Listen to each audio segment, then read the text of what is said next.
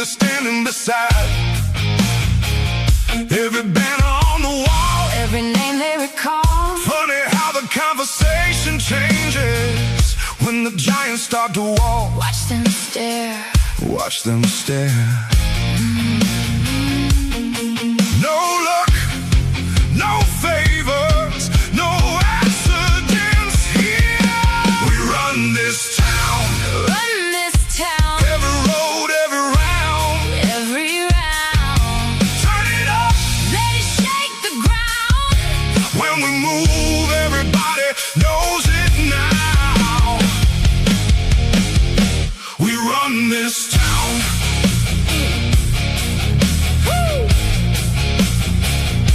We run this town.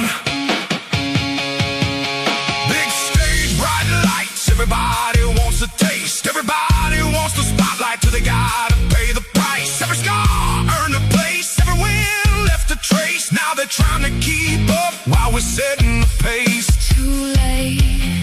Too late.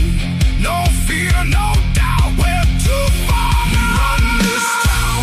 Run this town. Every road, every round. Every round. Turn it up. Let it shake the ground. When we move, everybody knows it now. We run this town.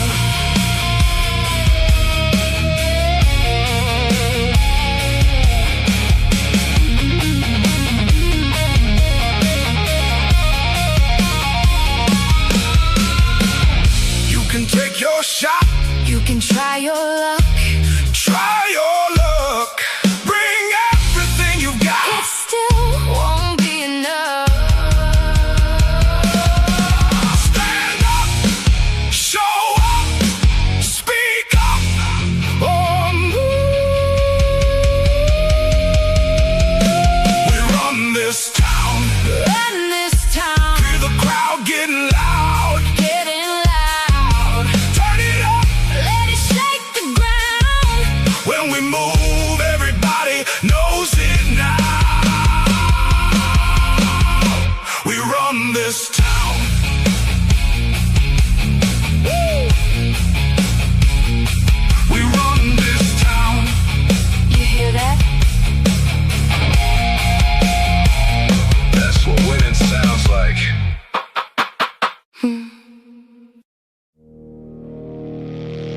Hear that? They're coming. Let them.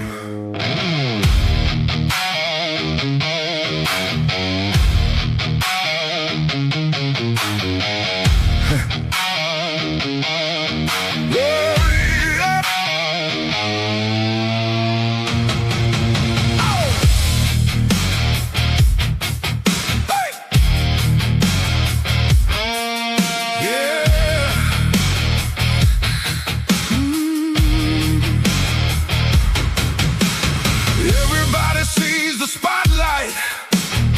Everybody wants a piece. Everybody loves the story till the story asks for blood and sweat. They see the wins, they see the stage. They don't see the years it takes. They don't know. They don't know what it takes. Long roads, hard miles. Still standing. Still standing after all this time. They want in, They want in. but they don't know where we've been. Where we've been. They want gold, they want glory. They don't know the whole story. They want in. Too late. We already live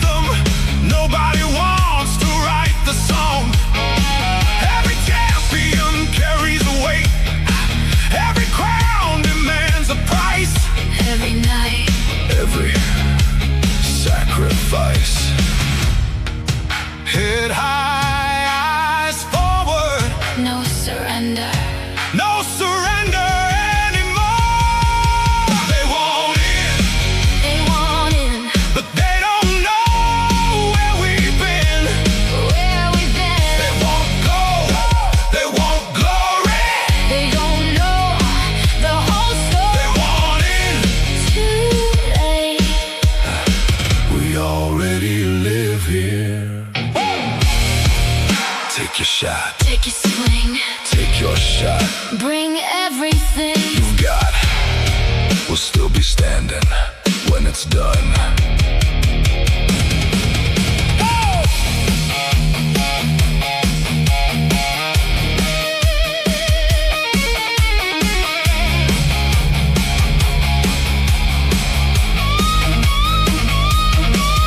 No shortcuts. No shortcuts. No excuses. No excuses. No mercy. No mercy. No regret. They want it, They want it. but they don't know where we've been. Where we've been. They want gold, they want glory. They don't know the whole They story. want it. Too late. We already live here.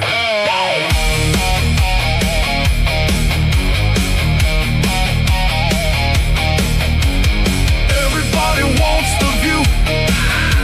Until they climb the mountain.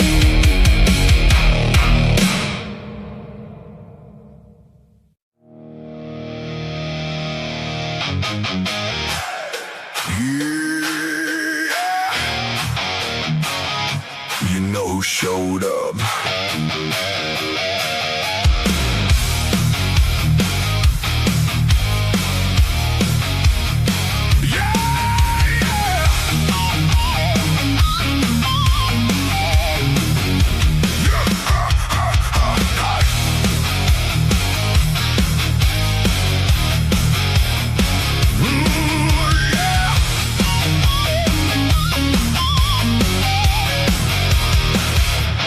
Everybody talks when the lights are low. Everybody's got a plan till it's time to go. Everybody wants a shot at the headline name till they get too close to the flame. We don't show up looking for permission. We don't wait around for somebody's decision. Came too far, got too much at stake. And kings don't ask, kings take. You can feel it in the room. Something's about to break. We're bad for business, bad for the competition. Every time we show up, everybody pays attention. Bad for business, bad for your predictions. You can bet against us, but that's your bad decision. Oh, oh. Whole lot of talk, whole lot of noise. Everybody trying to be the boys. Everybody chasing what we built, but pressure separates the real. You can see it in their eyes tonight. Some came to play, some came to fight. And when the dust finally settles down, only one name's gonna stick around. Hear the crowd getting loud. Hear the walls start to shake. We're bad for business, bad for the competition. Every time we show up, everybody pays attention. Bad for business, bad for your predictions. You can bet against us, but that's your bad decision.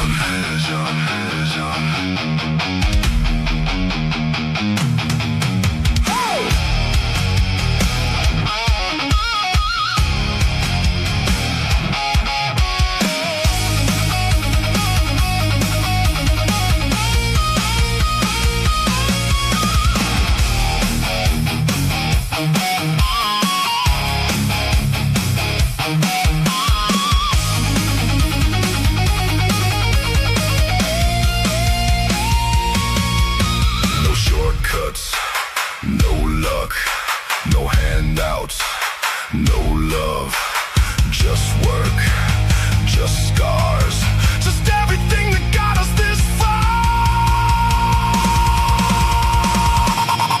We're bad for business, bad for the competition. Every time we show up, everybody pays attention. Bad for business, bad for your predictions. You can bet against us, but that's your bad decision. I'm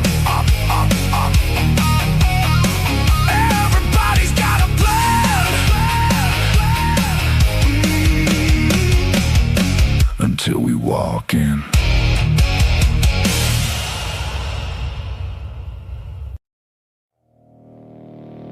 You're looking for a seat? Wrong place.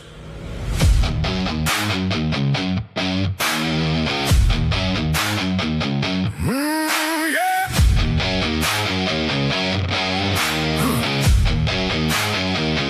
Everybody wants a view. Everybody wants the crown. Funny how they show up now when we're the ones holding it down. They see the banner, see the lights, think they're ready for the fight, but they don't know the price.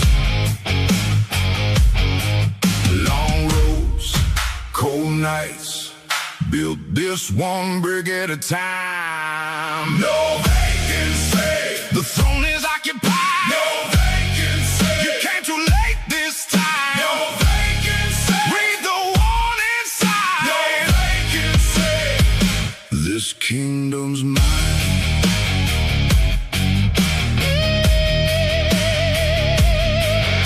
Every challenger looks the same. Big talk and a borrowed name. They want the glory, want the fame, but they don't want the weight. Every scar behind these walls, every rise after every fall. This ain't luck, this is what greatness costs. Stand back, look close, see exactly who runs the show.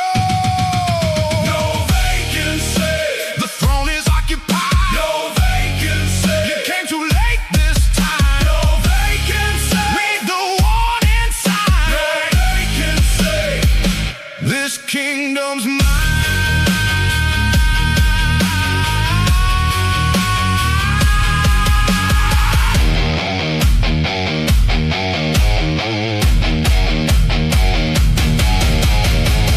If you want it, take your shot. If you're ready, give all you got. But understand, before you try, the crown survive, the weak don't. No handouts, no shortcuts, no mercy, no love.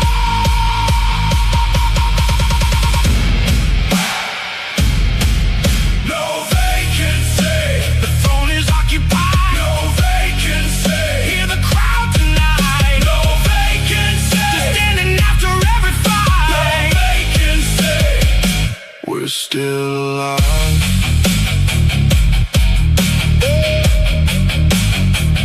Everybody wants the crown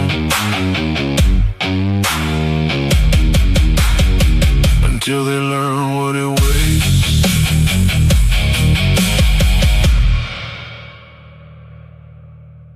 For that tectonic charge, and then as the team comes in, as we do see, the nether realm has been committed from Yin. There's currently Sky or Kagura that has been pulled in. But Kagura just dodging everything that Yin had to commit in that nether realm at all. I mean, my turn. My turn. Yeah. But it's a double kill Nice, getting bro. picked up by Xavier at this moment, and Hanabi comes in.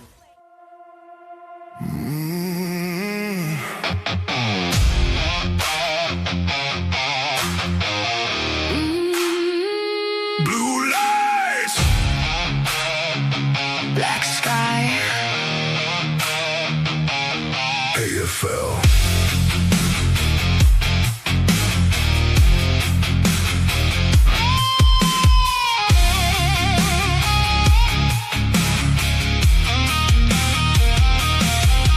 Feel the city hold its breath. Everybody placing bets. 32 names in the dark, 32 flames waiting for a spark. Heavy boots on concrete floors. Every champion wants more. No words, no need to explain. Everybody knows the game. Look around. Feel the pressure in the sound. Blue fire in our veins. No fear, no change. We came too far to turn around. Now the whole world hears the sound. Blue fire in our eyes. Nobody here survives on luck. 32 walk through the door.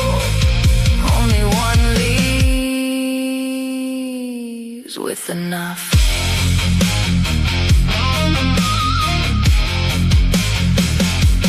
Late nights built this legacy.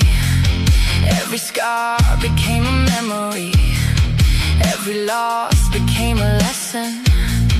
Every win became a weapon. See the banners in the blue. Every dream coming into view. One more step, one more climb. Everybody wants this night. In time. Watch the legends come alive. Blue fire in our veins. No fear, no chains.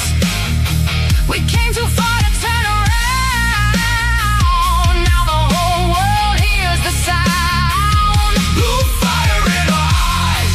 Nobody here survives on luck. 32 walk through the door. Only one leaves with enough.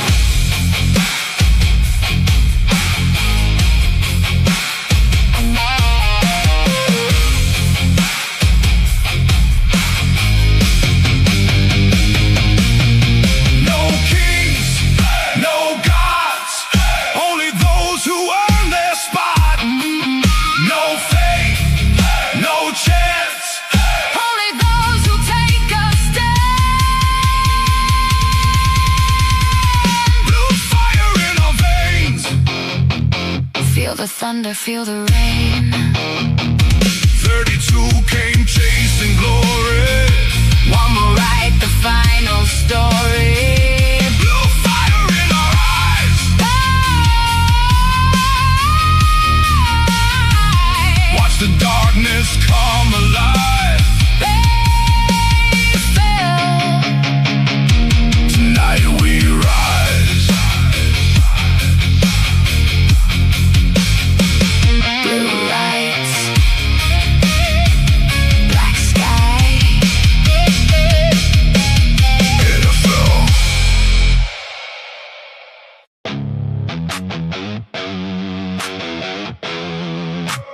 Pressure looks good on us.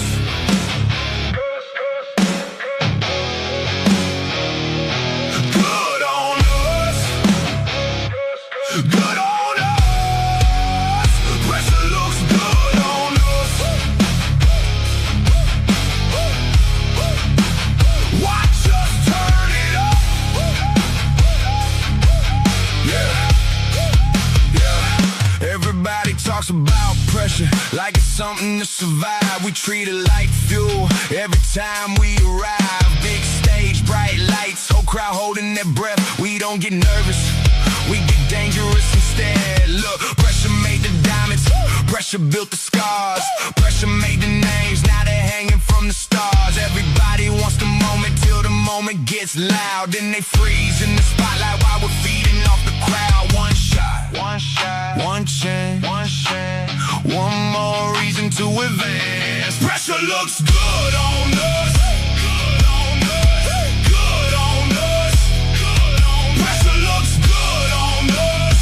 Good on us.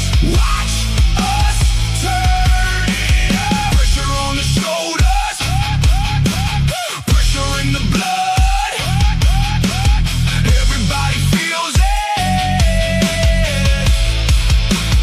We just wear it better.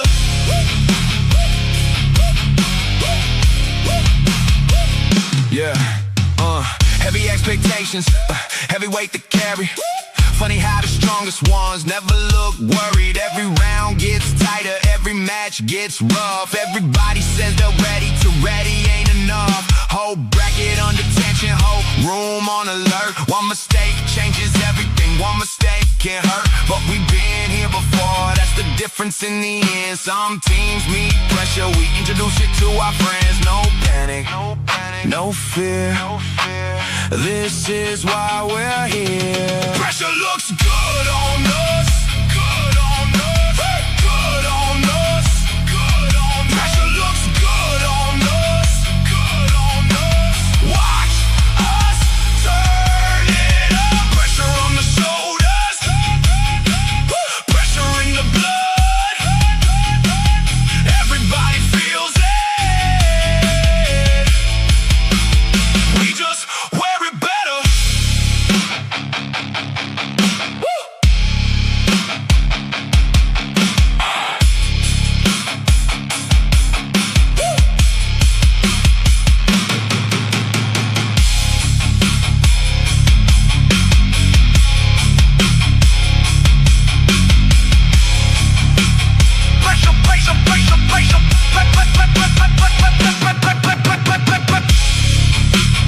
Pressure breaks some people. They built us.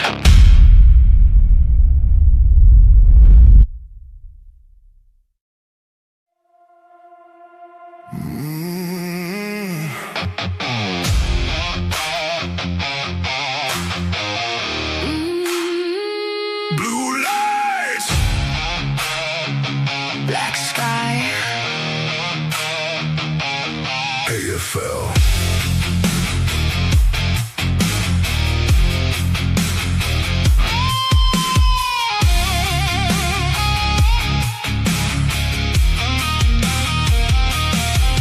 Feel the city hold its breath. Everybody placing bets. 32 names in the dark. 32 flames waiting for a spark. Heavy boots on concrete floors. Every champion wants more. No words, no need to explain. Everybody knows the game. Look around. Feel the pressure and the sound. Blue fire in our veins. No fear, no change. We came too far to turn around. Now the whole world hears the sound. Blue fire in our eyes. Nobody here survives on luck. 32 walk through the door. Only one leaves with enough.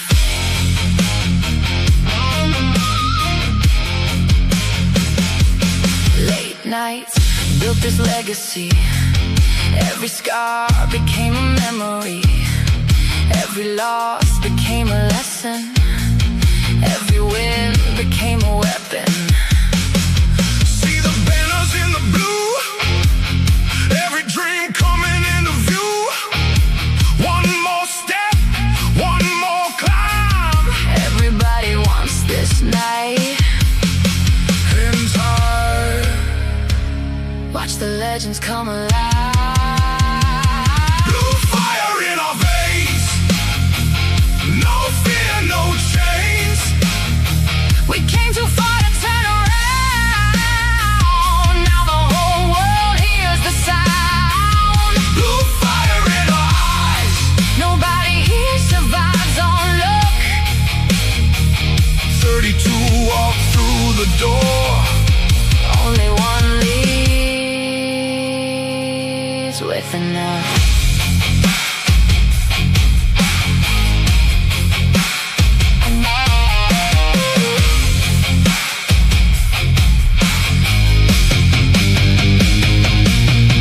No kings, no gods. Only those who earn their spot. No fate, no chance. Only those who take a stand. Blue fire in our veins. Feel the thunder, feel the rain. 32 came chasing glory. One will write the final story. Blue fire in our eyes. Oh,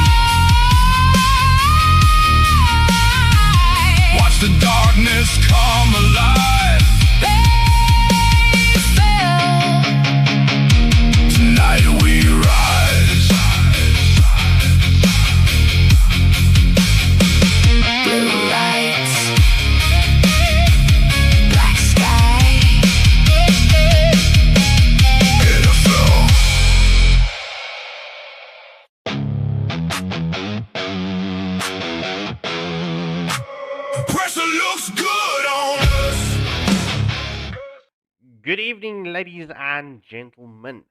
Welcome back to the stream. Welcome back to Waylander Gaming. Tonight, well, obviously, we're going to continue with the AFL group stages, the top 32 teams. This is evening number 3. Obviously, we are 1 hour ahead of schedule. We've got 4 matches that we need to run through tonight. But obviously, we are going to run you through. Well, we're going to start you off with a cracker of a match, which is going to be Equinox up against the King's Decree. And ladies and gentlemen, I've got something special set up for you tonight. So I hope you enjoy it. Please hit that like, share, and subscribe button. Grip Teasy and Merlin will be joining me for casting for the first half of the stream. Well, they will be here till the end of the evening. But yeah. So the drafting phase, what I'm going to do is because it's a longevity of matches, and as you can hear, there's a lot of things going on the background. I'm just going to be running music, new music that you've never heard before, especially just for AFL. So everything tonight is going to be fresh and up and running. Remember, I promised you proper quality, especially in the top 32. So without further ado, Grip Teasy, do you want to say hello to the viewers before we jump over into the drafting phase? Yeah, thanks for the introduction, Scappy. Yeah, thanks for having me again, guys. Hopefully today we're gonna have bangers of matches. So yeah, let's have fun together. 100%. So just to show everyone, it is fully random. We've got the mythic battlefield up here as well. So we'll have the healing turtle, nowhere to hide, and the golden turret up for random selection. So, and I've also got the speed up process. So, ladies and gentlemen, without further ado, let's jump into the drafting phase.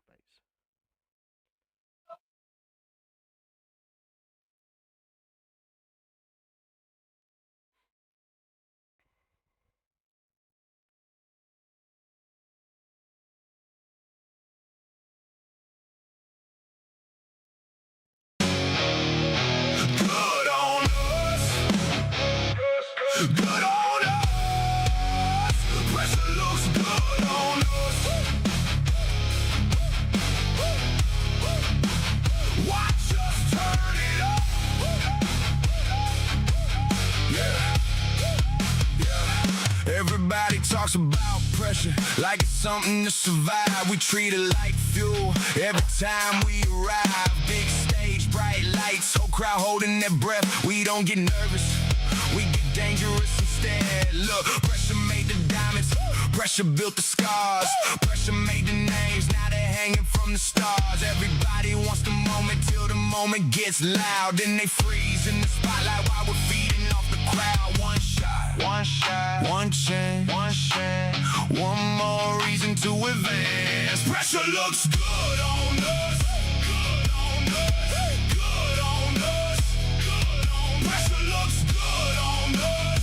Good on us. Watch us turn it up. Pressure on the shoulders. Pressure in the blood. Everybody feels it. We just wear it better.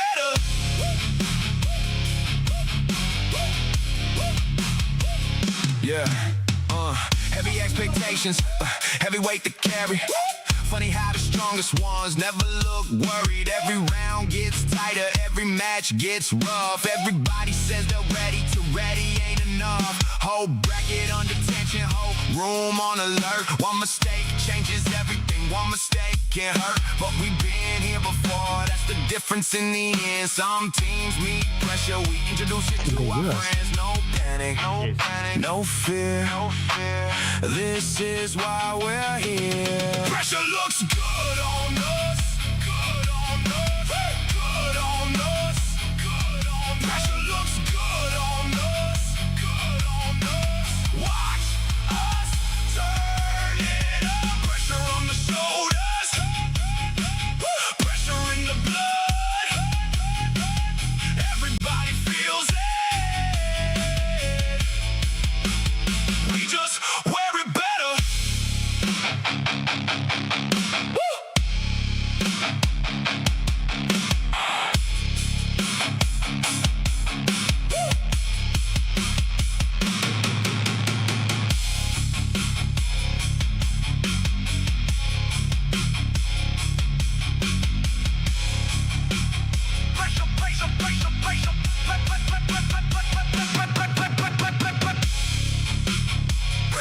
some people. They built us.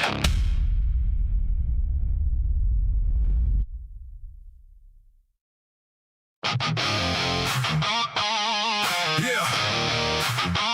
Everybody watching now. Everybody watching now. Everybody watching now. Everybody watching now. Trying to figure us out. Yeah. Walk in and the room gets tense. Whole place sitting on the fence. One wrong move, one wrong play. Everybody got something to say. Funny how they talk online. Funny how they draw the lines. Till the lights come on, and it's game time. Look, everybody wants smoke till the smoke gets real. Everybody wants pressure till they know the deal. Everybody wants status till they gotta reveal what they made of when they're standing in the kill zone still. Big names, big risks, big targets painted on the list. If you want what we got, you better call me Quip. No hiding, no excuses. Everybody sees the truth now. Everybody watch it. Everybody watch it. Everybody watching now. Everybody watching now. Everybody watch it. Everybody watching now. Everybody watch it. Try to figure us out. Head high, chest out. Let them talk, let them doubt. Everybody watching now. Everybody watching now. Yeah. Heavy lies on the favors, heavy pressure on the famous. Everybody loves the spotlight till the spotlight starts changing. No panic, no stress. We've been through worse than this. Every round, every match, another name on the list. Whole bracket looking nervous, whole room getting quiet. Everybody says they're ready till the pressure starts to riot. No love, no saving grace, no hiding from the pace. When you're standing in front of monsters, better know your place. No second chances, no easy wins, no sympathy, no friends. Everybody watch it. Everybody watch it. Everybody watching now. Everybody watching now. Everybody watch it. Everybody watching now. Everybody watch it. Trying to figure us out. Head high, chest out. Let them talk, let them doubt. Everybody watching now. Everybody watching now.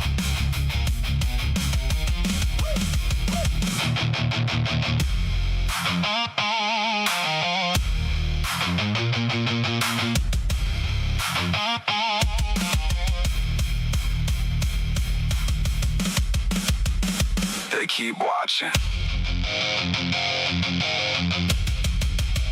We're still winning.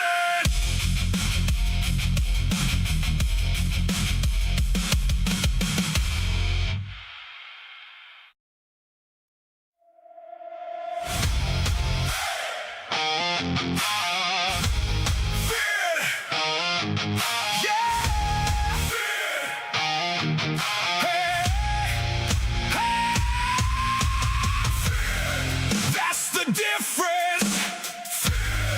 That's the reason. When we walk in, everybody changes.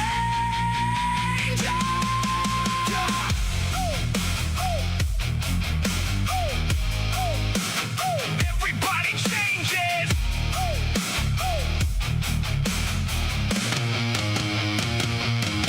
They know the name, they know the face, they know exactly what happens when we enter the place. No introductions, no explanations, just another reminder of who's setting the pace. Look, everybody got a plan till the pressure starts hitting. Everybody got confidence till the score starts shifting. Everybody talks tough till they stand in position and reality lands and they lose their vision. Built this from losses, built this from pain. Now everybody wants what we earned in the game. No luck, no breaks, just everything it takes. That's the difference. That's the reason. When we walk in, everybody changes. Not requested, not elected. We became the standard. down the barrel now, no panic, no doubt. This is what we're about. They keep asking who's next, we're asking who's left. Top cheap.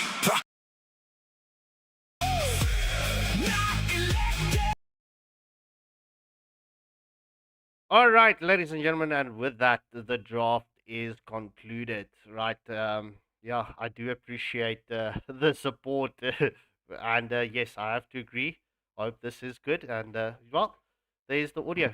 Merlin, I see you asked in the chat, no audio. We did a pop music on just so that I can get used to, well, the system and everything that runs off of this current drafting overlay. So without further ado, Grip Teasy, what you thinking about the draft, bro? Yeah, the King's Degree won this draft, but the Marcel is the game changer here because it will delay every single thing they do, you know. So they have to play around this Marcel Yeah, because that passive of his is very dangerous, especially against an assassin like Lancelot. 100%. And obviously, look, I'm not going to take anything away from Equinox's draft. I mean, they've got the Marcel and the Zushin. So the question is, how is the synergy going to play off? I mean, Hylos obviously not being the best roamer against the Zushin, because we know Zushin pretty much hard counters the Hylos. Yes. Okay, I don't know why I just noticed this, but it's Alice mid lane. Okay. I think it should be fine though. She's tanky enough to handle the pressure from the Zushin. Well, let's see how it plays out. Because, I mean, look, this extra sustainability for the side of the King's Decree, this might just work out for them beautifully. Going to the late game. Look at that play coming in from Moskov, using his second skill to jump the bushes as he did see the Honeybee going to scout out on that bush. that is a high IQ play from the Moskov. This match so far, I see Lancelot isn't using the new rotation. Hasn't he caught on yet, or I don't know, man. I think it might just be that he hasn't caught on to the new rotation meta just yet. Because, I mean, we spoke about it last night, that the small creeps does grant you that extra XP, as we do see the engagement is currently onto the King's Decree. Will Alice get caught out? As we do see NDHX Ghost, the Hylos, nearly getting taken down, but both the Alice and the Hylos will escape the clutches of Equinox at this moment. Yes, I think Alice did a beautiful job there. Delayed the jungle clear of the Friedrin. Friedrin is still trying to get level 4. 100%, but Neo taking a lot of damage here from Umiyaru. Lancelot, obviously not being one of the nicest customers for the Honeybee early game.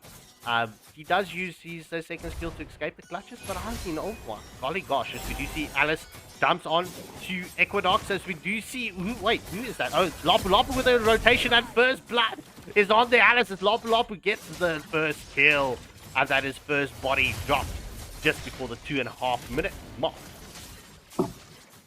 And then does seem Hanabi's gonna join the turtle fight as a team helps to clear the lane. That engage was actually very good.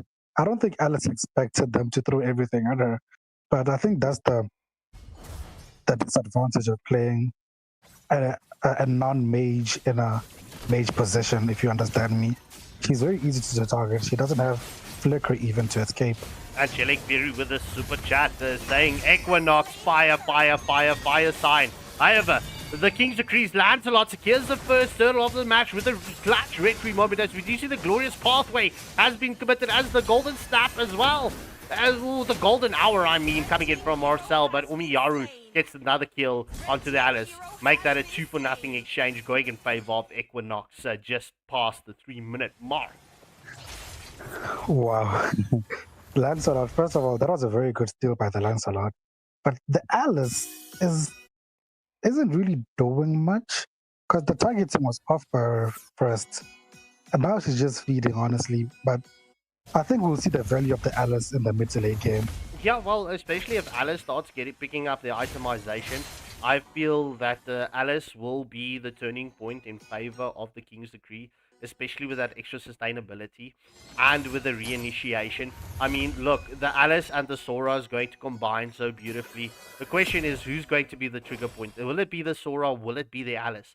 I feel that is going to be the winning condition for the King's Decree if they can get this set up. But, I mean, look, Equinox is no slouch of a team at this moment. So it is what? It's 2.4k gold lead in favor of Equinox right now. 3 kills advantage. And as I mentioned that, Hanabi gets the kill onto Moskov under the tier 1 turret in the top lane. As we do see Equinox comes for this jungle invade. We do see Lancelot trying to secure his blue buff. He does secure his blue buff. As we do see the bravest fighter has been committed. The Throne of Ruin coming in from the Alice.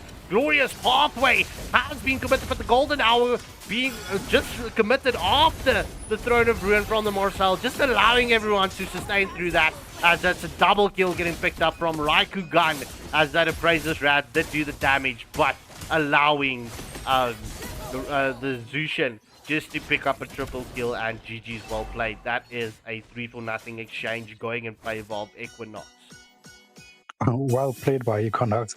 That golden hour was perfect. Even gave Zushin enough time to lift all the members of the King's Decree, and that ruined everything for them, because they did that did look like a good fight for them. Yeah. But the Zushin and the Marcel changed everything.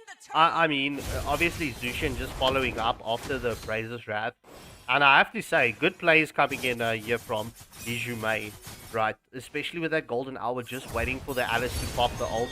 And the Hylos, as we do see the Throne of Ruin lands onto 2. The glorious pathway has been committed once more. However, the Crimson Lantern has been played, and it's a displacement onto Alice and Hylos, and that's a killing spree for the Hanabi. And that's a 2-for-0 exchange going in favor of Equinox. As we do see Moskov will secure the tier 1 turret in the top lane. Was that worth it? To protect the mid tower, losing 2 people, I don't know if that's worth it. And anyways, they're still gonna lose the mid tower after sacrificing 2 people. Well, yeah. Look, I mean, still getting an objective is not that much of a major loss, but obviously Equinox opening the rest of the map with that mid lane turret down, you know, we can argue it and we can go back and forth with this, but nonetheless, as we do see, Al is trying to get the play onto Moskov. Lancelot is onto the back line. Does try to get the play onto Labu. Marcel does get the platinum snap. However, it is Shadow Bite falling down to the lantern of Zushin. It's a 1-for-0 exchange at this moment in favor of Equinox, and Hanabi will secure another 3rd and final tier 1 turret. Alright, and just like that, we are back into pause meta. Yeah, the pause meta is officially back, guys. So far, the match has been one-sided. Some questionable decisions by the King's Decree, as I saw Moskov ulted and flickered at the same time. So, you know what? Maybe we just call it. They're just nervous for the first match. Maybe the second match we'll see them at their best. Yeah, well, I mean, it is a best of 2, so they can get out with a draw here, 1 point apiece. But yeah, just unfortunate that currently it is the tank for Tank's Decree that is lagging out at this moment and juncture of time. So hopefully that gets resolved shortly.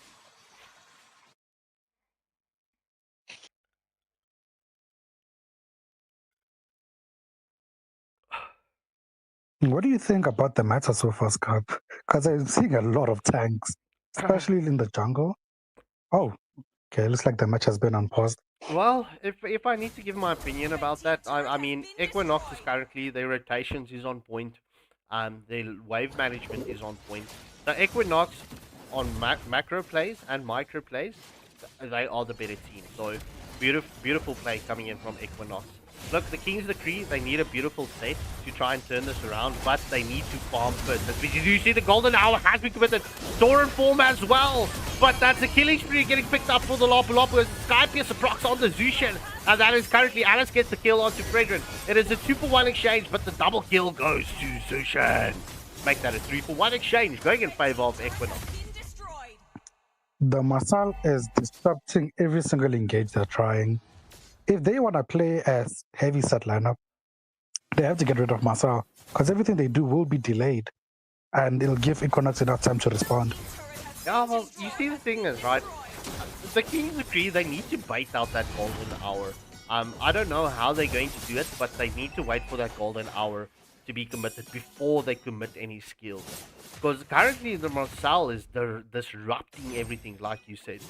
But yeah, the King's Decree is being held hostage in their base, as we do see Hanabi and Fredrin is just clearing the jungle, as the first Lord of this match has spawned. This has the potential to end very early.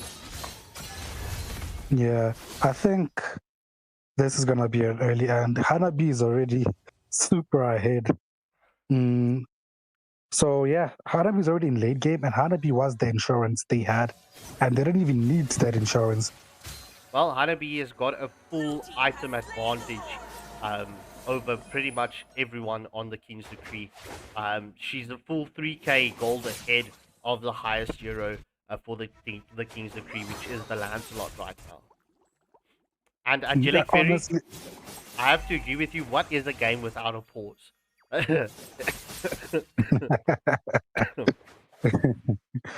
the best person to beat out that golden hour is probably Lancelot. If he gets to the back line, they will panic and use the golden hour to save. And of course, we're back to the boss matter. Great. Okay. Yeah, as you could see, it was the Hylos lagging once more. So the King's Decree, they still have 4 minutes left in their pause segment. Let's call it 3.5 minutes.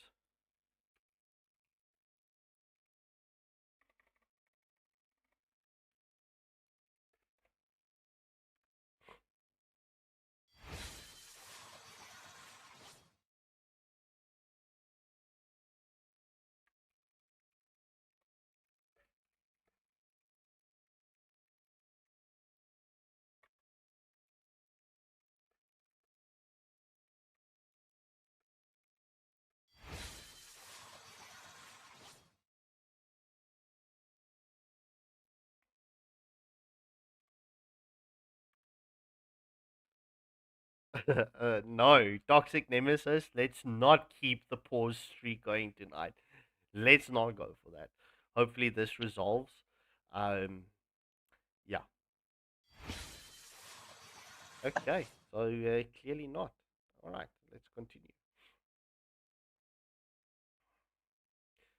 So into the match we go. Okay, Hylos back. Seems like it. Running back to base, as we do see Hanabi is currently thrashing through this tier 3 turret in the top lane, and that is 2 minion waves coming in onto the tier 3 turrets. Will we see Equinox securing another tier 3 turret, as Hanabi is zoning everyone away from the bases? We do see the golden hour has been committed. It lands onto 2, as we do see the Sora form coming in from Sora. It's currently a mega kill for the Hanabi. Make that a double kill as Sora gets caught out. That is Mama Lord onto the Nexus. Glorious pathway was committed. Will we see a defense coming in from the King's Decree? No sir. Praises Wrath lands onto Moskov, and that is a mega kill getting picked up for the Lapu Lapu, and that is game, set, match. First match of the evening goes in favor of Equinox. MVP going to the Lapu Lapu. It's just nice to see that no one from the King's Decree taking away a chocolate from this first matchup. Gents, what's your thoughts on this match? And Merlin, you can get yourself in the lobby. Oh, that match was very, very interesting. Obviously, Masa was a big problem. Anything they tried, they just cancelled it out with the Masal. And the Zushin kept lifting them up. The Zushin was also executing them. So it was an interesting match, but I do think as long as they get the draft right in the next match, at least ban out the Marcel or take it for yourself, then they have a chance to make the score 1-1. Yeah, 100%. So let's see how it is going to play out. Obviously, I think the Hylos needs to reboot his Wi-Fi there for a quick second. I mean, I think the Lance was the biggest mistake of the draft. Like, I'm guessing the Marcel was picked up pretty early. I did miss that bit of the drafting, but I'm guessing it was picked up pretty early. And you can't really go for assassin types into Marcel. I would have gone for like a more tankier kind of thing, like maybe a Fredo or Pakshia. Even a Kai would have been really solid into that. It was just a missed opportunity, I feel. Yeah, I think the problem, bro, is they already picked Alice at the mid lane. I think that's where things kind of went south for them. Because now you can't go Alice mid lane, then you go with the utility, while you also have high-lows. Yeah, Yeah. they'd have no damage. I think the mistake, the Lance pick, definitely, it shouldn't have happened regardless. But also picking Alice in the mid lane was also a mistake. It should have been a Kai in the jungle or a Baxia. And in the mid lane, Kimi, because she does so well against the Marcel and the Friedrin, should have been the Kimi in the mid lane. I would have Oh, Lilia. Lilia, yeah. Lilia Yes, Lilia as well would have been very solid against the Friedrin. And she's not really affected that badly by the Marcel. Passive. Yeah. So yeah, I think they just need to get to that draft right this time. Because that match, they had a decent draft, man, but the Marcel kept messing them up. Yeah, and speaking of the drafting, into the drafting phase we go. It is going to be match 2 between Equinox and the King's Decree. This time around, the King's Decree have got the first pick, and Master Merlin and Grip Teasy will take you through the drafting phase. Let's get it, let's go.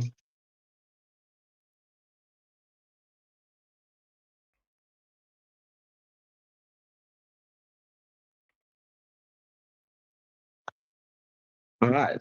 So it's Neo with the first pick of the match. Well, the first ban of the match. I'm curious to see what they're looking forward to go to. Like normally now you'd want to like counter some of the things that you maybe saw in the first match, just like whatever was causing you the biggest problem. I'm guessing Marcel, unless they decide to choose it themselves.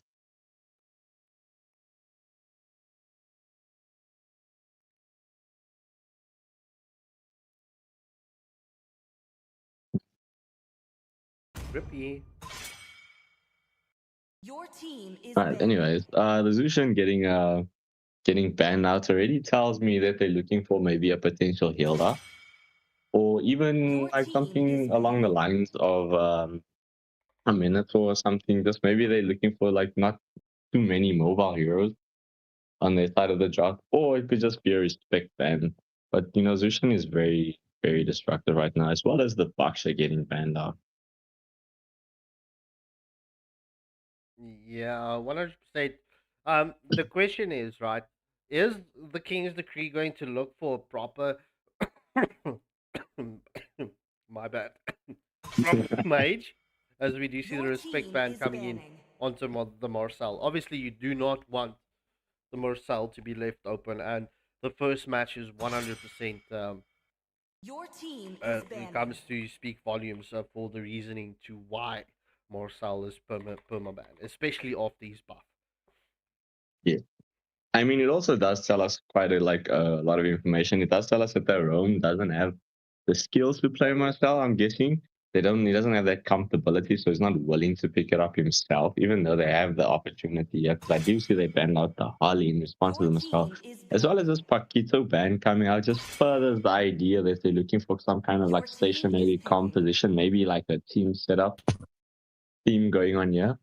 But the bans coming out from the side of Equinox are very interesting. I'm also thinking they're looking for something tanky with the Valier ban. And I'm sure they're looking for Fred, actually. That's who I'm looking at, Fred or Leo mode. Yeah, definitely. Yeah, sorry about that. Electricity went out. So yeah, the bans so far look very meta. And burning Valier, I think it kind of gives it away what they want for themselves. So King's Decree have to respond here. A Grok, okay. So Grok first pick is interesting. I don't know how I feel about it being first pick, but Grok is Grok regardless. Yeah, I mean, he's still really good into they did expose themselves looking for like a kind of like a tanky setup, and Grok can take full advantage of that. I would have liked to have seen like a solid, more like better choice pickup. I mean, Ruby was open, Setien was open, Yi was open, and Ruby and Kimi getting picked up on the side of Equinox. I mean, those are two very strong heroes right now in the meta. Yes, especially the Ruby now. since she got that super buff, now she deals insane damage. So this should be very interesting to see. The Kimi does well against tanks, you know, but King's Degree do have the set from the Grok, the Tectonic Charge. So they need something that can kind of follow up. What do you think is like a good pick here that can follow up into the Tectonic Charge? Since they did pick up the Ruby and the Kimi, I would be looking at Eve. I know Fear of the Phoenix is a very good ult coming up from Zetian, and she does have very good poke damage, but I think the lockdown is just better for Grok. As we do see, they do decide to go instead for Granger and Lapu Lapu. Very interesting places coming up. I think they want to delay their mage pick. Maybe they're looking to counter the mage. Yes, I also do think that they're trying to hide their mage for now. But the Lapu pick, I like it because it does well diving into the backline, especially against the Kimi. As long as she doesn't have her second skill available, she's always going to be in danger of the Lapu, especially if she keeps the Purify. But the Granger pick early, I don't know. I do not know. I'm also doubting that they do have quite. I mean, Ruby and Father. I mean, sorry, Ruby and Freya are quite tanky. You know, Granger does have a bit of trouble when it comes to late game tanky heroes. So I mean, we're gonna find out. The Zetian ban I do like, but that's further like represents why I said Eve. You know, because I was expecting the Zetian ban since we already concluded the first half of the draft stage. Yes, I think the Eve would be a good ban. I mean, it would be a good pick, but it'd also be a good ban for the side of Equinox. As we do see, the Minotaur has been taken out. Minotaur was going to be a problem. I think that's actually a good ban. The healing plus the Minoan Fury into a Ruby and a Kimi, it was actually going to be a problem. But Khalid is still open. So I think like if you're playing against the lineup like this, Khalid would have been the better ban because you're basically giving them early game tempo by opening up the Khalid or the Hilda. I mean, they do still have one more ban left off, as they do take out the Stallion, which is an interesting choice. He does have, he is a tanky mage, I won't lie, and he does have really good late game damage, but it's not something that I would prior as a ban. Maybe it's a respect ban coming up from the side of Equinox. Maybe there was some good research done, but we're gonna find out. I would like to see either a Hilda ban here or a Khalid ban. Yeah, you know, just to try to take away the early game tempo. Yeah.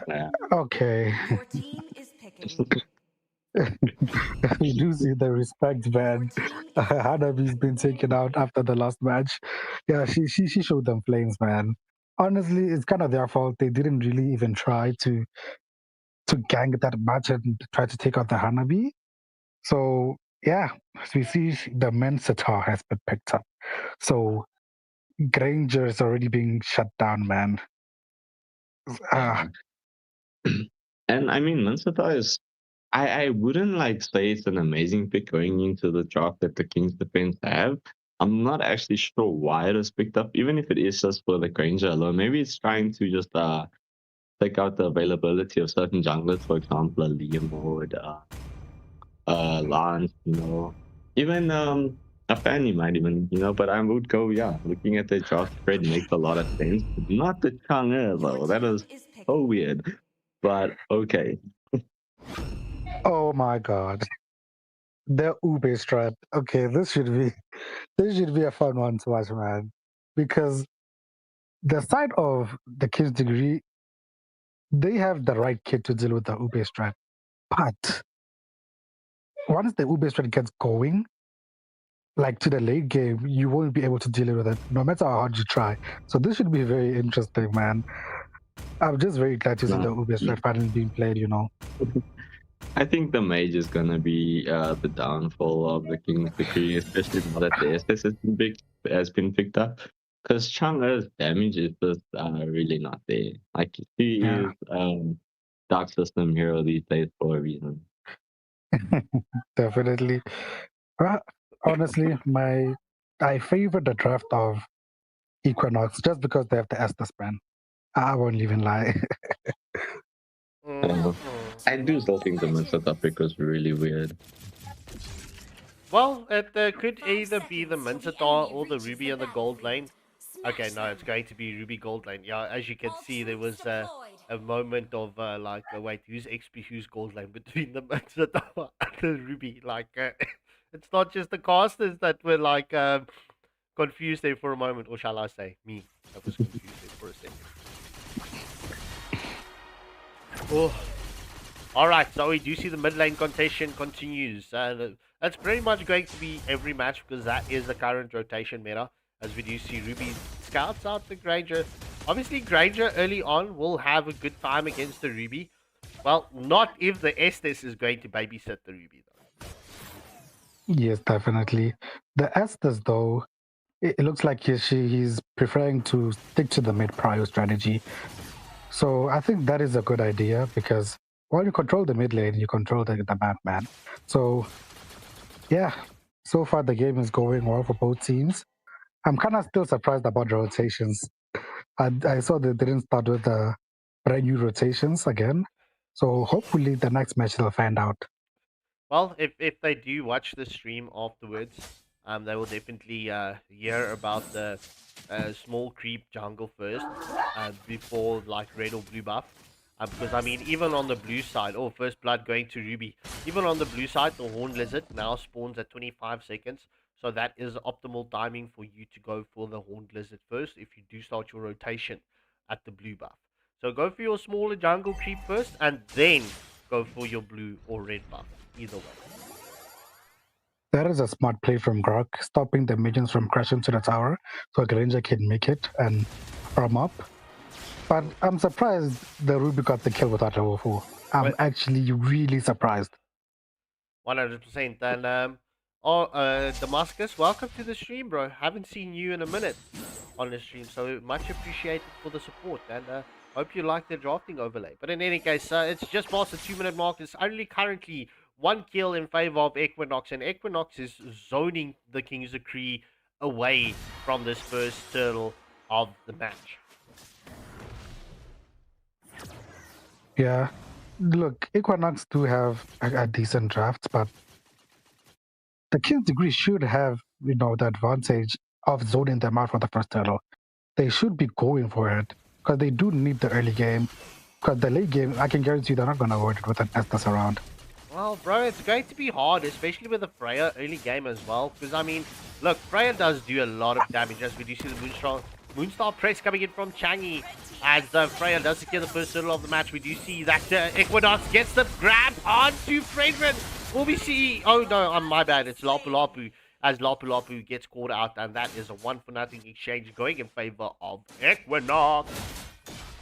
This is why it's so important for your EXP laner to be early to the turtle. Lapu was super late there, and that was a free turtle for Equinox. Yeah, unfortunately, so it's at the 3.5-minute mark. It's almost it's technically a 1.4k gold lead going in favor of Equinox. The question is, will they put the King's Decree on the back foot early on, or will the King's Decree manage to relieve the pressure that the Equinox is currently putting onto them? As we do see the rotation is onto the bot lane. Seems like they want to focus onto Granger right now. As we do see the wall has been committed from the Grok. Yeah, looks like they're looking for an engager, but you do see the Chang'e uses her out early just to zone them out from the tower. Looks like they themselves are not ready to fight, but Freya is eating all the tower gold in the mid lane. Yeah, she even committed an ultimate for that. Look, Freya is already fed, and the game just started. Yeah, as we do see the invaders onto the blue buff. All retribution was committed from Fredrin as the blue buff was stolen. And that is currently no blue buff in favor of Fred, as we do see the wall coming in from Grok, as we do see the Moonstar press coming in from Changi, just trying to zone everyone away as the hook lands onto Grok, but Grok flickers away from the Minotaur. No King's calling goal, but the Hive of Faded coming in from the Ruby onto the back line. We do see the tectonic charge, and that is the first kill in both matches in favor of the King's Decree, catching out the Ruby. Oh, my bad, there was a kill from the previous match. But a first kill on the board for the King's Decree, as Lapu Lapu brings in the bravest fighter and allows Fredrin to get the Praise's Wrath onto the estate. Yes, they need to rush this turtle. They finally have the upper hand. Honestly, from here, it's all about tempo. They Valkyrie's need descent to has been start. committed onto Granger as Freya catches out. A1? It's difficult to pronounce that name. It makes me feel dyslexic. Why did he write it like that? I don't know, bro. I'm struggling to read that. It's A1 or yeah, let's just say A1. Yeah, it's Granger, man. I think we should just stick to Granger because I'm also finding trouble reading that. But we do see the King's Calling was committed from the Minster. Right, not landing onto anyone at this moment. So the King's Calling will be back at the next contention. But Equinox having one tier 1 turret down, also having a full 2.1k gold lead as we do see the engagement at Sky Piercer procs from the Kimmy onto the Granger. We do see the taunt comes in from Fragrant. However, it is still a Ruby in the play here. Look, Equinox, they will not have the advantage going into the late game, especially with no MM. But I mean, the thing and theme for them is to end this as early as possible. And it does look like that's gonna happen. At this moment, as we do see Lapu gets the kill onto Midstar in the top lane, and well, Equinox is forcing to go for this tier 1 turret in the mid lane. They already have 2. This would just be sweet for them and seal the deal if they can get this third and final tier 1 turret. I'm starting to believe the only reason they picked this Chang'e is to just clear the lanes. And she's doing that perfectly. The amount of times they tried taking the mid tower and she kept outing, it's actually crazy. Look, the other thing that you should use the Changi for is, especially with the ult, is to steal the buffs away from the enemy jungler. Right, granted, Equinox has not been allowing the Kings to creep for that space to do that. So, I 100% understand why. But yeah, Changi just going through the minion waves like it's a hot knife through butter. Yes, definitely. Looks like they've already been zoned out of this objective. Look, Equinox, like you said, they don't have a marksman, so there is a limit for what they can do. As we see that I am offended onto the Chang'e, but Chang'e flickers back immediately. That was a beautiful reaction. A tectonic charge to the back line, Esther's out, and everybody is surviving. As we see, Menesita also uses his out, but everyone survives just because of Esther. Kimmy just pretty much blasting through everyone's HP bar with that cannon blast of hers. It's currently a 2-for-0 exchange going in favor of Equinox. But I mean, look, Estes doing a proper job. I mean, that's what Estes is known for, especially with the healing capabilities on a high margin, in the high team scale. So, I mean, GG is well played. This is the reason why Estes is pretty much perma banned in low ranks. And he did actually get a buff, so I should expect to see more Estes maybe. That's a possibility. Oh, Valkyrie's descent being committed from Dark Knight on the Freya just to catch that minion wave, to keep the pressure on. As we do see, the brawl is on between Ruby and Fredrin. The taunt is on to Ruby. Who's going to win this brawl battle? Currently it's looking very good for the Ruby as the Brace the Shroud has been committed. Oh, but Granger will have something to say. Will we see it coming through? However, it is Ruby and Fredrin getting caught out as Granger picks up the kill onto Ruby. Ruby got the Fredrin kill. King's Calling has been committed, and that's currently dropped. Also taken out. Lapu overstaying his welcome. And Kimmy will straight. Oh my gosh, look at the sustainability coming in. But Raifu Guns, Sky Piercer finally procs. And that's the 3-for-1 exchange going in favor of Equinox. The Lapu is a very, very tanky boy. I'm surprised about that long. Maybe Vengeance is the new way to go with Lapu. But if he had Flicker, he was never gonna die in the first place. So we should question that. Freya was a bit performative with that ult. She didn't need to ult there. Her entire team was there. Why did she ult to clear the lane? And that doesn't make sense. Maybe it's a misclick. Potentially, as we do see the Equinox is currently shredding through the first Mama Lord of the match's HP bar. Right, Equinox will secure that as it's Minster that catches Mama Lord and takes her for a spin. In any case, Equinox is going to pretty much try and freeze their lanes, except for bot lane. To get that. Yeah, they just need to get the lane equilibrium right, and this match will be over very, very soon. Yeah, it's going to be difficult for King's Decree to get the defense up and running, because I mean it's a massive goal. It's almost peak as we do see the hook for the King calling coming in from Minster. That's currently a double kill getting picked up for the Kimmy, and Estes is just healing Ruby under that tier 1 turret. That's a triple kill getting picked up for the Kimmy, and the King's Decree will not allow for that mania. Valkyrie's descent onto Changi. We do see Freya engaging onto Changi once more, and that is Skypiercer proccing onto Changi. That's a 4-0 exchange. And this is it. Equinox will enter the base of the King's Decree, and this should be an ending angle.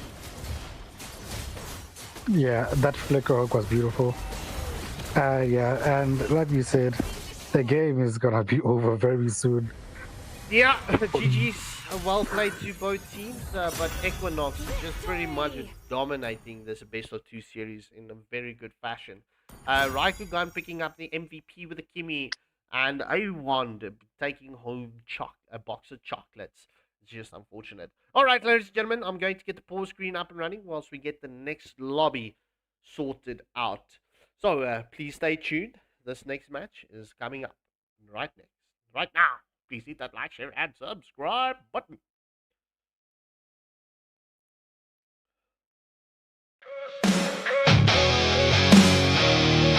Good on us.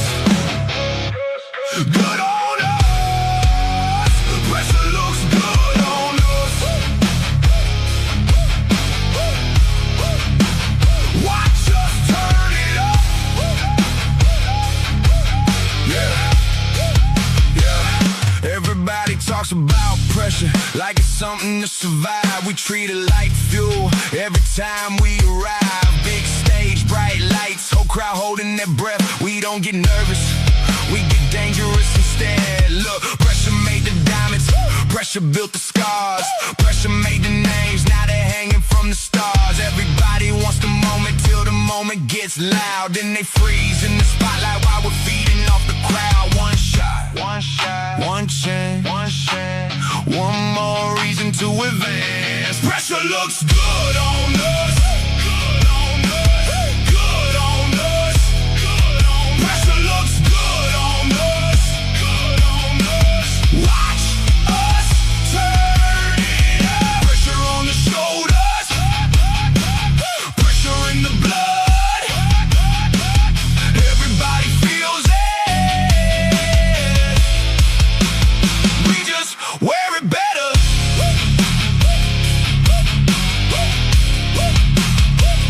Yeah, heavy expectations, heavy weight to carry.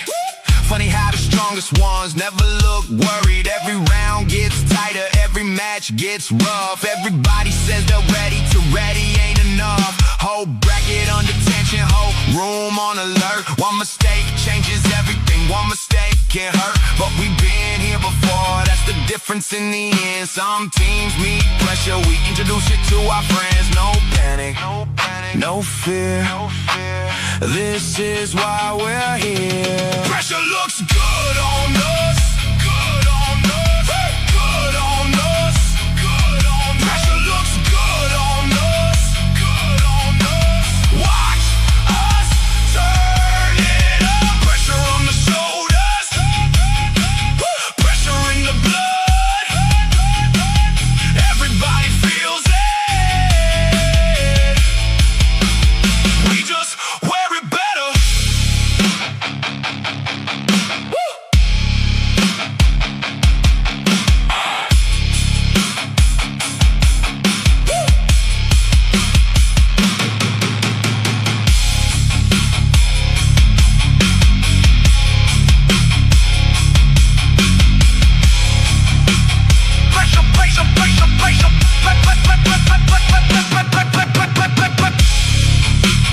Pressure breaks some people.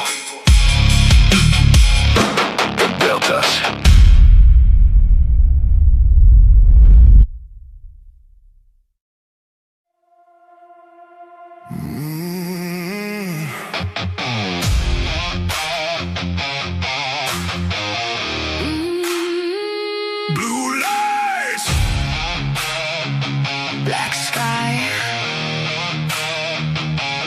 AFL.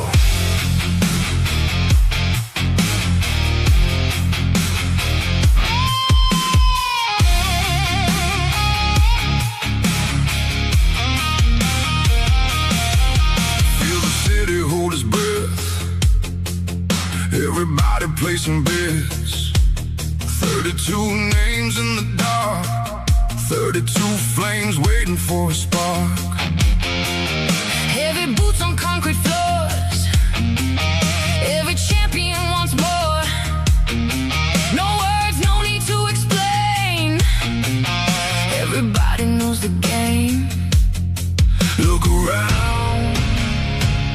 Feel the pressure and the sound. Blue fire in our veins. No fear, no change. We came too far to turn around. Now the whole world hears the sound. Blue fire in our eyes. Nobody here survives on luck. 32 walk through the door. Only one leaves with enough.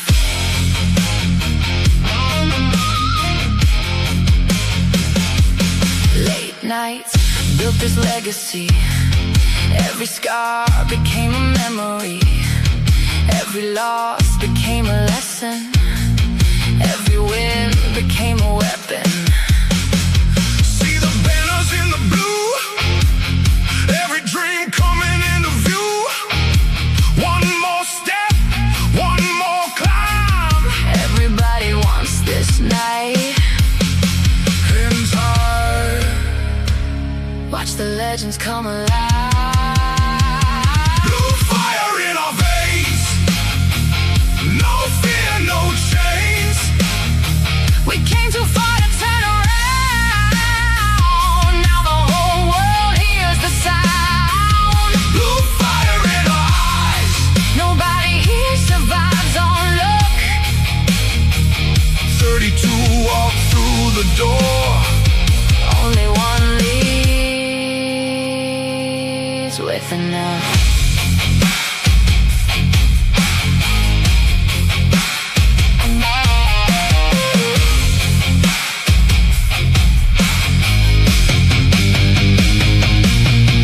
No kings, no gods. Only those who earn their spot. No faith, no chance.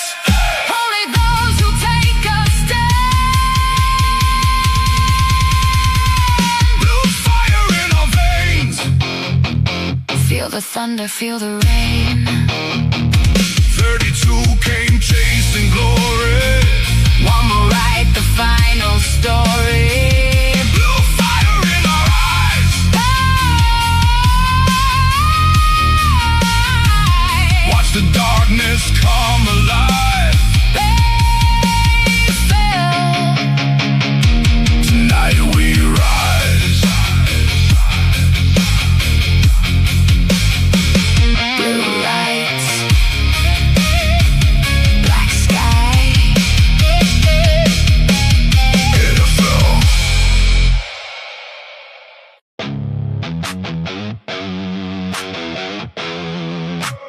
Pressure looks good on us.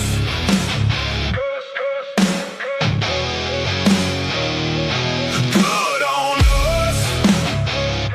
Good on us.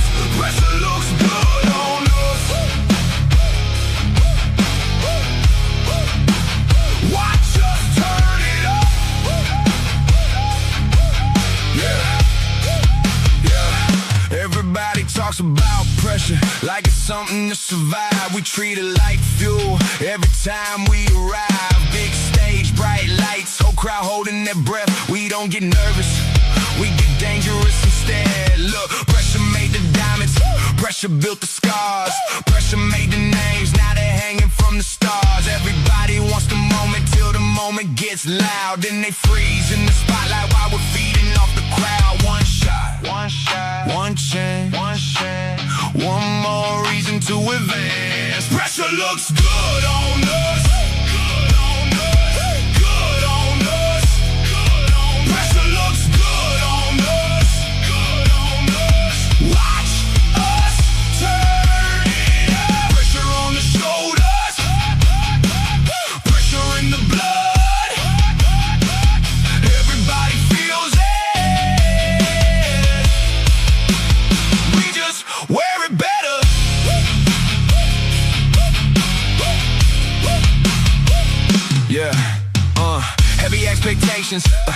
weight to carry.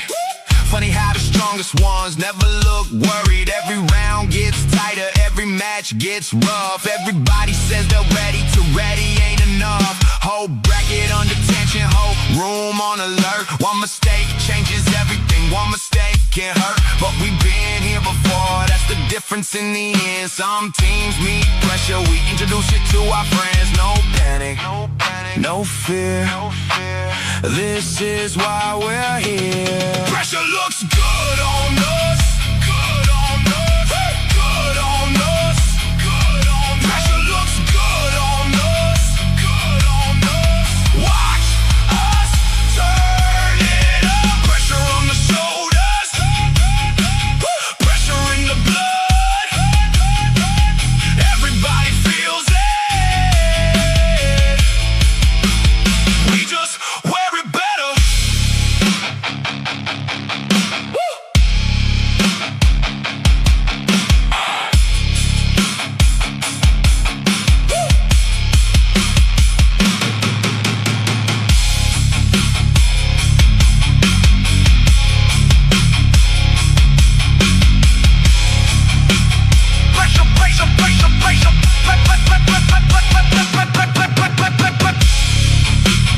Pressure breaks some people. It built us.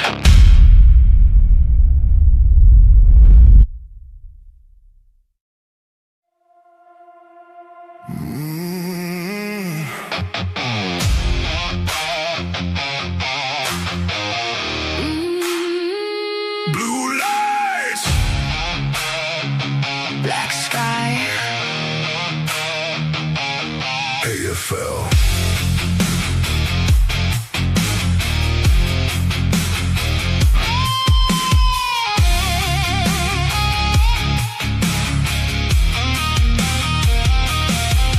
Feel the city hold its breath. Everybody placing bets. 32 names in the dark. 32 flames waiting for a spark. Heavy boots on concrete floors. Every champion wants more. No words, no need to explain. Everybody knows the game. Look around. Feel the pressure in the sound. Blue fire in our veins. No fear, no chains. We came too far to turn around. Now the whole world hears the sound. Blue fire in our eyes. Nobody here survives on luck. 32 walk through the door. Only one leaves with enough.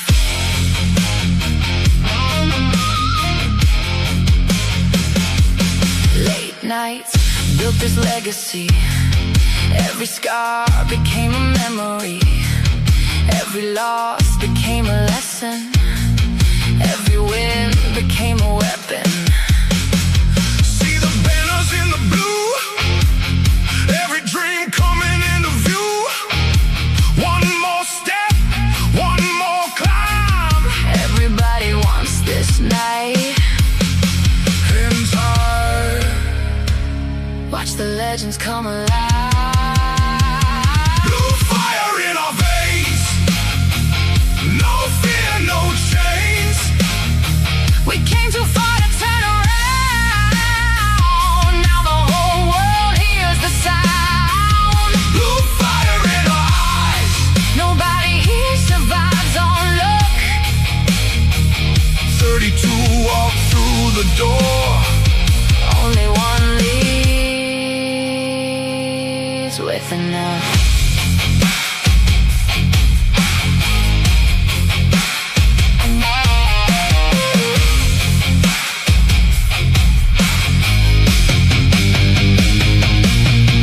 No kings, no gods. Only those who earn their spot. No faith, no chance. Only those who take a stand.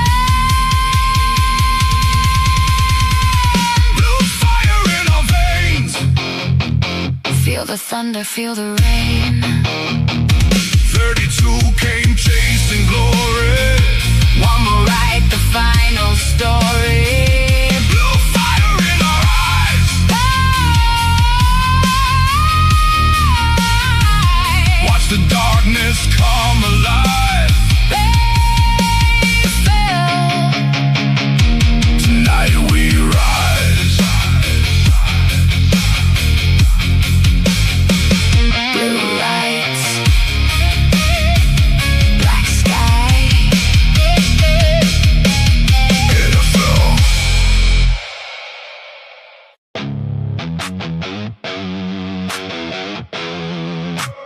Pressure looks good on us.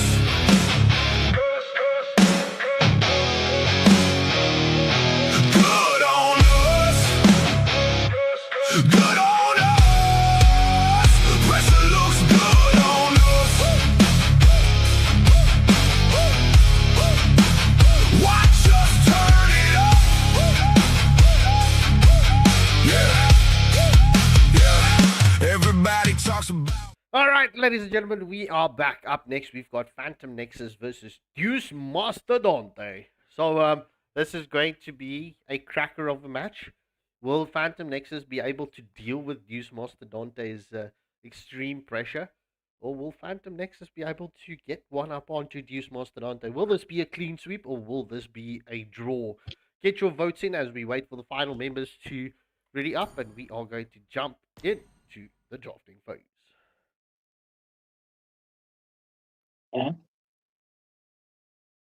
It's looking to be an interesting match. I mean, Phantom Nexus and Deus Mastodonte. Who do you think is the favorites here, girl? Deus Mastodonte, easy. I'm only saying that because I know them. That's the only reason I'm saying that. It's my first time seeing Phantom Nexus. So look, hopefully they'll impress, man. Hopefully there's something I don't know about them. Yeah, let's see what they have in store. Yeah, let's find out. It's totally picking up the first ban of the match. Let's see what they decide to go for. I'm gonna go against you, and I'm gonna pick the Phantom Nexus. Just because I like rooting for the underdog, you know? Yeah, that doesn't work around here, partner.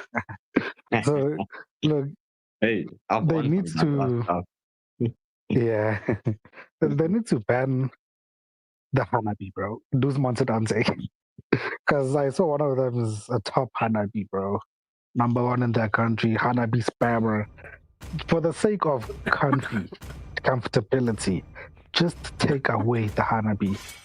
But as we do see the side of Phantom Nexus, they take away the Grok. Grok is just... I thought, man, I think we're moving on from Grok now, man. But it seems people are still like afraid of him. But I understand why, because I feel like it still works in our server, but it also doesn't work that consistently anymore. Yeah, that's very true. Yeah. But I don't As we think do see- like Nabi is worth banning. Like it depends on how well her team plays for it to even be viable or good. You know, because she does do a lot of trailing. So it's, even if I do see like a top, maybe if I see a global something, bro, we have done it before. Let's not talk about it. We have banned the Hanabi before. Yeah, that just says we're not good enough. I don't know, man. She's just annoying to face, especially when you're facing a top Hanabi. She's just annoying to face. So I think it's just wise to remove her. See, the Marcel and Hilda have also been banned out. Two annoying roamers, bro. These roamers can spend the entire game in your face and there's nothing you can do about it. And the Glue and Zushin has also been taken away from the side of Phantom Nexus. Just 2 meta picks. The Paquito also taken out, very good split potential. And I'm not going to say I told you so, but I told you so. I told you so, bro. We're gonna see what happens in the game, man. We're gonna see what happens in the game. And I'll be first pick, getting counted out by the Granger and the Minotaur. very solid choice of a tank. I do like Minotaur a lot, especially after his buff. Oh, Ooh, now picking up the Valerie. this is a beautiful pick, especially if you're a Hanabi on your side, bruh. It's the worst thing to face. You're getting taunted while Hanabi's free hitting. Nana hits you with the Molina. Good night, man. Good night. Like, it's. But I don't know, man. Maybe the healing for a Minotaur will be able to help the side of Dus Montadante out sustain the side of Phantom Nexus, as we do see Hayabusa has been picked up. Interesting pick. I will see that.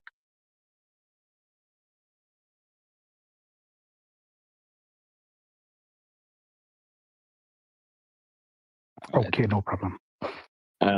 But yeah, no, I think the Nana is terrible hero to choose. I mean, she can work if you can give her the space to work, but I mean, as a Minotaur, she is gonna have a really hard time. That's the thing. I don't think she's gonna have that space. I agree with you. I don't think she's gonna have that space, bro. Especially with a hero like Granger, who pokes from a crazy distance. Minotaur with the healing. Hayabusa, the time you see him, you're probably gonna die. So, yeah, man. As we do see that Soyu has also been banned out from the side of Dus Montadante. So And the Belleric pick doesn't really work well against Granger since he is not consistent, like, DPS. He's kind of a burst, little bit of a burst marksman.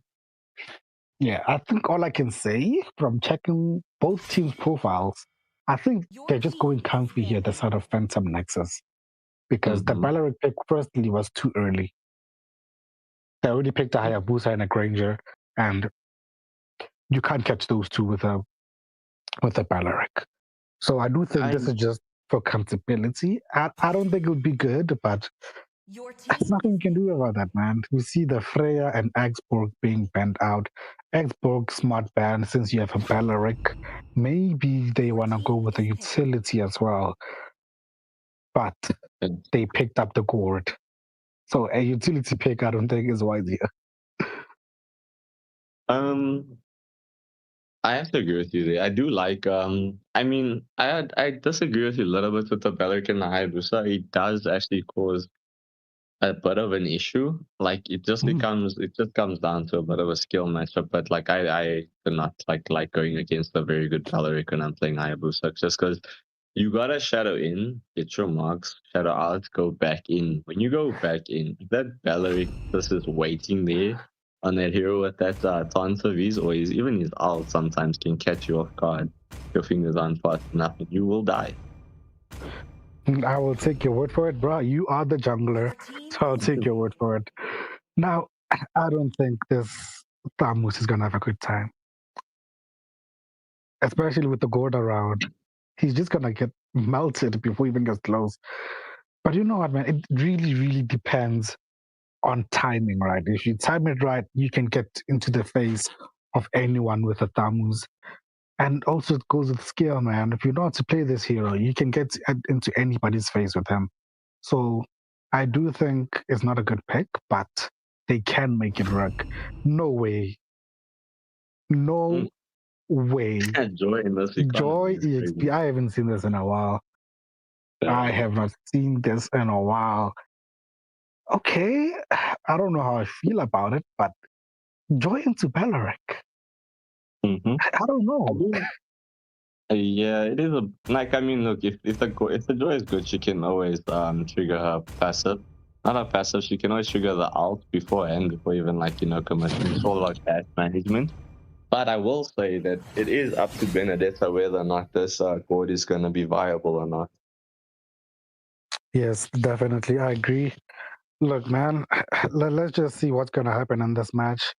I see the side of Phantom Nexus, they don't have any flickers, and there's a Minotaur. It's going to be difficult. But I do think maybe the Benedetta and the Hanabi might be the saving grace from the side of Phantom Nexus. But I do favor the draft of Dus Montadante. Honestly, I don't know. I'm on the fence, man. There's some interesting choices coming out here, like the Hayabusa jungle. and the Joy XP. So we're gonna see what goes on. I mean, Joy is very susceptible to Nana, who can just throw a Molina in the dash path and just cause a bit of an issue. Even if she catches onto the Joy as she's ulting, it's still very annoying because now you're slower when you try and do that damage. But yeah, as we will see what happens here. Now, I'm glad to see the side of this Mastodonte are using the brand new rotations, but Phantom Nexus haven't caught on yet. But you know what, man? They will learn sooner or later. But as you can see already, Hayabusa's level 2. I think everyone needs to catch on, man. They need to catch on ASAP, especially since we are already in the last 32 of the tournament. Yeah. I do think there's a little bit of wasted effort doing the new rotation on Hayabusa if you're not going to try and counter jungle, because you're getting that early level 2. It gives you the space to try and just get something from the enemy, whether it's Litho or just even a small creep behind the blue here. You could have gone for that and been level 5 by the time Silver falls up. Yes, I agree. As we do see here, the Benedettes are already bullying the Joy in the EXP lane. She does have the upper hand so far, but we're gonna have to wait for the turtle to see who was the right pick by either side, as the turtle will spawn in 25 seconds. We see an engage in the mid lane here, but they're just zoning each other out, poking each other, just feeling each other out. You see the Hayabusa dives in with the quad shadow, but they will know there will not be any engage from him. Yeah, good thing he didn't with his heart, bro, because he needs it for this turtle. I mean, look, those Joy is in a really bad position for this turtle on the side of Deus Mastodonte, so they really have to buy time, as we do see the engagement here onto the Belleric as well as onto the Nana. Will she be like the Belleric just committing that revitalize just to get her to safety? As we do see that the Minotaur has to flicker out here, just too much damage coming in here from the Benedetta and Stammer. Just buying Joy enough time to get that level 4. Yeah, both teams are quite low. We see Benedetta with the ult. She takes down Joy. We see the Mystic Gush by the Gourd, and Thamus takes down the Minotaur. Look, they might have gotten the turtle, but I think the win here goes to Phantom Nexus. I have to agree with you 100%. Actually, Phantom Nexus. There's a solo kill in the gold lane, bro. There's a solo kill in the gold lane. Honestly, I have to stop hating on Hanabi. I think she's very underrated, but as you see, the Hayabusa has also been taken down. I'm surprised, man. It's actually quite surprised. Early game Aegis, man. It really does help her with the damage, and she can poke you from far, so she is kind of a little bit underrated, and her late game potential is really strong. But then why would you pick Ranger? That's my question. As we see the engage under the tower by the Benedetta. Wow, okay, Benedetta is really feeling herself now, as we do see the engage into the gold lane as the Belleric is taken down. Yeah, look, man, it's not looking good from the side of this Mastodonte. They saw the Hanabi and they still went with Granger. So, I don't know what they expected, man. What is it called? Oh my god, Ecliptic Blades. Great. We see the quad shadow committed by the Hayabusa, but he will not commit the shadow kill there. So, you see, Thamus engages the Granger. Granger flickers, but again, it's to no avail. I think Thamus won't have the best of time. They have too much mobility. I think his best target is honestly the Zen, the Gourd. But Gourd hurts, man. That Mr. Gush, trust me, I've seen full HP tanks get melted. So I don't think even the Thamus can handle that, unless he cancels it. I mean, 2 damage is nothing to sneeze at. As we do see Benedetta just getting caught up here in the top lane here by the Hayabusa.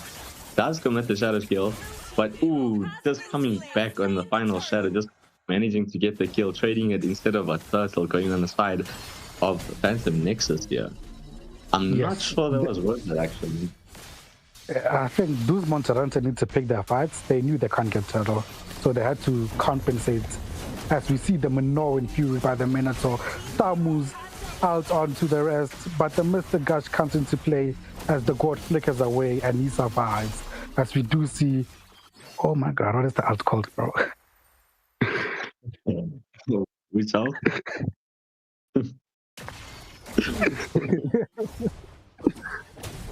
Electro beams. This is why I like meta picks, man. The alts are so easy. So Yeah, no, but I yeah, think so that was a very he's putting in a lot of work with his sustain, and I mean, he can get a little bit of a spun up onto the board as we saw earlier. So, you know, it all comes down to skill-based matchups. Like I told you, like what's going to be viable depending on, and also on this Benedetta, we are entering pause meta. yeah. I wouldn't be surprised if you saw a comeback from the side of this Mastodonte. They're probably plotting something right now, man. But we'll find out shortly why there was a pause. Of course. Yeah, it does boost Mastodonte having a bit of network issues here. But hopefully that'll get sorted out shortly. But anyways, I do think that this Mastodonte does have the potential to come back. But they have to do it very soon, because if we're going with, like, if it comes down to the marksmen, right? Granger versus a Nabi late game damage is night and day. Okay, but man, why did you pick Joy into a Balorek? That doesn't make sense. And they also picked Granger against the Hanabi. You know, if you know you have insurance on the other side, maybe the Gord, Gord, he's very good in the early, all those in a late game. They should have went with the late game marksman. Moskov, Claude. So I don't know, man. I mean, I agree with you, but let's not forget, man, Joy can also melt tank. She does do it pretty well. If she can get like a bit of like good farm going and itemization up, you know, it just depends on the engagement. Like I told you, it's all about the dash management when it comes to Joy, because it doesn't even matter if Belleric ults, as long as she has the ultimate ready in the time that Belleric decides to ult, or if she ults beforehand, she's still gonna do quite a bit of damage onto this Belleric, as well as the Gord, you know. So we're gonna see how the plays come out. I mean, it was a very interesting draft coming up by the Deus Mastodonte. Yeah. And what about the Hayabusa pick? So far, doesn't look like it's doing much. Was that a mistake from the side of this Mastodonte? It depends. Look, Hayabusa is also a scaling hero. He is item dependent nowadays. He does have really short cooldowns due to his nerf. Well, people call it a nerf. I think it's more of a buff. I know he's missing out on the range, but the cooldowns, being able to just ult someone and shadow out immediately after, once you have your cooldown items in place, is really broken to me. And he does have good poke potential, as we saw how Benedetta got taken down, you know. So it's all about timing and things like that.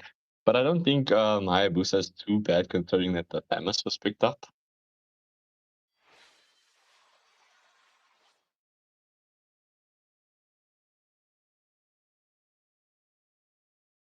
Alright, so yeah, we have 3 members of Deus Mastodonte lagging. I'm guessing it's power outage problems, you know, we live in South Africa. Yes, calm decides your fate, bruh. So yeah, we're just they have about, like, let's say a minute and a half left on the pause time. Unfortunately, if they cannot resolve the issues, the match will resume. I was about to say. Yes. They are from Madagascar. Mastodontes from Madagascar. So I mean, I don't know. Maybe it's just the Wi-Fi. Maybe data ran out. I don't know. You know. But hopefully they can resolve their network issues and we can get back into this game. Definitely. Yeah. But I think Benedetta needs to just focus more into the squad. I think she has the best potential. Yes, Potential to get to him. 100%, bro. I think she's the only one that can reach her, bro. She has to take down the good ASAP. Yeah. But yeah, maybe the Minoan Fury will be there to counter set. But if she has a second skill if she saves her second skill, she can save herself from that Minoan Fury and still take out the Gord. But I think you are right, man. Benedetta's the only one that can take down Gord. She should be targeting the Gord. There is the sleeper ult coming out from Nana, you know, like some of Nana's skins when she ults, like that ult is basically invisible in a massive team fight. So it could catch out God unbeknownst to him since he does stand completely still when he's ulting. Is it the epic skin? I think it's the epic skin. I don't know about the Mistbender skin. I think it's the epic one. As the match is resumed, hopefully everybody's Wi-Fi is good now. Yeah, hopefully. Otherwise, you know, it's really unfortunate coming out from the side of Deus Mastodonte, but it looks like everybody is alright. Yes. So far, as you do see, Phantom Nexus have the gold lead. Hayabusa is trying to take down the mid lane tower, but they will deny him that privilege. As we do see Benedetta has been taken down by the Joy in the top lane. Hey, looks like Joy is finally coming online, man. Yeah, I mean, but it's also a purely like skill-based matchup coming there. You know, so whoever catches who out, because they both have very good outplay potential. So I mean, Yes. you know, we're gonna see more as the match goes. You see the turtle is formed up and ready. Those Mastodonte needs to position themselves, yeah. Yeah. See, the Thamus is engaging towards the turtle. An early revitalize from the Balaric as he is running out of mana. Flicker missed the gush into the Minoan Fury as you do see the ref of Dryads. And wow, that is too much is happening right now. As we see the Thamus jumps into the back line as he's about to take down the Gourd. The Minotaur, and Minotaur is taken down. That was a very interesting engage as you see the quad shadow by the Hayabusa, but immediately stunned by the Hanabi. And we see Hanabi take down the Hayabusa before he can even get down the shadow kill. Granger flickers in, takes down the Hanabi, and Balaric takes down the Granger. Wow, okay, that engage was interesting. Pretty exchange right there, you know. Yeah. So, yeah, and I mean, beautiful plays also coming from Joy. She did manage to get a double kill there behind the tower. It was really nice to see. I think this Mastodonte just has to be a little bit more patient. There was a beautiful flicker out there from Manoa. Not Manoa, from Minotaur. As the Gourd did manage to pick up the turtle. So, you know, gold advantage has been diminished on the side of Phantom Nexus. Yes, I think that the gold has been... the gold advantage has kind of changed now. As we do see Benedetta engages into the Joy, and Joy is taken down by the Benedetta, and Granger just like that takes down the Hanabi in response as we see the Thamus jump the tower to take down the Minotaur. I mean, this Thamus is dead. Like, you don't want to see the Thamus like this. He's a tank, certifiable tank, you know, Spain is used. Yeah, you know, and I doubted it. Look, sometimes this comes down to map awareness, as we do see Granger being caught out here. He didn't have vision from his roamer. Why did he keep pushing? Okay, that was a very interesting decision by the Granger, but he did get caught out. Hopefully he won't make that mistake again. Camping here in the top, or was camping here in the top lane. Now Benedetta the one camping here, waiting for the Thamus to maybe bring up the setup here, just trying to maybe potentially poke out this for the Lord. Will she manage to get out? She does commit the dashes. They literally does come out onto the Thamus, but because the mobility is just a little bit too much for Joy. Yes, as we do see Hanabi take down the tower, Hayabusa commits the shadow kill and Hanabi is taken down. They should start positioning themselves for this Lord. Hanabi is gone. That is probably the biggest damage dealer, I think, at this point of the game. As we do see Benedetta commit her ultimate, but to no avail.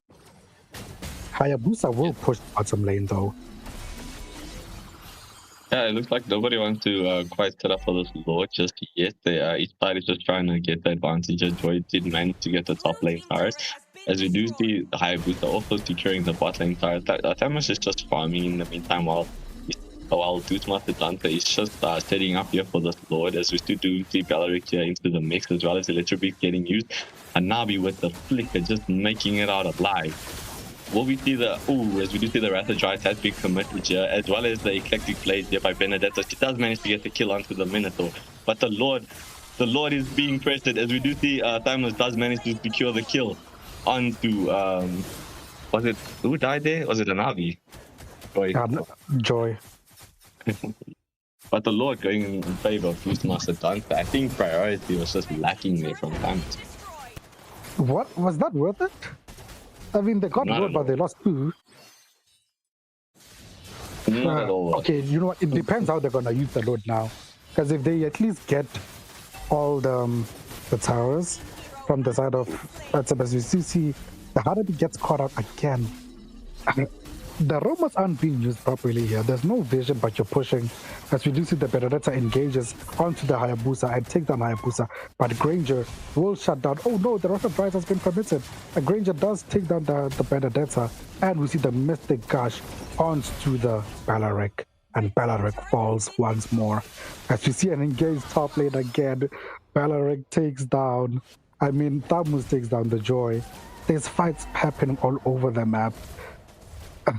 But it did give Phantom Nexus just enough time to put up the defense here with the Lord, as the Lord was taken down here by Nana of all creatures, which was quite surprising. But the top lane towers is down as well as the bottom lane Holy Shield. So, you know, the invade goes in as well, just taking what they can. But Deus Mastodonte taking advantage of the Hanabi split, pushing on her own. I think there was more bad decision making coming up from the marksman rather than Throne.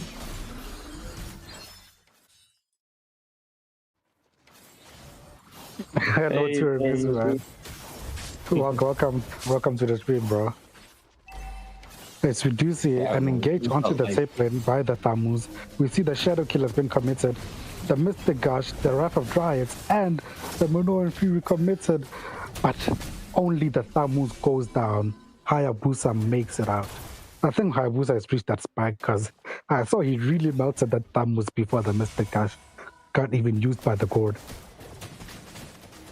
I mean, he is 3-4-4 with the, and he did get good shutdowns on the side of Phantom Nexus. So, you know, and he does reach his power spike at the 12-minute mark. That's his main power spike in the game. Well, we're gonna see. You know, like Deus Master. Phantom Nexus does have very good defense coming out here from the wave clear of Benedetta. You know, she can try to commit the ult as well as Anabi, and let's not forget about Nana. She also has pretty good wave clear capabilities. As we do see, Thamus is just up here in the top lane, just trying to get this defense on here. As Gord is looking for something, but the team is just not there. Yeah, they need to start slow push on top lane so they can get an advantage. You know, get somebody to go stop that lane being pushed and then take the Lord. But it looks like they're going to go straight forward. They're not interested in pushing anything. They're quite confident they can win any fight right now. The Mystic Gush committed and the Wrath of Drives committed. But see, Thamus steals the Lord. The Minoan Fury onto the back line. And the Granger take down the Benedetta, but they are retreating. Those Mastodonte have to retreat ever since they lost the Lord. But they are chasing them now. The Thamus has to back off. I mean, beautiful plays coming out here from the Beleric, just getting the stun up onto the Hayabusa, managing to steal it, Lord. As we do see that the Thamus is onto the Granger, does manage to secure the kill with the as we do see maybe potentially the Mystic Gush coming in here, but Thamus does just manage to secure the kill onto the Minotaur. Gorgeous trying everything to save his own, man, but unfortunately the Minotaur is getting taken down. As we do see the Lord is just pushing onto the spot lane tower. That was a very good engage from the Thamus, but Nana was taken out by the Joy in no man's land. Look, man, they got the Lord. They didn't need to do all that. Step back, heal, you know, make sure the lanes are synced up, try to get a few towers, and prepare for the next Lord. Going after the fight again wasn't the best decision, as we see an engage onto the Hayabusa as he commits the Shadow Kill and the Quad Shadow and makes it out. Yes, sir. I mean, both teams have a bit of a questionable positioning coming out here, but I mean, the match is swinging back and forth like a waffle, you know, so we're gonna see it's literally anybody's game right now. The goal difference is not much. It is on the side of Phantom Nexus at the moment, as we do see this Gorge here just I'm not by the Beleric here, just pushing a little bit too deep. Luckily, he's not getting caught out. Yes. You know, when it comes to the itemization here, Valeric, isn't he taking most of the damage from the magic dealers? How come he hasn't finished his magic defensive item? Athena Shield, maybe? Because it looks like he jumped in to go for the Curse Helmet. Yeah, I'm guessing he wanted to do more early game damage and he underestimated the magic power coming out from the side of Deus Mastodonte. You know, some players also just don't have the itemization skills when it comes to building. They just go for the build that is shown. As we do see that the Hayabusa does get caught out here by the Molina, getting also stunned up by the Hanabi. Wow, what a takedown. That is a 1-for-0 exchange in the mid lane. The jungler has been taken down. This is a good opportunity for Phantom Nexus to try and set up for this next Lord here.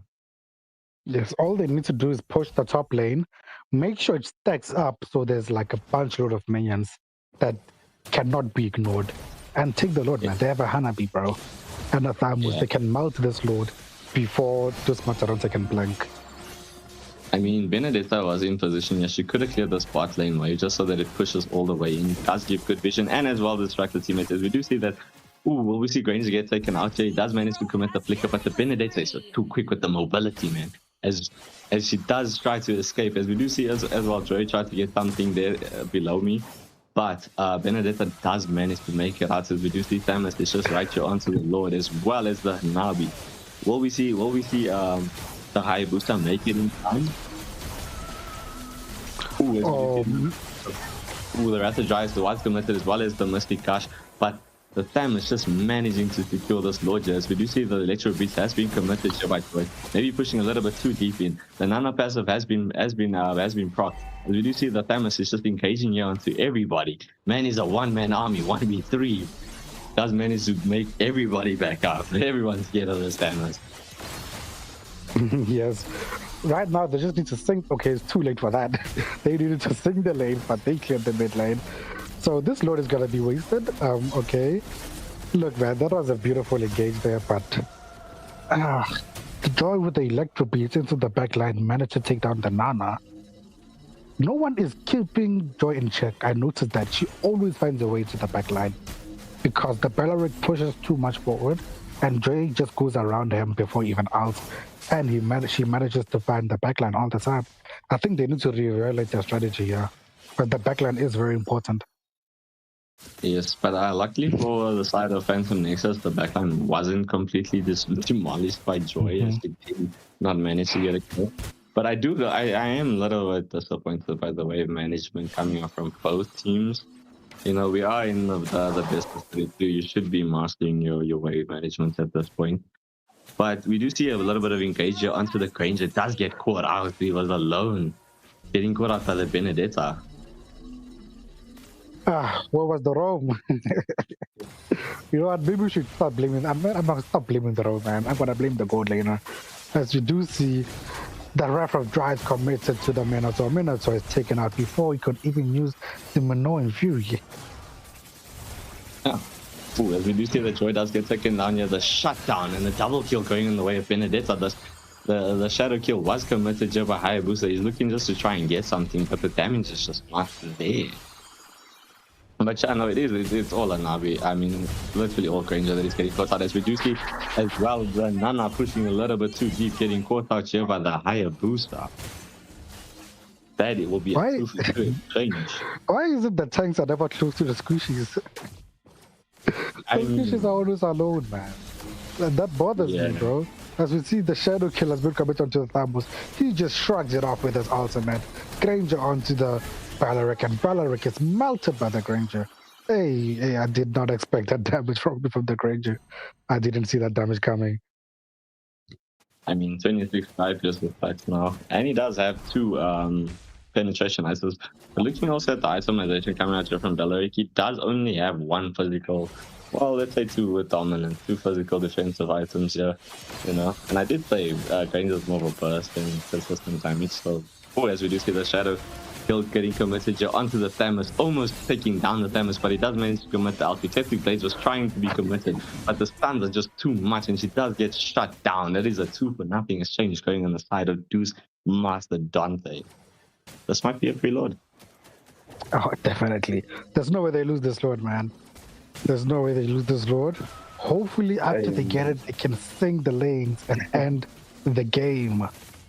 Because that's something they haven't this been doing Emma the has entire been match. coming out with clutch rituals, man. So anything can happen. As we do see, the Lord does get taken by Deus Mm. Mastodonte They uncontested. didn't take any chances this time, bro. Even the God Yeah. committed his Mr. Gush to make sure nothing happens. Yeah, that's very true. I mean, they just, yeah. It was, I mean, beautiful plays also coming up from Deus Mastodonte. They're just managing to flip this game on its back. There is still a goal lead advantage onto Phantom Nexus, but at this point in the game, goal lead doesn't even matter. Just everybody's full. Yep, everybody is full, but this is the point where everybody should have immortalities and maybe even a winter crown. But I see only one immortality and one winter crown, so hopefully it doesn't backfire on either team. As we do see they engage onto the Benedetta by the jaw with electro beats, but oh, never mind, she didn't even out. But look at the damage she did. Well, look at the Minotaur did commit the Minoan Furious as well as Wrath of Giants and Tikash getting committed, but nobody's getting taken down, man. Everybody's just living through everything. As we do see the pressure comes onto here with the Thanos just trying to get something out here. Will he potentially get the kill onto the Hayabusa? No, he gets taken down by the Granger instead as the Benedetta into the back line, getting the double kill onto Granger and Gore, just hunting these people, chasing after them while Joy is just pushing the top lane. Valerie comes up for the defense, but Benedetta is on a one-man mission here. I think we have the reincarnation of Sanford in the Southern African server here, because that backline dive was actually insane by the Benedetta. That was a losing battle by Phantom Nexus until Benedetta showed up. I have to agree. I mean, you have to respect the damage that can come up from the Benedetta with the Petri fire combo and the eclectic blades. You know, she's not something to sneeze at, and she is one of the best backline divers there is in the game. That is true. Look, man, so far it's not looking good for Deus Mastodonte because they should have ended with that, but they didn't sink the lanes again. And obviously, if you don't do that, it's very easy for Phantom Nexus to defend, especially with the Hanabi. Definitely, bro. Definitely. Both teams could have ended this game if the wave management was just there. But, you know, unfortunately, there is some work to be done, and I think we learned as we do see the Benedetta just camping out here in this bush, does get vision by the minute. So the Lord is up. Will we see Deus Mastodonte who's set up for the Lord? We do see Hayabusa just starting that nice slow push a push in the bot lane. As his team does try to buy him enough time, will he make it? He's just going, I think he's just giving up this Lord in place for this push here. He doesn't have the clear speed though to get onto the base, as we do see that the recalls are coming out and the Lord does get picked up here by the side of Phantom Nexus. What we see, but the electro beat does come out, and wow, Hayabusa with a split push. Oh, my brother. Oh, nobody wow. saw that. GG's well played. I did see them recalling. What happened? Yeah, it was just a little bit too late. They were trying to force the Lord, but a beautiful backdoor coming in from Derp, allowing Deus Mastodonte to pick up this first match in this best of 2 series. MVP goes to the Gord, and the MVP goes to the Billeric. All right, ladies and gentlemen, we are just going to jump into the next match immediately. Let me just quickly get the screen sorted out and up and running. Wow, I really doubted Hayabusa's capability to win the match there, but I mean, he did it. He proved me wrong completely. Bro, the moment he pushed that, I didn't think he'd succeed, bro. Because he pushed it and he pushed it again. I was like, surely someone is gonna go. But they're like, nah, the Lord comes first, bro. The Lord comes first. It just needed one person at the recall. Oh, they don't know. The map awareness was just not there. Oh, they went to celebrate.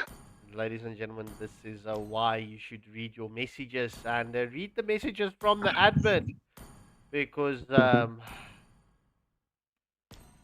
yeah, Phantom Nexus just left the lobby.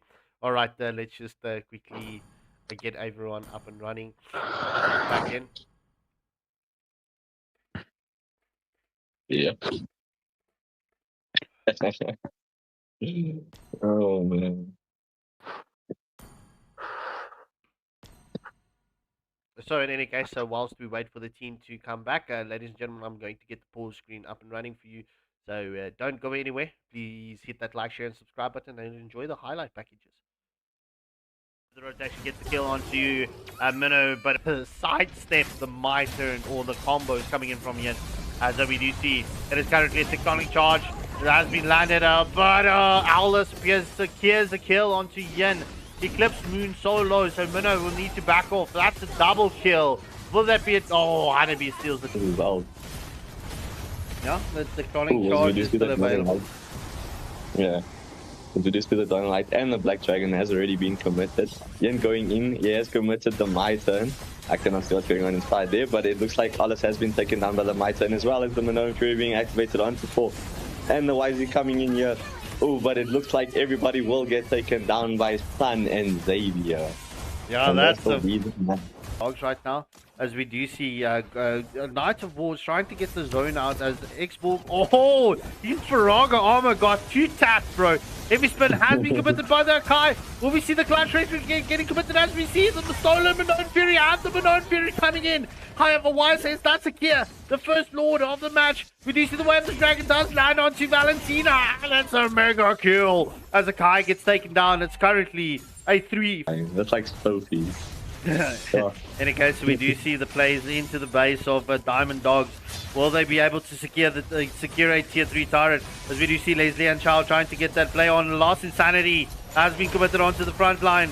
Minnow gets pinned against the wall, but it will be Lucion getting taken down by the Leslie. It's currently a double kill as we do see YSS is onto the back line, but Beatrix gets the kill. It's currently a triple kill. That's a maniac for the Leslie and a savage right at the end. GG's. The lanes will crash in at the same time. Gwen and Freya is trying to get that lane in the bot lane pushed out as we do see the wall coming in from Grok. We do see the Minoan Fury into the base, and that's currently a 3 knockups.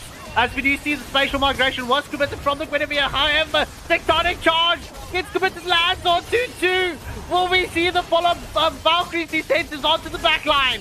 As we do see the Blazing Duet as well. Tsuyu doesn't get the kill onto Freya. It is currently a 2-for-2 exchange. Who's going to be the third? That's a double kill getting picked up from Mao Sama. Katita falls, and that's a triple kill. Will we see the Maniac? Will Unholy Potato allow the Moskov to get it picked up? What? No! Zen just being too quick and then runs into the tier 3 turret. GG's. What a team fight, man. Keeping that split pushing onto that lane at the right moment. Will she be in time? Because it is a strong minion wave. As we do see Minoan Fury onto the back line. Currently knocking up 2. The Violent Requiem has been committed from the Guinevere. Valkyrie's descent is onto the back line as well from the Freya. And it's currently a shutdown kill coming in from Benedetto. But Benedetto can take it down. It's a double kill for the Kanina. Double kill for Tsuyu. And that is a 3-for-3. There the final Holy Shield gets popped in the mid lane. Silent Tsunami Slam is on to Birdie. Kalia does escape, but the Mystic Gush coming in from Gord does force the flicker. Tsunami Slam just off the mark, and oh my word, will CC get caught out? No sir, but Glue is trying to get that grab onto someone right now. Will Spectre be able to do so? Carrie was taken down. Claude is looking to get onto the backline. Blazing Duet gets committed, but oh my word, Claude nearly getting caught out himself. Valentina got taken down. Is this the moment for Bang Gang to get the opening as we do see the Phantom Steed has been committed. Spectre has been taken down by the Khalid. It's a shutdown kill getting picked up. Make that a double kill for the Suyu. And that is a 4-for-1. Make that a full team wipe going in favor of Bang Gang. Their timers do matter a lot. They can just mouth the sword and push it in. Yeah, well, they do straight through the Lord. Tsunami Slam is on to Leomord. Mystic Gush has been committed. Phantom Steed has been placed as well. Blazing Duet onto the front line of Celestial Odyssey. However, it's a shutdown kill getting picked up by Valentina. It is currently a 1-for-1 exchange. Both marksmen. Well, our Sandstorm onto the back line. Will we see the play? Tsunami Slam. Immortality does proc from Birdie, and oh my word, Carrie gets a kill onto Kalia, and oh, this is hard contested. Glue gets taken down, and it's so low. So many members for Celestial Odyssey, so low at this moment as Suyu gets the kill onto Liamord. Mr. Gush as well, and that's a shutdown, and that's a double kill coming in for the Suyu. Make that a triple kill. That's a 4-for-2 exchange. Bang gang. Leave one member touch pronunciation. In any case, look, Immortal Order will definitely be happy with their places. When you see the spatial migration has been committed, Mr. Gush into the play. Sandstorm does line onto Gord. Will we see the torn apart memories? And yes, Paquito gets taken down as the Super Ramate does get the kill onto Khalid, but the chase is on as Guinevere gets taken down. That's a 4-for-1 exchange. This match has pretty much been very balanced. The question is, who's going to win the team fights and get that advantage? Mr. Gush coming in. Avatar of Guardian landing onto the front line. It is currently only Brody getting taken down. Tier 3 turret. No minions. But the Lord does secure the Tier 3 turret. And that's Nabjutsu onto the inhibitor for Immortal Order. As we do see the violet spatial migration was committed onto Moskov. Valkyrie's descent slightly off the mark, but not Shoomsy securing the kill. And what a play. Outplay from Schwab. That was insane. Oh, any case. Ooh, what a play coming in. As we do see the Phantom Steed. Oh, it's the stolen Phantom Steed coming in from Valentina. As we do see the King's Calling has been committed. AOG will land as Harley does secure the kill onto Moskov. Who is it? The extra, the nameless extra gets taken down. However, Claude with the black going through, but AOG onto the back line combined with the Throne of Ruin. As we do see Stormbreaker is low. The Brilliance form has been committed. The Deadly Magic is onto the play onto Moskov, and that should be Moskov down. Harley secures that kill, and this should be another tier 3 turret. Ball Water, they are in the base. They're looking for the ending angle. As we do see the King's Calling has been placed. I know it's a double kill getting picked up by Kubo. That is a 3-for-1 exchange. Only Harley falling straight through. And that's the final tier 3 turret down. Throne of Ruin onto the back line. Followed by the Avatar of Guardian as Moskov gets taken down. Harley secures the kill onto Minster, the Black Dragon form and stolen Black Dragon form. It was like two dragons dancing into synergy, you know. And the Blazing Duet gets committed, and this is currently a 3-for-1 exchange. Make that a 4-for-1 exchange, and this will be Wowo's match to take. And gets caught out by the Jawhead. What a nice positioning coming in from Camelot. Alright, Lotus comes in with the first kill. Will we see? Oh, but the last Insanity is onto the back line as we do see Harris gets the kill onto Freya. Zaman Forces has been committed. Gatagadra gets the kill onto Kamala. Shading Scat with the Violent Requiem. Gets, oh, but the Gatagadra secures our kill. That's a 3-for-4, make that a 4-for-2 exchange going in favor of Void G Esports. Hey man, the tide can always turn. Fury of the Phoenix has been committed as the Avatar of Guardian does land onto the back line. There's currently a double kill coming in for the Granger as it was Camilla and Lu Yi getting caught out. Last Insanity onto Zetian, and as Xborg secures the kill onto Zetian, Xborg will get caught out, and technically that was a turtle kill as we did a triple kill, not a turtle kill, triple kill, as Spatial Migration and the Violet Requiem lands onto Joyed as we do see the engagement is onto Salah Adams, and that is a 3-for-2 exchange. The diversion play coming in from Lu Yi. Will we see the start up onto Guinevere? Avatar of Guardian has been committed, but Guinevere got caught out. Is this an overextension coming in from Juvia? Obviously, Juvia did try to... the throwback coming in from Jawhead. At this moment, the Curse of Blood does land onto Gatagatcha. This should be a Gatagatcha taken out as the continuation and the Sky Piercer procs.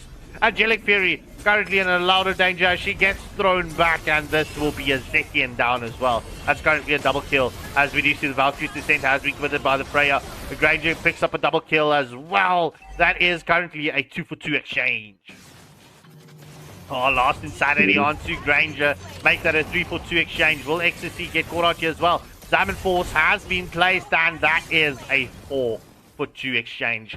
First, Mama Lord should potentially go uncontested in favor of Tindery.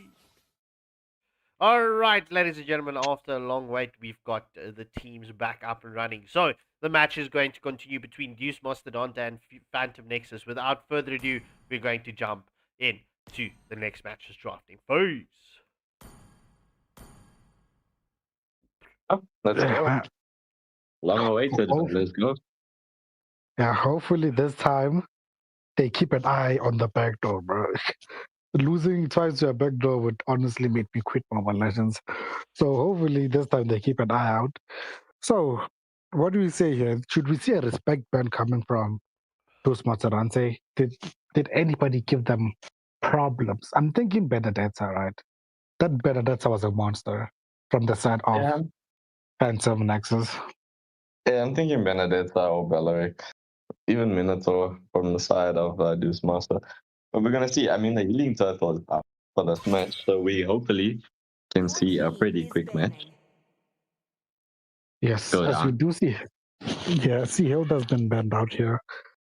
Looks like they're trying to stop the side of Phantom Nexus from getting the early game tempo. Your team is banning.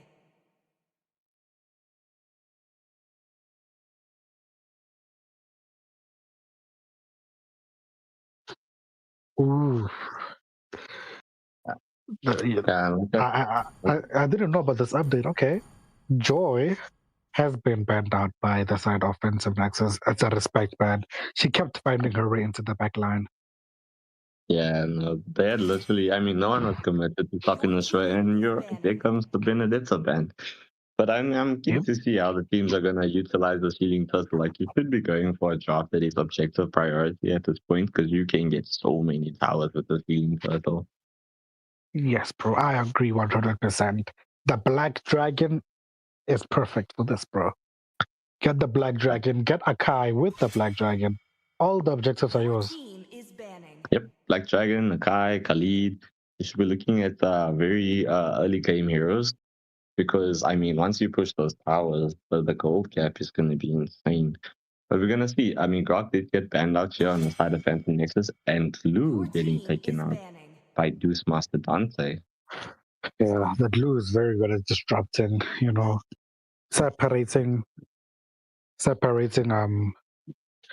anyone from their teammates is actually very annoying. And he's quite tanky, man. Yeah, I mean, he's normally used to get rid of the roam or the jungler. Whoever's causing the most problems, Lou is gonna try and hop onto them, cause major issues. If you just see the Lucian getting banned out, I'm guessing they're looking for a kind of set tank a lineup here on the side of Phantom Nexus. If you do see Lunox getting first pick, I don't know what Lunox first pick. There was many other choices. I mean, Getting's open, Eevee's open. Does get counted. I'm not gonna say counted. The pick coming out from the side of Phantom Nexus is Xavier. Your team is yes, as we do see the Xavier and Benedetta have been picked up by the side of Phantom Nexus. We already know the Hanabi is just for comfortability. The Xavier is interesting pick. Same with the oh my god. Okay, same with the Lunox pick. She needs very good positioning. Look, if they lock this court, I'm gonna go crazy.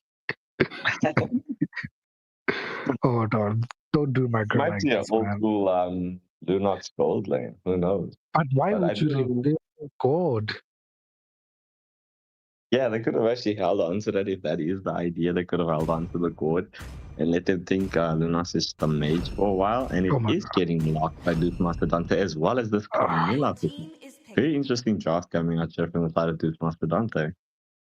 Definitely, man. I think this has to be Lunox jungle.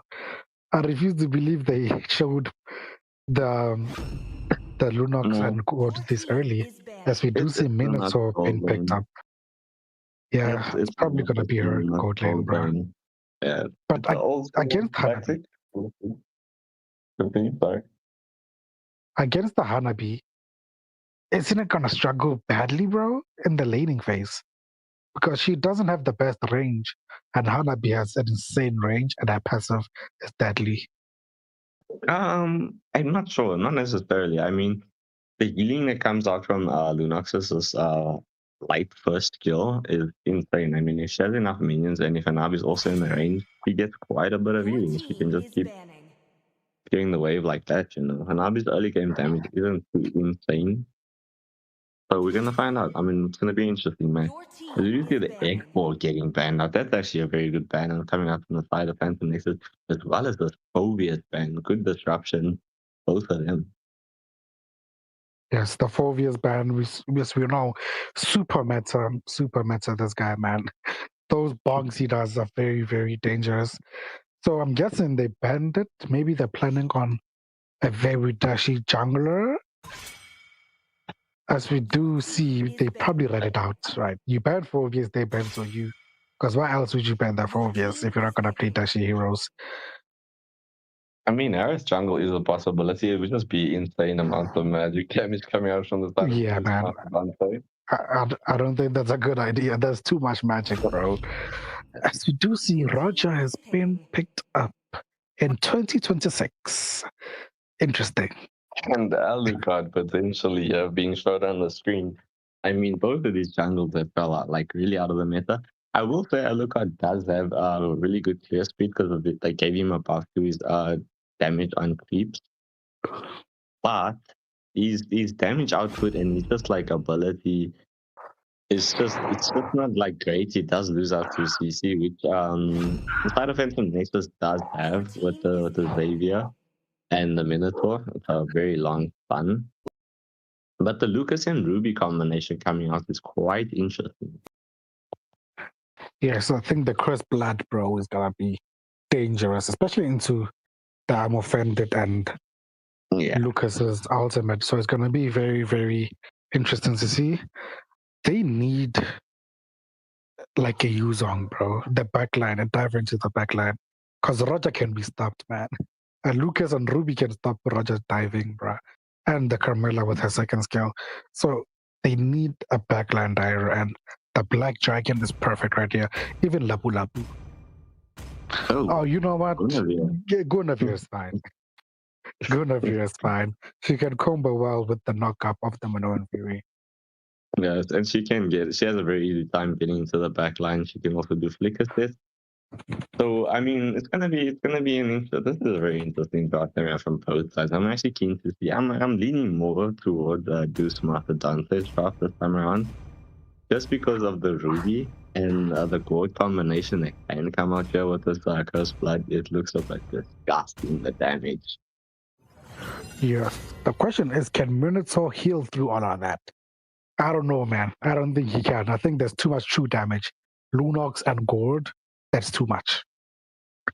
I mean, Roger might make it out. Guinevere has potential, and Anabi has potential to make it out.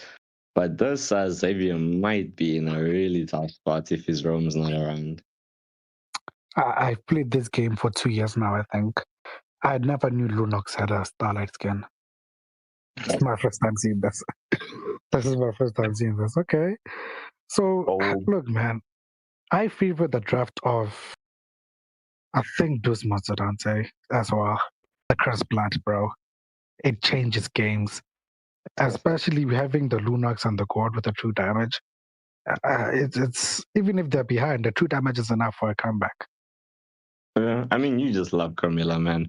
But I mean, I'm not gonna give Phantom Nexus like any shade because their lineup can work really well. Like Guinevere has very good pickoff potential. Roger also doesn't have the worst time getting into the backline. He does have CC immune on his ult and his morph. So we're gonna see what comes out, you know? The Lycan mode can be devastating if he does start to snowball. Yes, definitely. So they need to play the early game objectives very well, man. Because they have Ruby, right? Ruby is so dangerous. The first turtle, if she gets a good I'm Offended, bro. It's GG's. But it's also the spatial migration. With Lucas and Ruby coming out, so there is very good potential to invade onto this Roger. They can't do anything if they come for that. Yeah, you do make a good point. That's a lot of damage. I think they do have the potential to evade. As we do see, Lucas is gonna start by the lizard here, and Roger is gonna start with the I don't know that thing's name, with the red buff. Yeah, it's gonna start with the red buff. They do fast clear. This Mastodonte fast clear the mid lane. It looks like they're trying to force something here, but nothing is gonna happen. I mean, Roger doing a full clear here on the top lane. He's trying to get all the farm that he can, as we do see that Deus Mastodonte is just coming in here. Oh, the Guinevere with the flicker. No, sorry, my bad. The spatial migration. That's just missed the mark, though. Ruby committing the flicker, so she does not have that. As we do see this invader coming off from Lucas. He did. I don't know if he managed to get that little red golem. It looks like he did, considering he's level 3 and Roger's only level 2. Yeah, you can get level 3 just by the 2 other pass, but I do still think he got it, as he is gonna get the Little Wonder as well. The Lucas already has an advantage, man. I think he's gonna be ahead for this first turtle. And we see, obviously, I'm not surprised what's happening in the gold lane at all. The Hanabi has the advantage. So, I don't know. We're going to see the value of this pick soon. But as we do see, the Roger is going to come and engage onto the Lunox. And Hanabi take down Lunox as she runs away, popping the Aegis, turning back, engaging onto the Carmela. And Carmela is taken down by the Roger. That is a 2 for nothing exchange in the bot lane, and the turtle is up. This is prime opportunity for Phantom Nexus. I'm sorry, Deus Mastodonte to... No, it is... Sorry, no, I'm bad. It is Phantom Nexus to get this turtle uncontested. Man, the side swap got you there. Yeah, the side swap got you. Yeah, they do have the advantage here, man. But look, it all depends on the positioning. We see the Roger is engaging to the turtle. Lucas tries to jump to the backline. Lucas gets the retro Guinevere, misses the special migration and her ultimate. Caught with the Mr. Gush, but catches nobody. They have a very nice deal coming out from Lucas. As we do see that everyone is just trying to give Roger the space to take his red buff. Honestly, I would not be so concerned with the red buff as much as the small creep, because you can make up the difference with just a small creep. But we will see, it looks like a potential setup here in the top lane. This Ruby, they're looking to maybe get this Ruby Korax here, Guinevere, and this Xavier, but Ruby's playing very safe as there is an engagement here in the bot lane as the healing turtle has spawned. Yeah, they're taking this opportunity to invade the Roger as they're distracted. As we see, the beast has been unleashed by Derp, and looks like it's gonna be the blue buff secured by the Lucas. I mean, honestly, for me, that was a wasted healing turtle. They could have just pushed onto the towers and just gotten a crazy advantage from the gold that comes from the towers. And also just an advantage. But I think because of the Lunox, they can't free hit the tower. As we do see the Guinevere take down the Ruby in a 1v1. Look, man, Guinevere, bro, it doesn't matter who you are, bro. If she catches you with that jump, you're gonna die. If you don't have Purify, you're gonna die. It's a skill matchup between Guinevere and Ruby. It's who's going to outplay who first. As we do see a little bit of engagement here by Minato and Baby in the mid lane. But the Nabi is getting left alone. As we do see Guinevere also just pulling up here. Maybe potential set coming in here. And the spatial migration was missed. As we do see the Cursed Blood onto 2. As well as the Gorge group committing the Mythic Dash. But they do manage to get out. Ooh, potential. Oh, what I'm offended coming out by Ruby as she does manage to secure the kill onto Roger. Lucas here just diving into the backline. Will he get the kill? He does get the kill onto the Minotaur. And that is a 2 for nothing exchange going in favor of Deus Mastodonte as the turtle is up.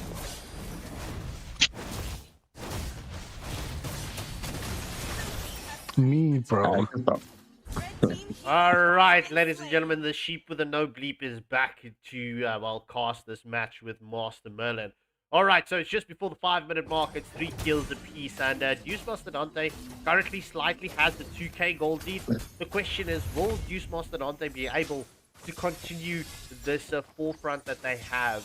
Or will Phantom Nexus take us into another long match? As we do see the I'm Offended does land onto Toshi as Guinevere gets eliminated, and that will be Deus Mastodonte focusing onto the tier 1 turret. However, Camilla is caught out by the Grains of Roger, so that's a 2-for-1 exchange. And a tier 1 turret in the pocket for Deus Mastodonte, as we do see the healing turtle has spawned up. And Well, Johan, no, I wouldn't say this is the level of SA right now. Just stay tuned, bro. Feel free to go check out our website. There's a lot of strong teams featuring. But yeah, I mean, this is group stages at this moment. And did you see the Benign Fury lands on 2-3? But we do see the Unleash the Beast as Nerf gets the kill onto K11 Chaos. Yeah. I mean, the problem here is that Phantom Nexus just didn't drop any early game damage. As we can see how they're paying for it here. Aside from Guinevere, they don't really have anyone that can apply this amount of pressure. As we do see a Nabi here just getting pressured. We'll see it taken. I think it's a lag out actually. Yeah, it's a lag out. There's unfortunately nothing I can pause now after the kill because that doesn't help. I pause and I mean she would have died either way. So let me just quickly see what's going on with the refs. That is unfortunate for Nabi.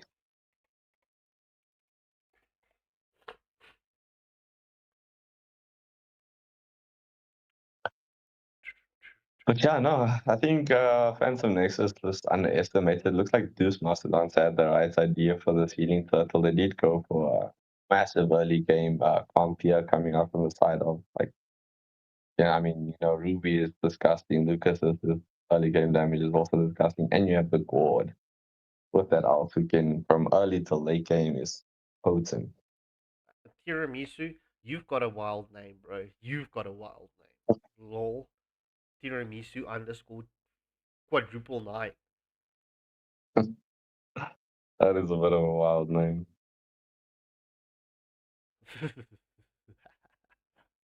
All right, let me just quickly see what's going on. Just give me a second.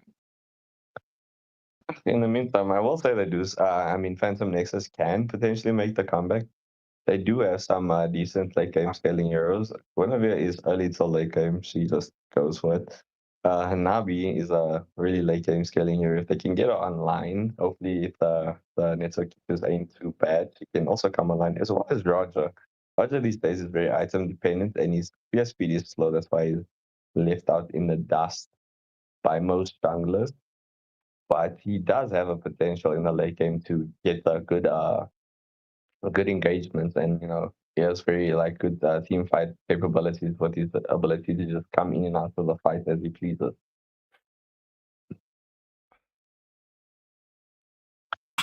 We're gonna wait and see what happens here as we just are chilling in the beautiful pause meta, you know.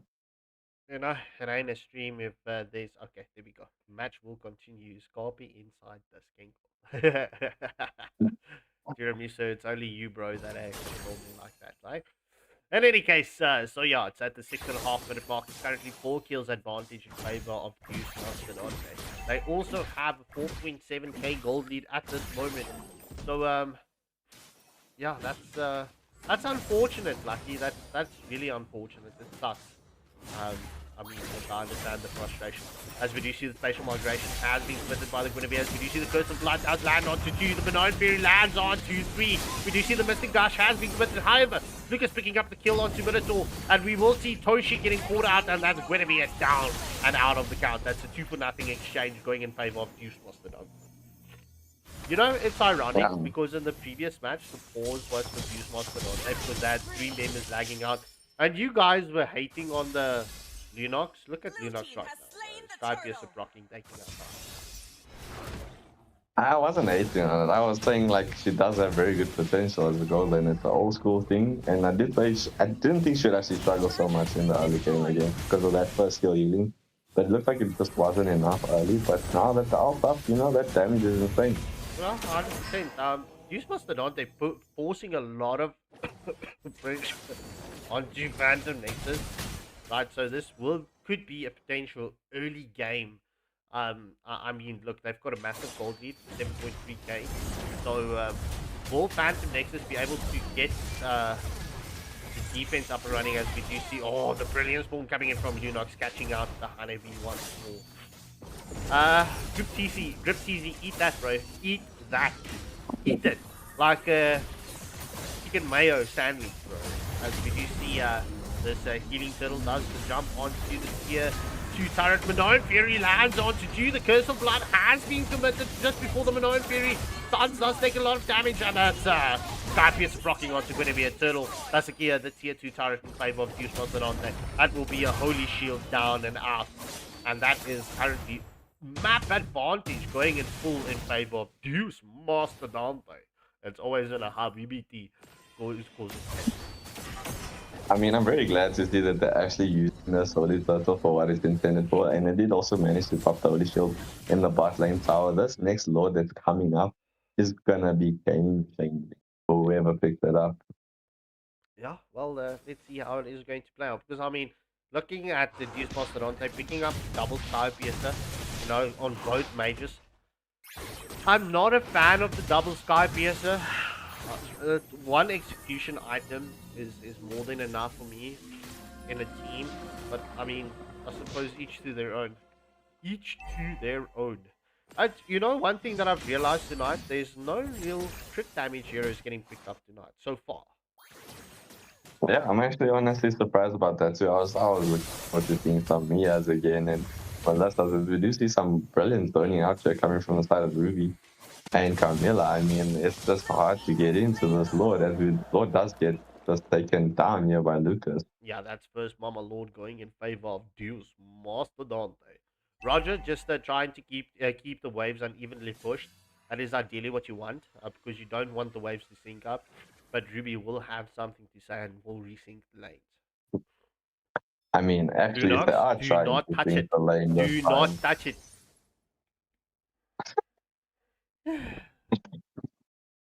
And ladies and gentlemen, it is at that moment as we realized we're back into pause. So this would more than likely be for Deus Mastodonte.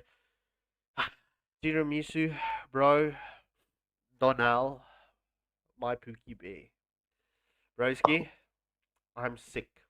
It's not COVID. But you know what? At least I'm here.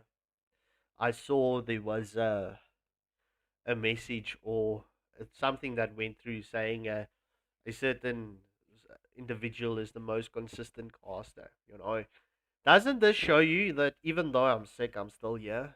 Doesn't that make you love me a little bit more? There's a reason why I'm your favorite caster, bro. There's a reason. And that's the part where Merlin says, listen to Scarp blowing smoke up his own behind. Hey man, it's true. I'm not gonna skim you on facts. I also like your casting. But when I'm watching the matches, when I'm not casting, I enjoy it. You know, you always give me something to laugh at. Some of them I just can't laugh completely out loud at because, you know. It's questionable moments, bro. It's questionable moments. I mean, there's a reason why I'm called the sheep with a no bleep, bro. Technically, I'm a wolf in the sheep's clothing, but in sheepskin. But you know, it is what it is. As we do see, Mama Lord does charge onto the tier 3 turret. We do see the Mystic Dash has been committed. Curse of Blood does land onto 3. It's an unstoppable kill getting picked up by the Lunox as a brilliant storm has been committed. Spatial migration with the violent recruit coming in from Guinevere. Lands onto 2. However, she does get the kill onto Ruby. Could this be a magical defense coming in from Phantom Nexus? But the light and pounce taking down the gourd. Will Camilla get caught out? It's currently a 2-4-4 exchange. That is it. That's a full team wipeout going in favor of Phantom Nexus. I mean, nice double jump there by Guinevere. That was insane. But I mean, also the plays coming out from Minotaur, just managing to get that counter engage off was brilliant. Yeah. Much needed space provided there. Much needed. Much needed space, bro. Look, I mean, this will give Phantom Nexus the breather, and we're officially behind schedule. Oh my golly gosh, look at the damage coming in from Lunox onto the Roger, bro. That is so much damage. That was, what, 2 skills? Roger was nearly deleted. Oh my god. I mean, she is 5-2 and 1. So, I mean, how much time do they have left to pause here? Like, how many pauses we're gonna have?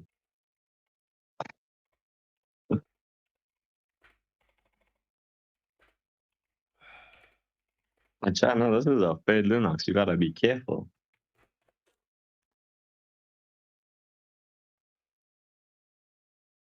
All right, Deus Mastodonte has got 3 minutes left, and looking at the timer right now, that makes it 2.5 minutes left. If if we reach the 27-minute mark, that is 5-minute pause in collective, done and dusted. So whatever happens, happens. The match will continue. Both teams had 5 minutes pauses apiece right now. It's just unfortunate. I don't know what's going on at Madagascar at this moment, or in Madagascar, but it seems like it's a general problem. Yeah, I mean, looking like that. I'm sure even maybe potentially this Mastodonte is enjoying this pause. All right, that leaves them with 1 minute and 20 seconds. All right, so as the match continues, we will see how this match will transpire. It's 2 tier 3 turrets was taken down by Deus Mastodonte, so that will allow them the slow push. Yeah, no. I do think that this Mastodonte did overextend there, getting just a little bit too deep into the towers. Trying to get off the plate there, but it looks like they are going to set up beautifully for the forward. The bot lane has been pushed in a little bit, which is kind of what you want to see, because you want that vision coming out. And Guinevere just stopping the slow push that's happening there at top lane, the natural slow push from the step 3 getting taken down. Will we see a play coming here? It looks like they're trying to hunt him down, and we do see the curse body gets committed onto 2. I'm offended as well. And will the Minotaur does get struck down, as well as the Lucas. They're just obliterating the backline, getting the Hanabi, as well as the Minotaur. Oh, God, actually picking up the kill on the Hanabi. I'm guessing this guy feels the proc. What a beautiful But this is combo. an epic angle here. Yeah, what a beautiful combo play coming in from Deus Mastodonte. They can definitely end it. As you can see, the Guinevere standing in the base. And yeah, that's full done and dusted. And this match goes in favor of Deus Mastodonte. All right, ladies and gentlemen, up next, we've got Yin Squad up against Miracle Gen. And we're going to cap off the evening with Nabjutsu up against Purgatory Guild. So, we are saving best for last. So, without further ado, MVP goes to the gourd once more. So, Zen picking up a double MVP in this second round of matches. And K11 Chaos with a Minotaur picking up MVP. So, GG's, well played to both teams. Ladies and gentlemen, I'm going to get that pause screen up and running for you. We will be back in just a moment. Pressure, like it's something to survive.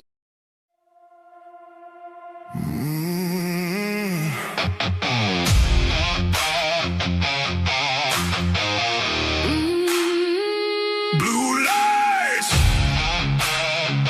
Black sky. AFL.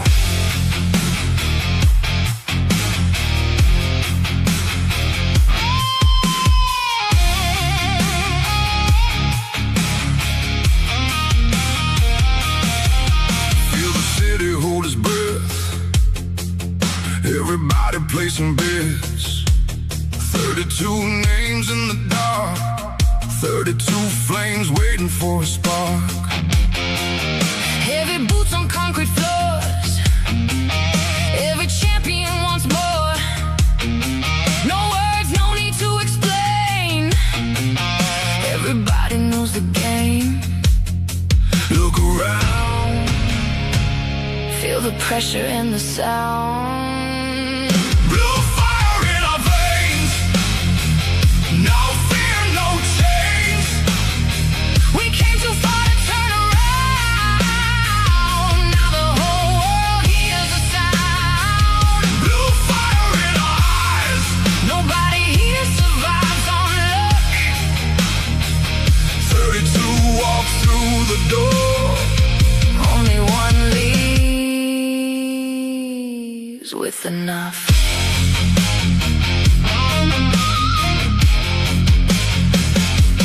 Late nights built this legacy.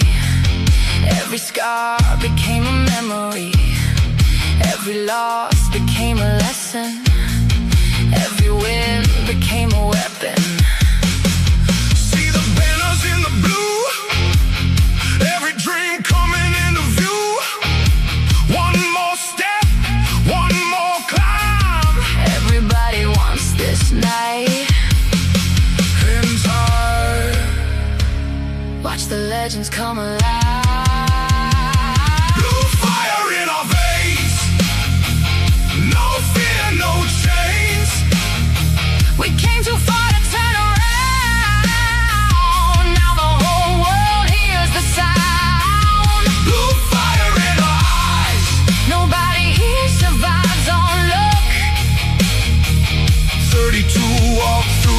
door. Only one leaves with enough.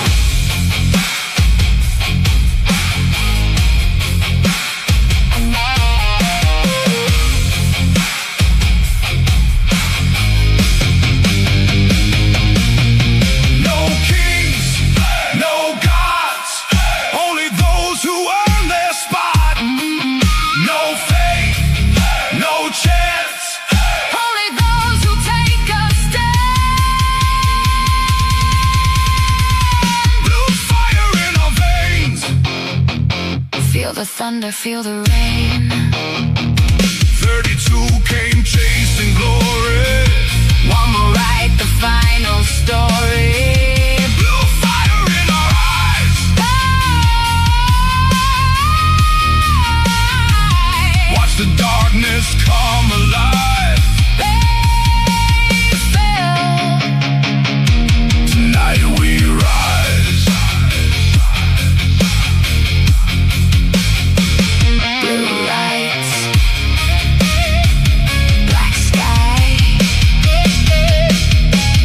AFL.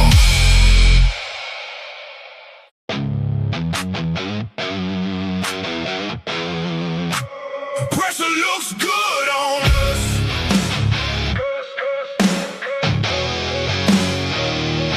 Good on us.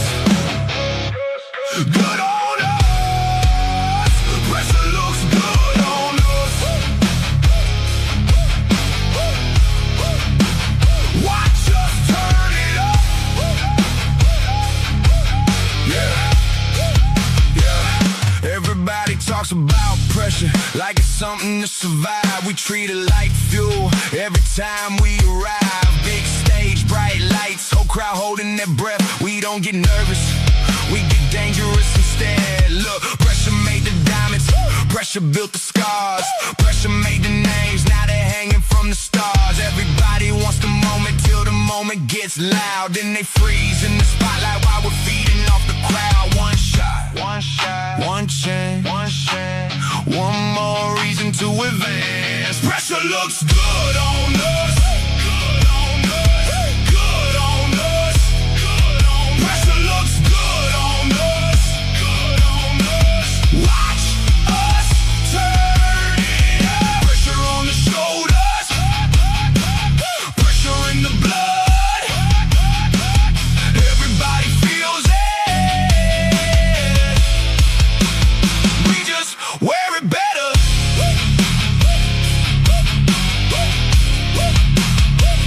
Yeah, heavy expectations, heavy weight to carry. Funny how the strongest ones never look worried. Every round gets tighter, every match gets rough. Everybody says they're ready, to ready ain't enough. Whole bracket under tension, whole room on alert. One mistake changes everything, one mistake can hurt. But we've been here before, that's the difference in the end. Some teams meet pressure, we introduce it to our friends. No panic, no panic, no fear, no fear. This is why we're here. Pressure looks good on us. Good on us. Good on us. Good on us. Pressure looks good on us. Good on us. Watch us turn it up. Pressure on the shoulders. Pressure in the blood. Everybody feels it. We just wear it better. Woo!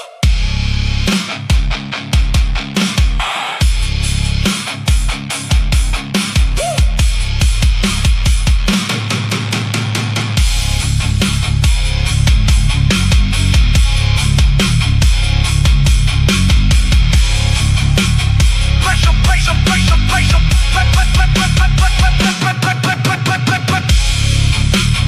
Pressure breaks some people. All right, ladies and gentlemen, welcome back to the stream.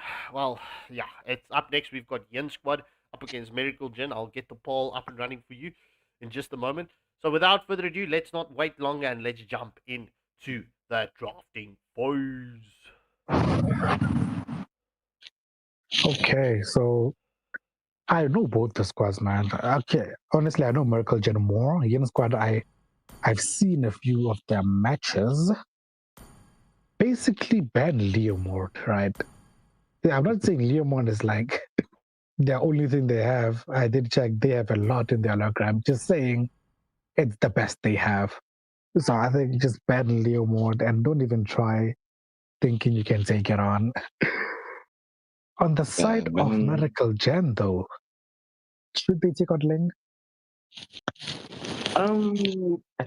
Honestly, I think it is worth it. If he does know how to counter jungle really well with the Ling, and with the new Berserker Spirit, he's pretty viable these days. I don't think he's super meta just yet, unless you're going for the counter jungling strat. I think you will get like insanely meta when the Dragon Spear Your buff team comes is out. banning. Yes, I totally agree. So basically, Yin Squad needs to ban the Yin too. I mean, it also depends on how General Link can use the Link, He is the number one in the country, but it don't mean he knows I how to mean, use it how many perfectly. Link players are there in South Hey, let's Africa? not hate. Let's not hate, bro. Let's not hate. No hate, no hate, no hate. Just Okay, so the Marcel being banned out. So it's Marcel. So we're not gonna say much about that. It's either you're gonna pay it or you're gonna ban it, bro. Because that golden hour can change games. As we do see, Your team is banning. yeah, bro, 100%. As we do see, the Zushin has been taken out from the side of Yin Squad. Are they planning on going with somebody tanky here? Because I did see they have the Friedrin in their locker, bro. And Friedrin is quite meta now. I mean, sometimes the Lucian ban is also just because a lot of people just don't like going against that. It doesn't matter what they're playing, they just don't want to see that hero. Yeah, But bro. coming out the side of Yin Squad, I'm guessing they probably are gonna go maybe for like a tankier frontline. Maybe we might see a Hilda or a Fred come out. Ooh, see the Beatrix banned out here. It's probably a respect ban. I did see one of them at a Beatrix, so it's probably a respect ban. Or is it a Herbie? What is it called? PTSD. So yeah. So look, man, Beatrix is a good marksman, but there's so many ways to play against her, bro. So I don't know if it's worth the ban. I have to agree, but it's definitely a respect ban. Harley ban coming out as well. Ooh, maybe they're looking to pick up the Zetian or the Eve or some kind of like a vulnerable major marksman that can get bursted down by the Harley. We're gonna find out.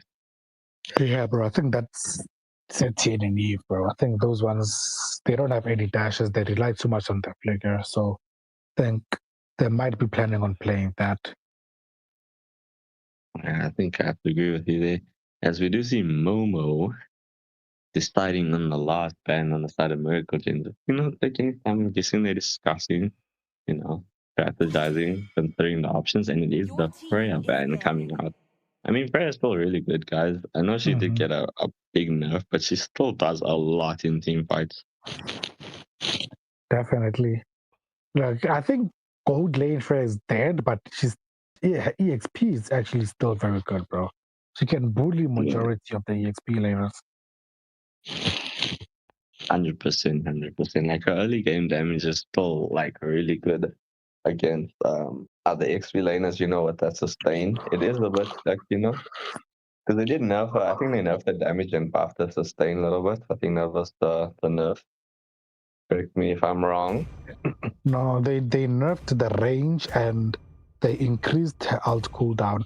That's why she died in the gold lane, because they reduced the range. The only reason she was good in gold lane is because she could match marksmen in range. There we go. Thank you, sir, for that correction. As we do see the glue dots get taken out. I mean, glue's glue, guys. You don't want to see the grab. Nobody likes to be grabbed. And the puck getting picked out over the Ruby is an interesting choice. The Ruby is open on the side of Yin Squad. Will they pick it up? Yes, they do have options right now. They can go Ruby. they can go Phobius with the Kufra from the get-go, just to make sure Paquito does nothing. Be disgusting. Phobius and Kufra would be crazy. Ruin his life, man. Make sure he doesn't have a good match. As we do see, Carrie picked up early. I don't know. I don't know. I don't know. Your team is picking. I don't know. I mean, maybe Carrie, they're just trying to prevent the carry being picked up on the side of Miracle Gen, because the next banning phase, if Miracle Gen does not pick up a tank Malta marksman potentially, they could be in a lot of trouble. Yeah, Miracle Gen need the Eve here, bro. Eve is so good against Carrie. Carrie cannot touch Eve, bro. The moment Eve outs and Carrie's at the edge of it, she's dead. So I do think they need a Eve here. Now, interesting decision. Your team is picking. Into a Phobius. Okay.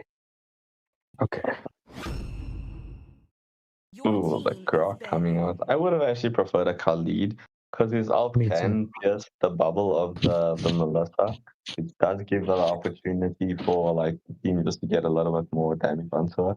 But we will see how the Grok looks like. Grok can also penetrate the bubble with his ult into the team. Yeah, I agree, man. But I think Khalid was perfect, man. He's so quick. He can match the speed of the Paquito. Because Paquito rotates a lot, bro. He can match the speed of the Paquito. He can match the speed of the Soyu. I think the Khalid would have been a perfect pick here.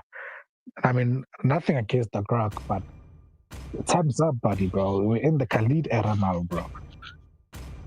100%. And I mean, especially with the focus being so slow to rotate, it's going to be really hard for Guildon to catch up to this Paquito, when you decide to split push, or even just not split push, to cut the lane, even split push and rotate, be a nuisance doing what Pac should be doing, those kinds of things. Ooh, do you know who would have been perfect, bro? Balarik. Your team is banning. It would have been actually, because Melissa, even bro.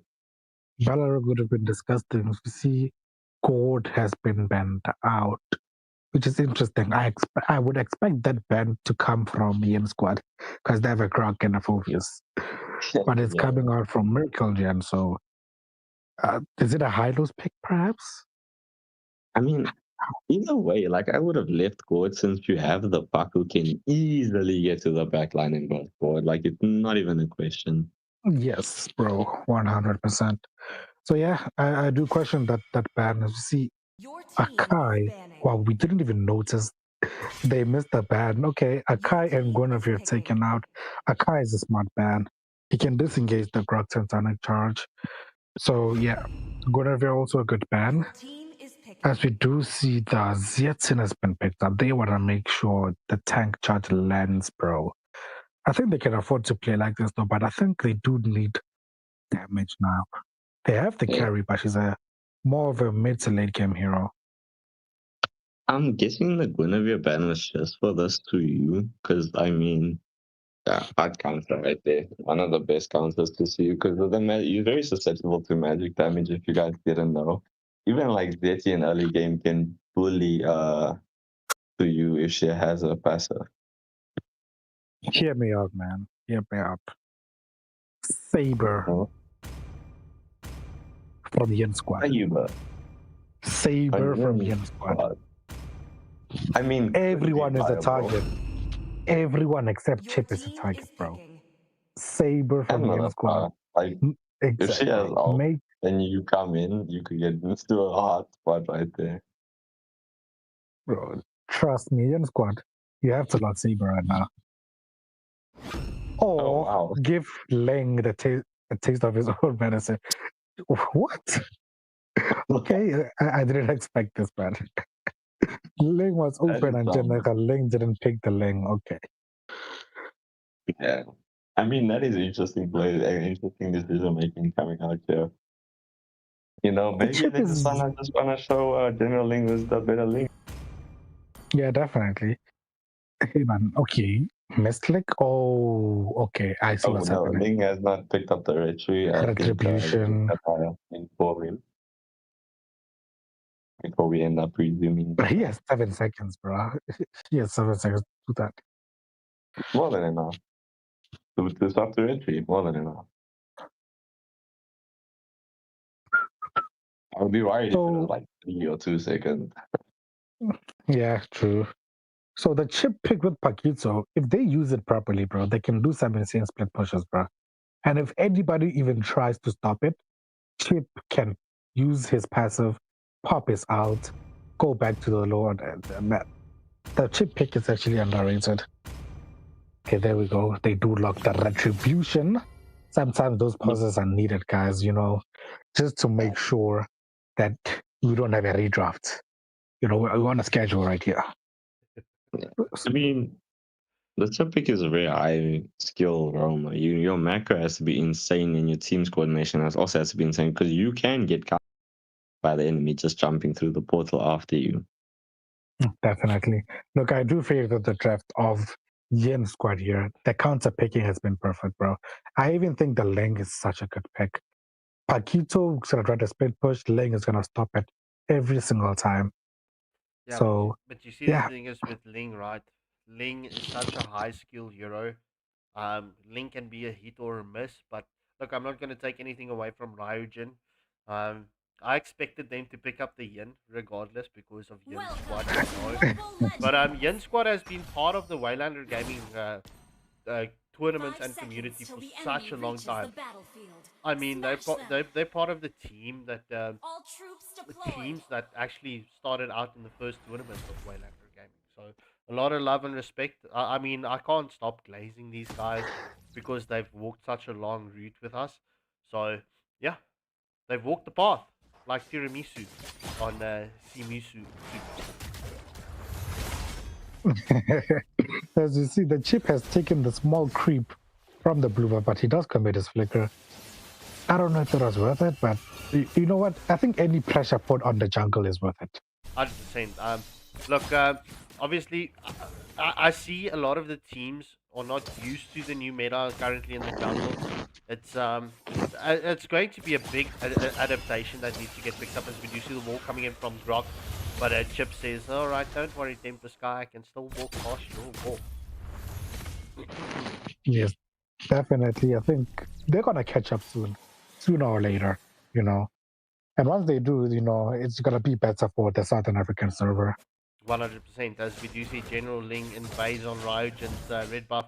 This Chip is being so annoying. I mean, but this is proper laning coming in from the Chip. However, you need to be careful. Carry does get the engagement, as we do see Ling, Ling, bah, boo, bah.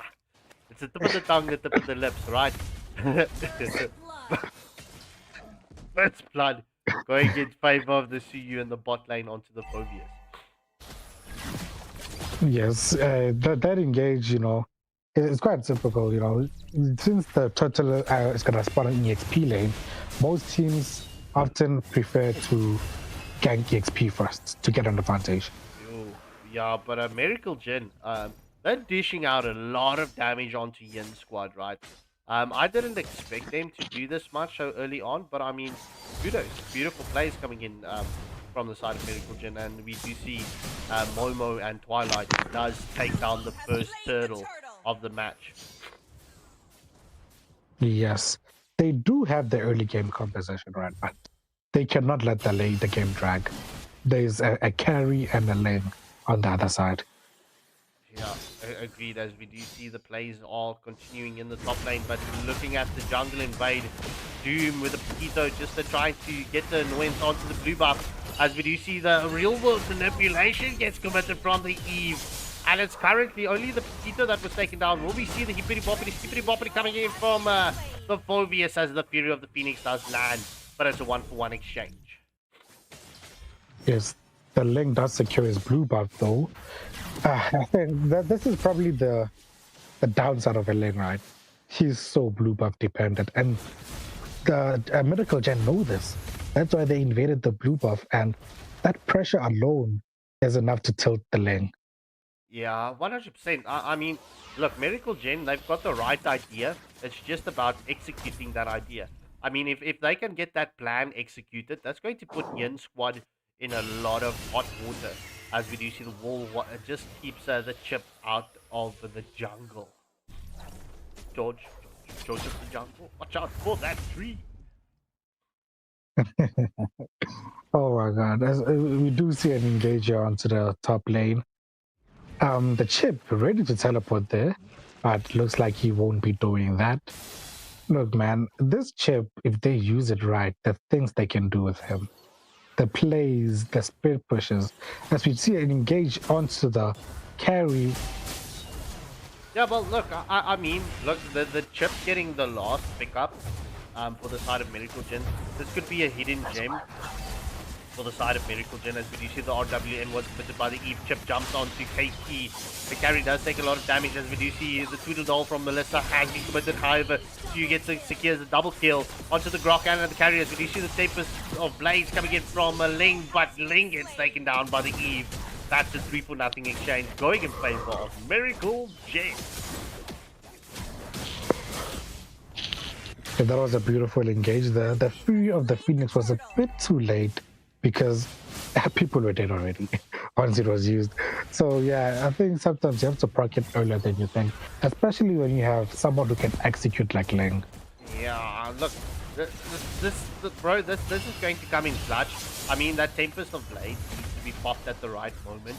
And also, once you're committing that, as we do see the Phobius does get the engagement onto Paquito. Right, with the Tempest of Blades, with the Link, whilst your blades are still spinning in mid-air, you need to get your thumb ready to catch your first blade as soon as it lands. Otherwise, you're not going to do the right amount of damage. As we do see the portal once committed from Chip, and that's an unstoppable kill onto the Phobius. Everyone jumping onto the Phobius except the Melissa. Will Melissa get caught out? Will Ray, the Vendetta, get caught? Or will he be able to sustain and survive through this onslaught coming from Yin Squad? Red team turret has been destroyed. Red team turret has been destroyed. Oh, that's 2 tier 1 turrets going in favor of Miracle Gen as Ling gets a kill onto Chip. However, this does grant Miracle Gen the map advantage. It was 2-0 exchange going in favor of Yin Squad. Yes, it does give them the map advantage. It's all up to them how they're going to use it, as the turtle is going to spawn in 34 seconds. They should by now be preparing themselves for that. Look, I think Chip also gives them the advantage. They don't all need to be there. I think that's one of the best part about Chip. Yeah, You don't have to be there. that is so true. And I mean, the Melissa combines so beautifully with the Chip. I mean, she just needs to use that portal and just either, depending on how deep they are, it's the stay away that needs to be committed with a Tweedledall, and then there's fire immediately just to get that damage through.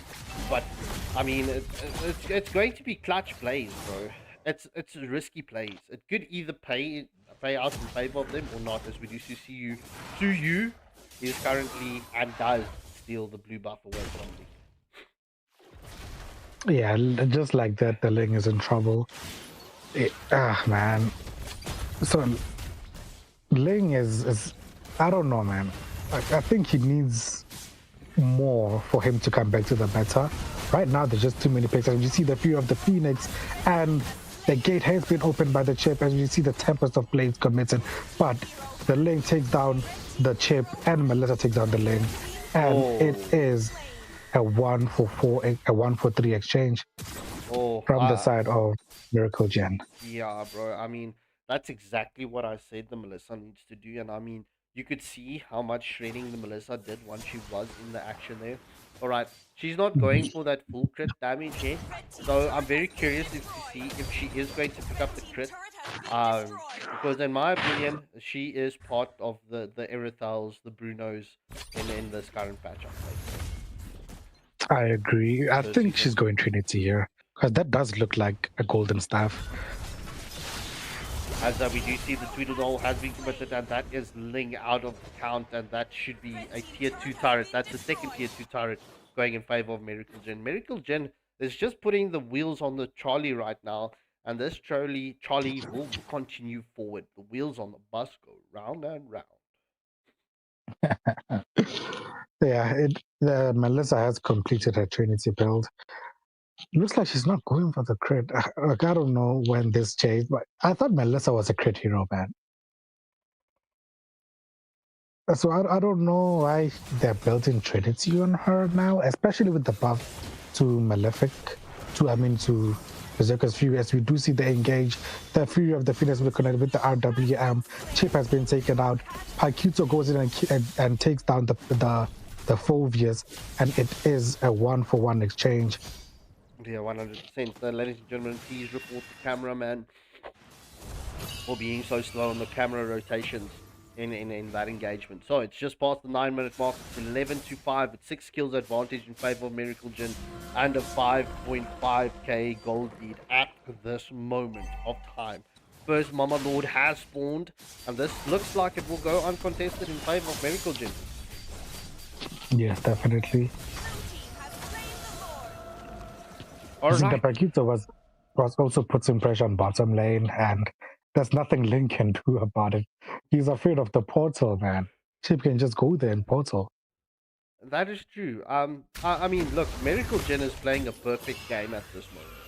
The question is, can Yin Squad deal with this? Can they slow it down? Can they get a perfect set?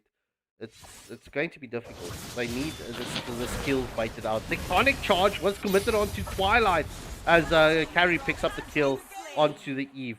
This is big. This is massive for them right now.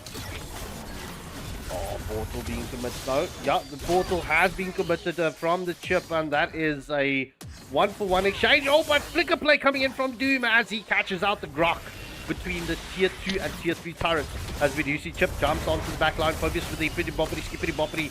Alters, oh my word, and that is Melissa spreading through Phobius's HP bar. And this will be Miracle Jin in the base and onto the Nexus. As we do see the Tempest Blade has been committed from the Ling. But GG's first match goes in favor of Miracle Jin. Yeah, GG's, man. That chip play was perfect. Yeah. Like, it was perfect. They couldn't react to it. Ethereal Eclipse with a Zetian picking up the MVP and Momo with a Suyu picking up the MVP in this first matchup. All right, so let's get the second match up and running between Miracle Jin and Yin Squad. So let me just quickly swap around here.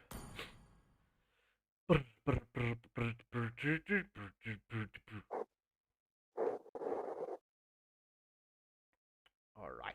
So without further ado, ladies and gentlemen, we are going to jump into the drafting phase right now.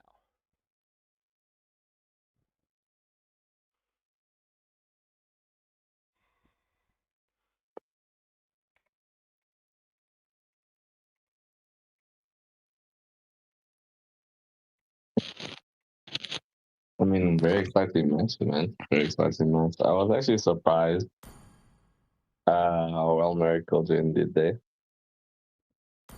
I thought it was gonna be a lot more back and forth, but I mean, shout out to them. Bro, I thought they were gonna lose, bro. But I'm impressed, bro. I'm impressed. That chip was crazy. That chip, the amount of pickoffs the chip got, bro, and he opened the portal. It's impressive. And Chip also got a buff, right? He's even more tankier now. Yep. I used to main Chip. Maybe I need to go back. I mean, I think he is a situational pick though. I think it worked out because like the damage that can come through the portal. It's like, you know, it's a puck coming through, Suyu's coming through, Yu's coming through. It's not like you can just stop that. But there's something that was done in the pro scene, bro. It was like one of the most insane map controls I've seen.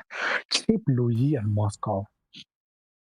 Yeah, that's bro. The map control on that was insane.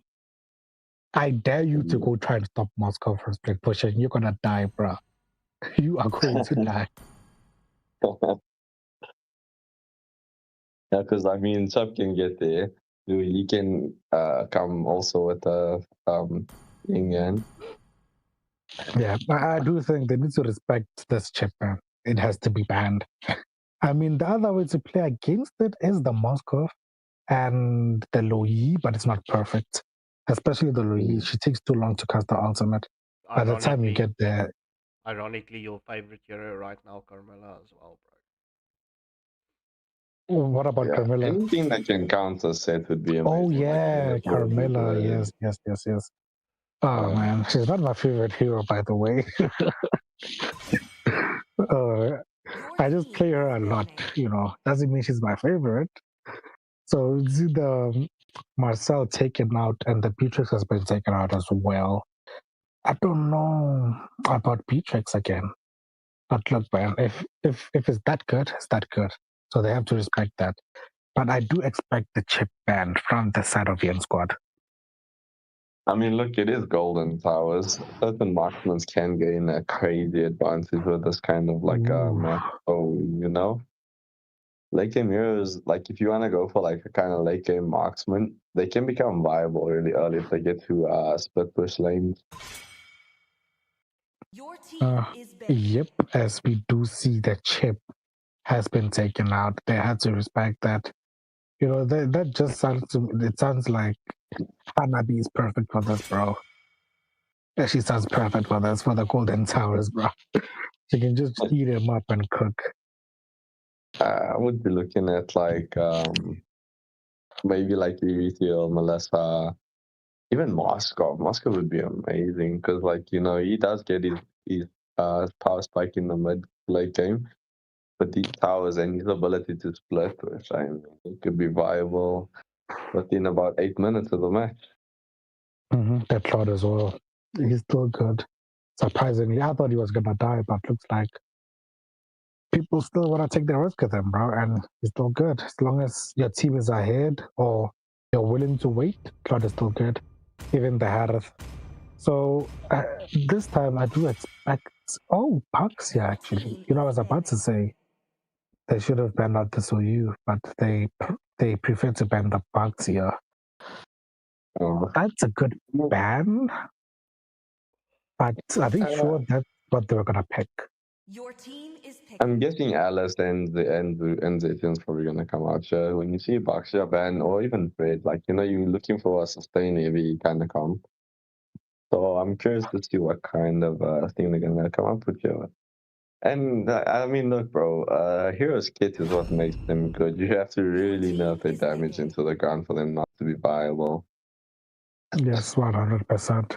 Now we see Harley first pick. Interesting. Very terrible. Very terrible. Interesting. He's asking to get counted like so bad. Will we see Miracle then take advantage of this Harley first pick? I mean, I would look to punish this immediately. Like, to use also not a bad choice into Ali. This was Tizu first. Your team is picking. So Yu is interesting. Yeah, I do agree. Obviously, we know Yu's biggest weakness is magic, but if you know how to play it, bro, you're all good. You're all good. And with the minutes alongside him, he could heal that deadly magic, So yeah, I think it is a decent pick, but the side of Yin Squad have a big opportunity here for a huge counter pick, bro. What's his name? The Phovius alongside the Kufra, bro. Just do it. I mean, it would be, and if they did decide to go for it, looks like they're fighting with the Kalia and Lucian model. Those are big choices. I actually like this. It looks very destructive for the suit. Kalia is actually not bad. Yeah, Kalia is actually not bad into an assassin. It's all about how quickly you can kill the Soyu. But right now, in the EXP lane, I think that's what they're gonna pick right now. Or they're gonna try to match the mid lane. The Eve is open, but Eve is not good into Harley. Lilia, maybe? No, I wouldn't pick Lilia. I would look at more maybe. It would be nice actually, Kagura. I don't know about her. Your team is I don't know about Loi. I don't know about Loi, man. Into a Harley. That's a bit brave, but we're gonna find out. I mean, she does have that yin yang combo. It can stun out the Harley. Your team is banning. I don't know, man. It's too risky, and I hope she doesn't keep the Purify because he's gonna be the ultimate target. Yeah, if they keep the Purify, man, it's not gonna have a good time. As we see, the glue has been banned out. The glue would have been actually very good, especially with the Louis being picked up, bro. She was gonna be an easy target. Yeah. And they do have the first pick in the next picking stage. So, I mean, the side of the Yin Squad needs to think about what they need to get out. I'd be looking at like marksmen. And the HP also hasn't gotten picked up. I would maybe take out the Paquito. Is getting banned out is an interesting choice. But I mean, Yeah. Ruby's open, Puck is open. There's monsters left available here. So I didn't take them out. Puck is not open. Yeah. It's been banned. Yeah, Oh, the I Puck didn't is see banned. Puck. That's my bad, guys. Yeah, the didn't see Ruby is Puck open there. though. Yeah, they can definitely Ruby here. I think the side of Miracle Gen, they have a good comp to play around the Ruby, especially Even with YG. yeah. Ooh, YZ, Lapu Lapu. You know what? I think they need more backline dive. They have Suyu. If they mix in the Lapu Lapu, I think it's better. But having one backline dive sometimes is not enough, bro. Because if it fails, it's kinda cooked. Yeah, pretty much. And I mean, up against the Harley, who is like pretty much the king of backline diving, you know, his ability to reposition a one fight. Ooh, Obsidia. Now, I think that's just stopping them from counter picking, right? Because Obsidia can stop Zushin from ulting, can stop Kalia from jumping, can stop the Harley from, moving around a lot. So I think they're just stopping them from counter picking, as we do see a very good backline diver here. The Black Dragon, the Yuzhong. How will they respond, man? How will they respond to this? I mean, solid choices coming out here from the side of Mariko so far. But also on the side of Yin Squad, I mean, both these draws are looking kind of spicy. You know, in the right hands, you're gonna see what will be the last two picks coming at you from Yin Squad. There's the basic choice when you see YZ normally picked up if Ovis is banned. So I like it. It's a pretty good choice. I'm not happy with the YSS gold lane though. Yeah, me too, bro. Me too, bro. I don't know how I feel about that. There's no way. I refuse to believe you're gonna do this. Bruh, if this guy locks Cushion Gold Lane, I'm going off. I mean, look, YSS gold lane can be viable if your team can give you the space. I just don't think they have the roam to do this kind of things with, as well as like the damage. It depends. Like, you needed to see who the marksman that he's going up against is. You needed to know. And Harris is looking twice. Bro, Harith is perfect. Harith is perfect for this, bro. Like, I don't know about that YSS pick. And with the YSS pick, you also need the early game tempo, bro. You need to control the early game. You need to be ahead in the early game. And for me, bro, the lineup, like, it looks equal, but Soyu is just a monster in the early game, bro. And they do have the Black Dragon that can control the objectives. So I don't know. I don't know if that's a good gamble to take playing YSS in the gold lane. Yep, I mean, against the Harris, especially, who does insane damage even in the early game. And if you win this lane, good luck with those golden towers, man. I mean, oh man, you're gonna look at a fit Harris very fast. Okay, so yeah, my prediction is Miracle Gen again. They have a beautiful draft. Backline dive, late game potential, early game potential. They're healing from Minotaur, but they also have a Kalia. But I think Minotaur is better because his alt is a AoE alt. So yeah, so let's see, man. Let's see. Yeah, well, in any case, we're into the second match of these two teams. This is the Golden Turret, so the Golden Turret does grant you extra gold, but it's also got extra HP, and it does a lot of more damage. It does a lot more damage, and it's more consistent. It's a high fire rate. So for those of you that were just wondering, and before anyone says the sheep is hacking and what again, this is what you're going to expect once you reach the mythic stages of the rank. So this will grant you with extra thingies. Thank you, babes. I just want to say something. Did General Ling literally just change his name to General Luo Mid like No. while we were like No, swap out. It was 2 swap outs. You'll see Miracle Gen had 2 subs coming in, General Luo and a fake hero.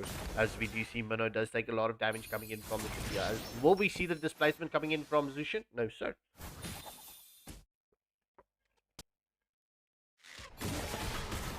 Alright, Mr. Doom with the wires, Yu Zong, right? Oh, but first blood does go in favor of the Lu Yi onto the Kalia. Kalia just slightly overextending in that matchup. It seems like Asuyu wants to get the plays onto YSS right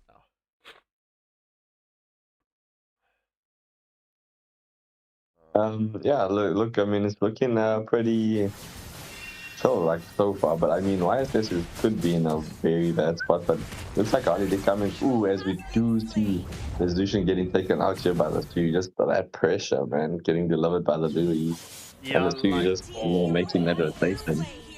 Oh, deadly magic coming in from Harley onto the Harith, right, but the turret does catch the Harley. Yeah, as we do see that the turtles are just getting taken down here, going in the favor of Miracle Gen, the two, putting in some good work again. Yeah, 100%. As we do see, Yuzong does come for the rotation onto the blue buff, zoning out the Harley, not allowing Harley to catch the blue buff. However, the result comes to the rotation as we do see the black dragon form. As we committed the Yang overturn coming in from Lucy, as we do see Suyu's trying to get the players. We do see Yuzong catches out the Harley. Oh my gosh, I need to take a breath. You see that Yuzong does get taken out here by the Kalia with the stun lock with the Zushin, That's just, it's the right scar, breathe, bro, breathe. As we do see Harith, just committed this Dangren force, will he manage to escape from this YSS? The plays are on in the Zushin. Will she get the lantern? Will she get the proc? She does manage to get the proc. The Minotaur came for the defense, but was just a little bit too late. As we do see that the Kalia does commit the man, what is it called? Tsunami Slam. Tsunami Slam, thank you. It was on the top of the tongue and the top of the lips. As we do see the daily magic does go onto the Louis, she will get taken down. That was I believe a 2-0 exchange. Yeah, agreed. And Zach, to answer your question, right? Like I said at the beginning of this match, this is the mythic featured gameplay currently on the tournament lobby. So the turrets look like this because it's the golden turrets, right? So let me just explain to you what the golden turret does again. They have extra HP, they do more damage, and they grant you more gold if you take it out. As we do see, the Mountain Charcoal has been committed from the YSS. I'm going to say this, right? It's not as easy to cast when you're sick, bro. It's like I was clutching a few coughs there because, my voice box is getting excited and I just can't help myself.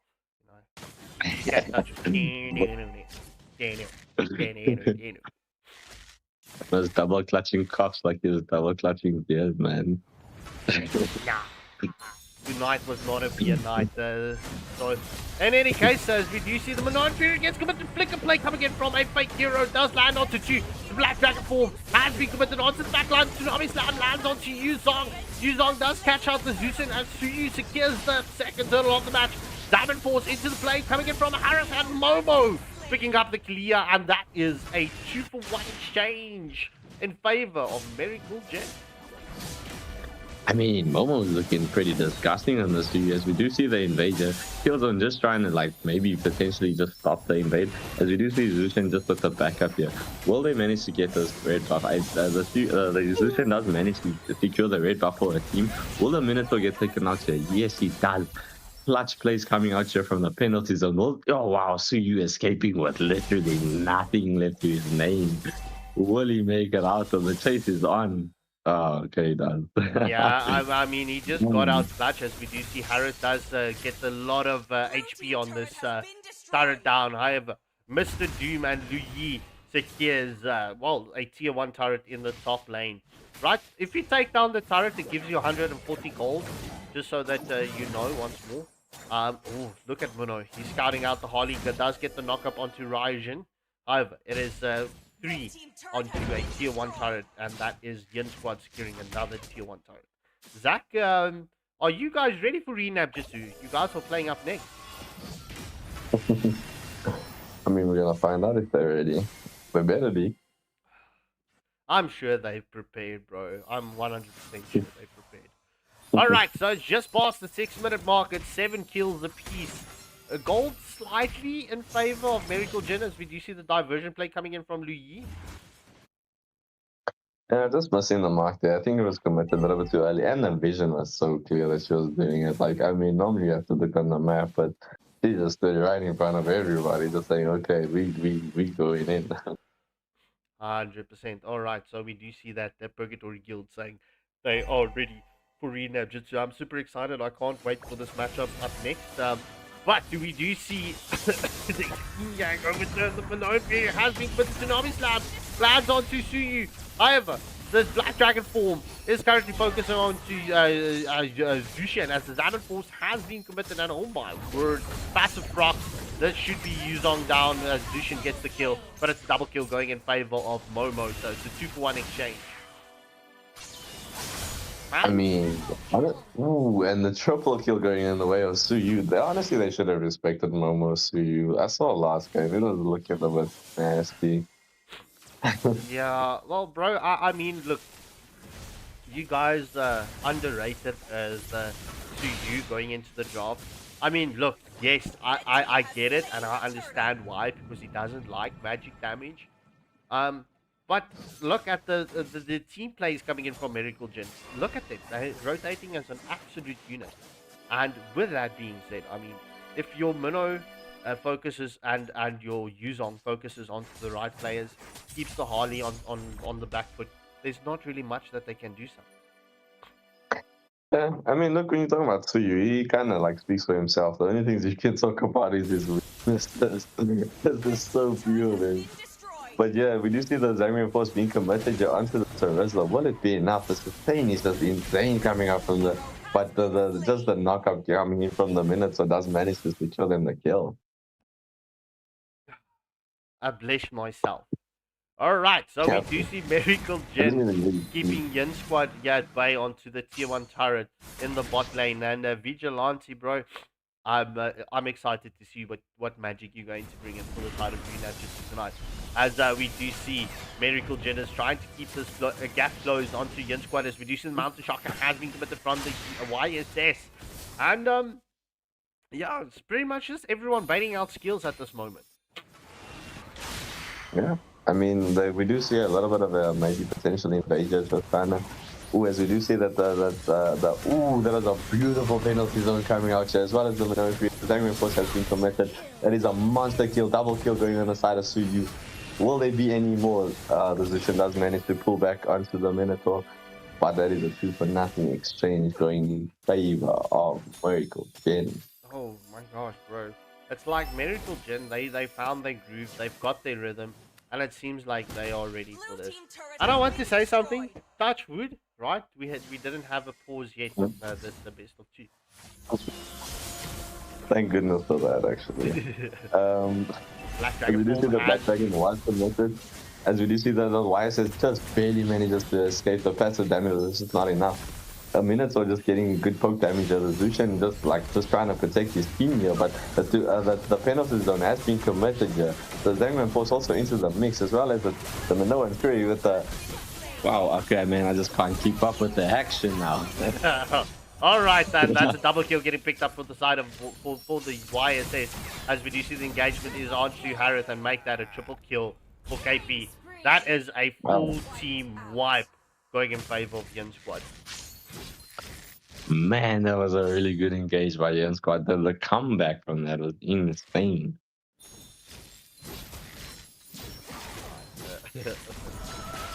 Yeah, okay, so we do see some friendly banter in between Nabjutsu and PurgatoryGuildDn in the live chat. But in any case, this first Mama Lord of the match does go in favor of Yin Squad, right? They do balance out the gold at this moment. They should just keep their groove right now. They need to bait out the Purifiers on both the Lu Yi and the Harith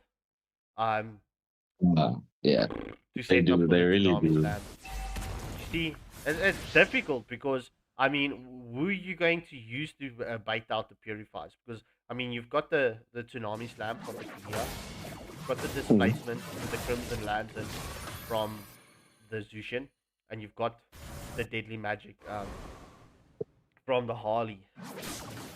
I mean, I'd probably use the Terizla and Zutin to go in at the same time to bait out those purifiers, as we do see that the penalty zone was committed onto nobody. The Black Dragon going into the mix here. The Lord does get taken down. The Black Dragon just zoning everybody out. Will we see the engagement here? As we do see the Tsunami Slam was committed, as well as the Zang reinforced into the mix. Does get the kill onto Terizla. So you managing to pick up the kill onto the Zushin. And that will be a 2-for-0 exchange. What a wonderful defense coming out here. But Harley just trading at the top lane, does manage to secure the tower. To you, will he get caught out here? Maybe a little bit of an overextension does get caught out here by the YSS. Will we see the Minotaur also get taken out? Now the pressure is off as Kalia is pushing a little bit too deep, walking into the YZ. Oh man, you know, there was just one thing that I wanted to say with that team fight. Smack that. Give me some more. Smack that. All on the floor. Smack that. Whoa, whoa, whoa. All right. I just slaughtered that song. In any case, luckily it's not the sheep slaughtering names at this moment. But in any case, that was a 2-for-2 exchange. And Yin Squad seems like they are setting up for, well, the next Lord, which is a minute away. Harley nearly opening up that back door for the side of Yin Squad, but Harley needs to be careful. Miracle Gen is like high-tailing it. They're looking for the Harley right now. Yeah, no, I mean, Ali is really causing a lot of problems, as well as this YSS actually, because now he started to come online. They let the game push on a little bit too long. You know, you got a couple of towers, managed to get that gold lead. He's chilling at 9,000 gold right now, almost 10k actually. Yeah, well, bro, it's looking healthy, right? I mean, especially for the YSS, that's exactly what they needed for the YSS, because YSS, look, is a strong. Let me say this. Let me say this correctly. YSS is a okay-ish gold lane, but if he's fed, and like you guys mentioned, if he's got the space to do what he needs to do, I mean, that's exactly where you're going to sit at with the YSS right now. He's 4-0-5. KP doing a good job with this fight. 100%, and his team is also doing a really good job just giving him so much space. I mean, the pressure is really on the gold lane in the early games, as we do see that just getting wonderful zoning here coming up to Rizla. Talia just sitting in the bush, hoping to get something here. As we do see the setup, everyone's just trying to bait out some skills. You know, this Lord Dance is looking a little bit spicy. Why is he just in the background waiting for his opportunity to commit the Black Dragon? Oh, yeah, bro. But Miracle Gen looking for that opening onto Yin Squad right now. Yin Squad still has tier 1 turrets and a tier 1 turret in the mid lane. So this will grant them that extra line of escapability, as we do see Terizla gets caught out by the Yin Yang overturn from the Lu Yi. Oh, Momo takes a lot of damage. We do see the first phase of the Mountain Shocker has been committed. Diamond Force is into play coming in from Harris. The Mountain Shocker has been committed. It does land slightly onto the Suyu. Why is this trying to get that wraparound play as Lu Yi gets another Yin Yang overturn onto the Zushin? Oh my word, golly gosh. Whisper Briskets as Miracle Gen is trying to get the plays and continuation onto Yin Squad. This should be an uncontested Lord in favor of Miracle Gen. And the Toxic Nemesis, that, I believe, is the captain from Purgatory Guild. Or a member from Purgatory Guild. One or the either. Either, neither, or either, neither, more. Not you just exposing the chatters, yeah. Miracle Gen definitely securing the last 2 year 1 turrets. Look, Yin Squad still has the map advantage. They need a lane synced out of sync to get the defense up and running for them. I mean, it looks like they're planning to apply like a lot of pressure here into the mid here, Miracle Team. We're gonna see what happens. But I would think that they are just trying to. Oh, they did clear the way though. The sync is gonna be off, but the bot lane is managing to push the Terizla. Is there for the defense? Will this be a wasted load? I mean, it's kind of looking like it. Well, let's see how it is going to play out. YSS does commit the first phase of Mountain Shocker. Dog is looking to hightail it onto the YSS. Who's going to win this battle? Oh, Mountain Shocker does land onto the Yuzong, but this YSS is just sending a Miracle Gen on a detour of the map, right? Saying, look, this is not the route of our base, so please follow me. What a beautiful chase. Yeah. I mean, yeah, he bought his team a lot of time as we do see Harley manage to pick up the kill onto the sea. What a lovely pickup coming out there from this Harley. I mean, the defense, yeah, coming out from Yin Squad is beautiful, actually. Like, good distraction. Loki, I think this might be a draw match, bro. If Yin Squad can continue what they're busy with, right, they can actually get the draw up here. 100%, 100%. I mean, it's really anyone's game. They just gotta like hold on to this pressure and hold on to this little bit of lead that they've built for themselves, you know, and just go for it, man. Yeah, well, we will see how it plays out. I mean, the next sword of the match is up in the next minute as we do see Terizla get scored out once more. Monster kill getting picked up from the Harley. However, Tempest Sky and a lot of hot water as we do see Raise the Vendetta does get the kill on Kalia, but oh my word, it's unstoppable and unstoppable. Crimson Lantern has been committed as a double kill currently for the YSS and make that Ethereal Eclipse picking up a kill onto the Harris. That's a 4-for-2 exchange going in favor of Yin Squad. And oh my word, GG. Oh man, this YSS made me eat my word. I mean, I didn't knock it hard. I just, you know, I just did say he did need the space, but I mean, he is cooking. The outplays that I just saw there with that frozen crown was so nice. So Merlin, don't be shy. Sing along with me, right? Here we go, Grippy. Here we go. Here we go, Grippy. Here we go. Pop, pop.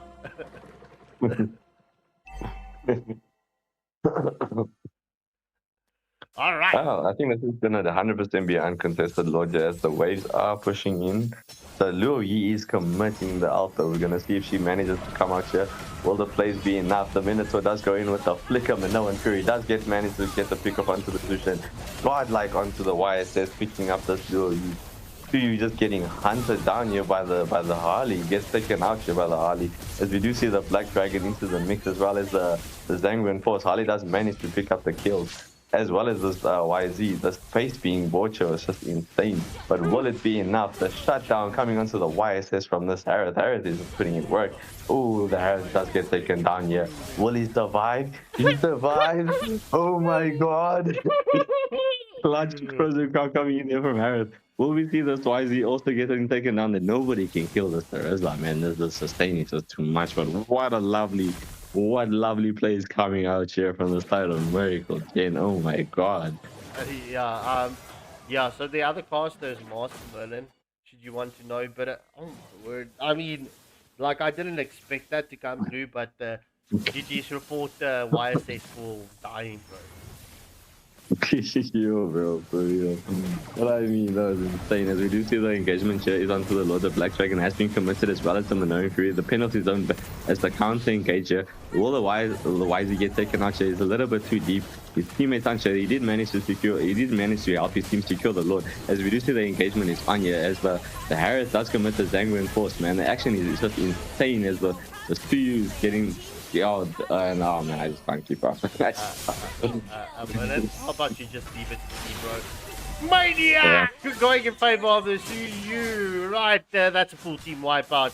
This should be, and this will be, GG's well played in favor of Miracle Gen. Yin Squad, this was a this was a good form of play coming in for the second match. I'm tipping my hat to you guys, especially onto that YSS. GG's well played, but the Miracle Gen taking this match in a clean sweep fashion, 2-0, so they get the full 3 points. All right, ladies and gentlemen, MVP goes to KP with the YSS, and the MVP goes to a fake hero with a Minotaur. So, without further ado, ladies and gentlemen, I'm going to get our pause screen up and running as I'm going to set the lobby for the main event of the evening. It's Nabjutsu up against Purgatory Guild.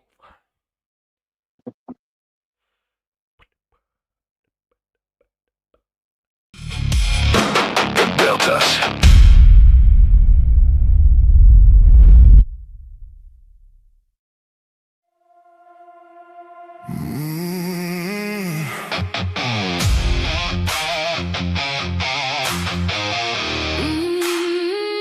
Blue lights, Black sky, AFL.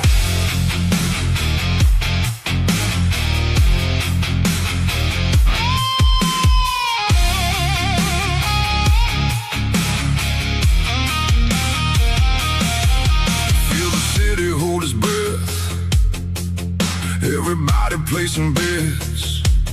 32 names in the dark, 32 flames waiting for a spark.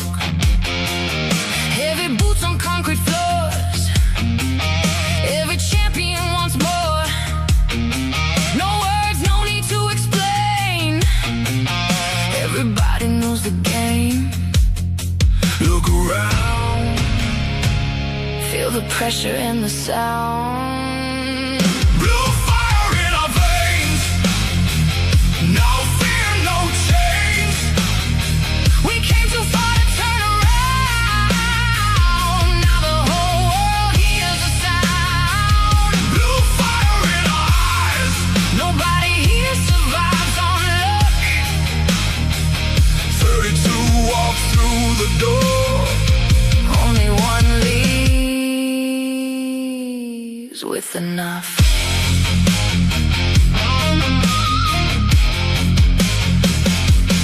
Late nights built this legacy. Every scar became a memory. Every loss became a lesson. Every win became a weapon. See the banners in the blue. Every dream coming into view. One more step, one more climb. Everybody wants this night. In time, Watch the legends come alive. blue fire in our veins. No fear, no chains. We came too far to turn around. Now the whole world hears the sound. Blue fire in our eyes. Nobody here survives on luck. 32 walk through the door. Only one leaves with enough.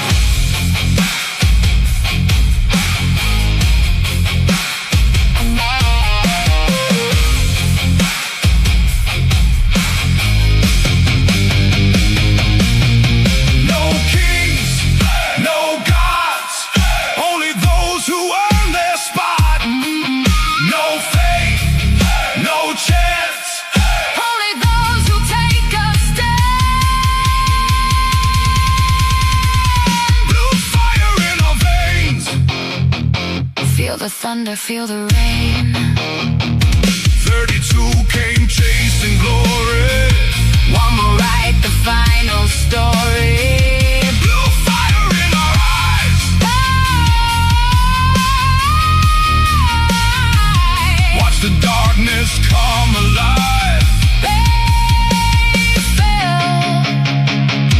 Tonight we rise.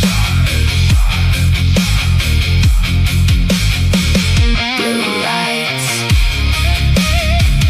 black sky. AFL.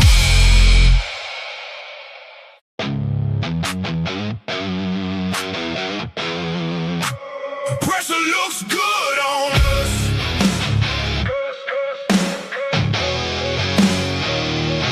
Good on us. Good on us. Pressure looks good on us. Watch us turn it up. Yeah. Yeah. Everybody talks about pressure like it's something to survive. We treat it like fuel every time we arrive. Big stage, bright lights, whole crowd holding their breath. We don't get nervous, we get dangerous instead. Look, pressure made the diamonds, pressure built the scars.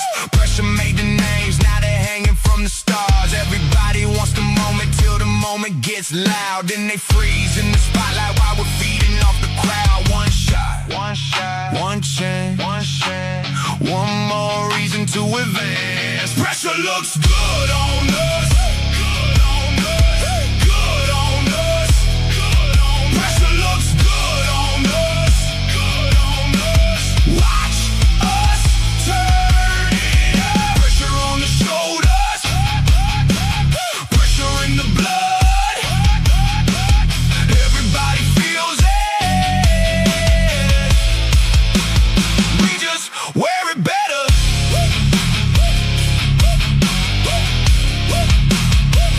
Yeah, heavy expectations, heavy weight to carry. Funny how the strongest ones never look worried. Every round gets tighter, every match gets rough. Everybody says they're ready till ready ain't enough. Whole bracket under tension, whole room on alert. One mistake changes everything, one mistake can hurt. But we've been here before, that's the difference in the end. Some teams meet pressure, we introduce it to our friends. No panic, no panic, no fear, no fear. This is why we're here. Pressure looks good on us. Good on us. Good on us. Good on us. Pressure looks good on us. Good on us. Watch us turn it up. Pressure on the shoulders. Pressure in the blood. Everybody feels it. We just wear it better.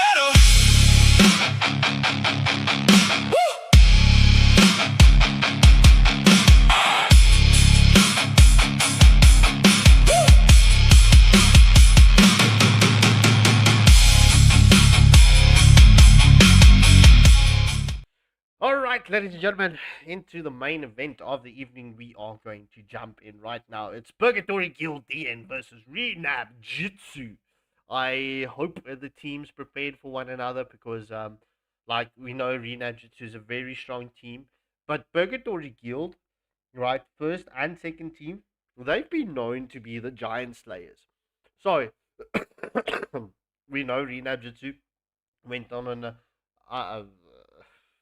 an incredible win streak, not losing in the seeding phases. So the question is, will Purgatory Guild be able to take their undefeated streak right now? So without further ado, ladies and gentlemen, we are going to jump into the drafting boys. Yes, sir. I mean, honestly, I hope Purgatory wins this match because the amount of trash talking that I've been seeing in this chat has been wild. So, we gotta back up those strong words. Let's go.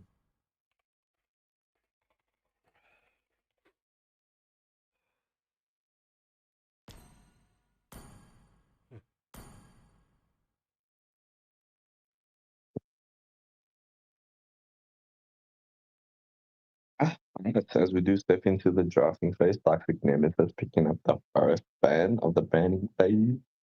Probably going to be something generic, Marcel, Lucian, maybe Freya.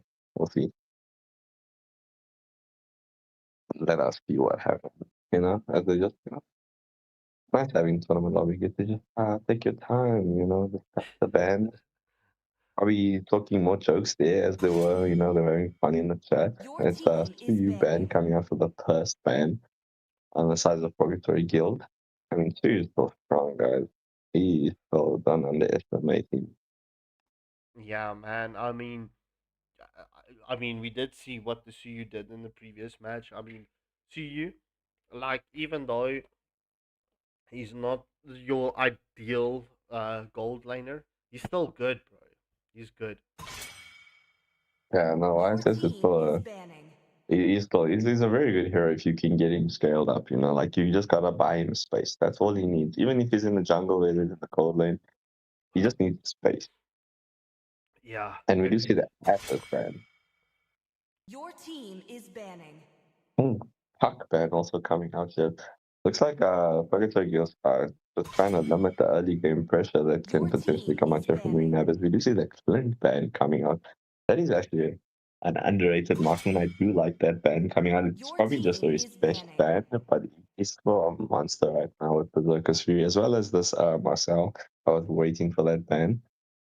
I'm surprised it's actually on the side of Purgatory since their first pick, but you never know, you know? Maybe they have an idea. Lucas band, definitely respect band, also coming out here on the side of Purgatory. I mean, Lucas was putting in work last time Purgatory showed up. In the seeding stage. But yeah.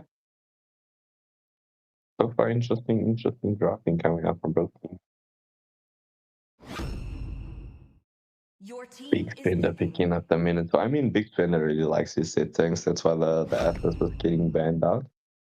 Yeah, no, that's one of Big Spender's favorites. Is followed up by Crackduster and Harris. Crackduster has a very nice Harris. Vigilante just kind of trolling me. Just showing the Nana on screen. I'm guessing they just need a moment to decide on the actual mage that they're looking at, or actual potential pick that they want to steal up. I mean, Ruby is open. I would not be leaving that open for much longer. They do decide to maybe potentially pick up a Sushan or Zetian, yeah, being shot. Oh, and it's like Kali. Solid pick coming out here on the side of Renab. As we do see Teresla being chosen, well, being shown on the screen. I would say not a bad choice. Penalty zone can be very frustrating, but here's even one better. We can counter the Harris here. It is the Muntata as well as Pride picking up a Thamus. That is an interesting pick. I mean, we did see a Thamus cook earlier. Well, they did lose the match, but Thamus himself wasn't doing too bad at all. and being chilling, just picking up the Zetian pick, taking it out of the hands of Nabjutsu. I wonder what will be the response here from Vigilante as he's picking up the last pick of the first drafting phase.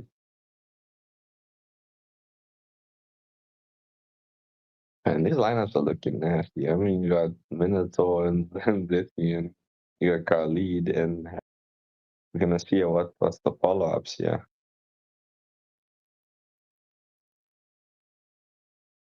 But I must say, it's very good set potential on the side of Purgatory, but the utility was picked up by Renab, which is a common counter for set tanks. You want to go utility if you see a set tank. So we're a very good one is Khalid. As we do see Hashball picking up the Leo mode, who is still really, really good, you know, especially into this kind of lineup. I think he can do really well.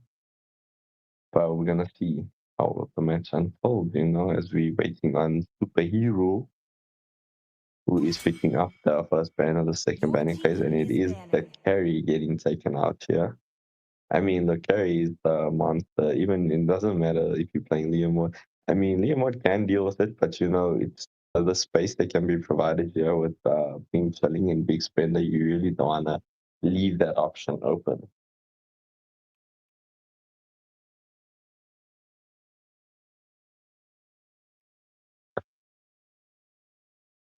And it is Toxic Nemesis, you know, just chilling, taking his time, deciding what to ban.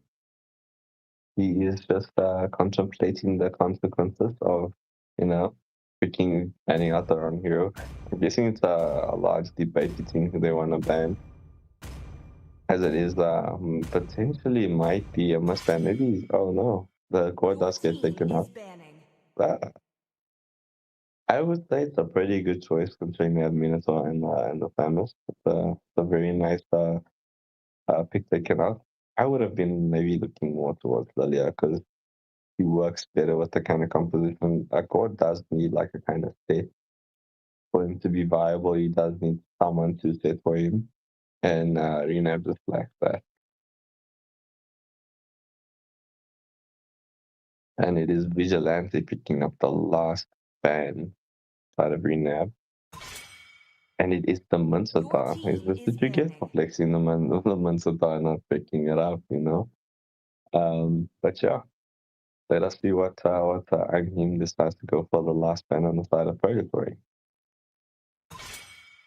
It will be the Zushin. Solid choice. I mean, Zushin and Khalid make a devastating combo. Plus, is normally the answer to Zetian because they're both meta. But I like Eve more into Zetian. She just the real world manipulation just gives you time, even if the Fear of the Phoenix does come in. The barrier from real world manipulation is really good. It's like especially when there's a hair.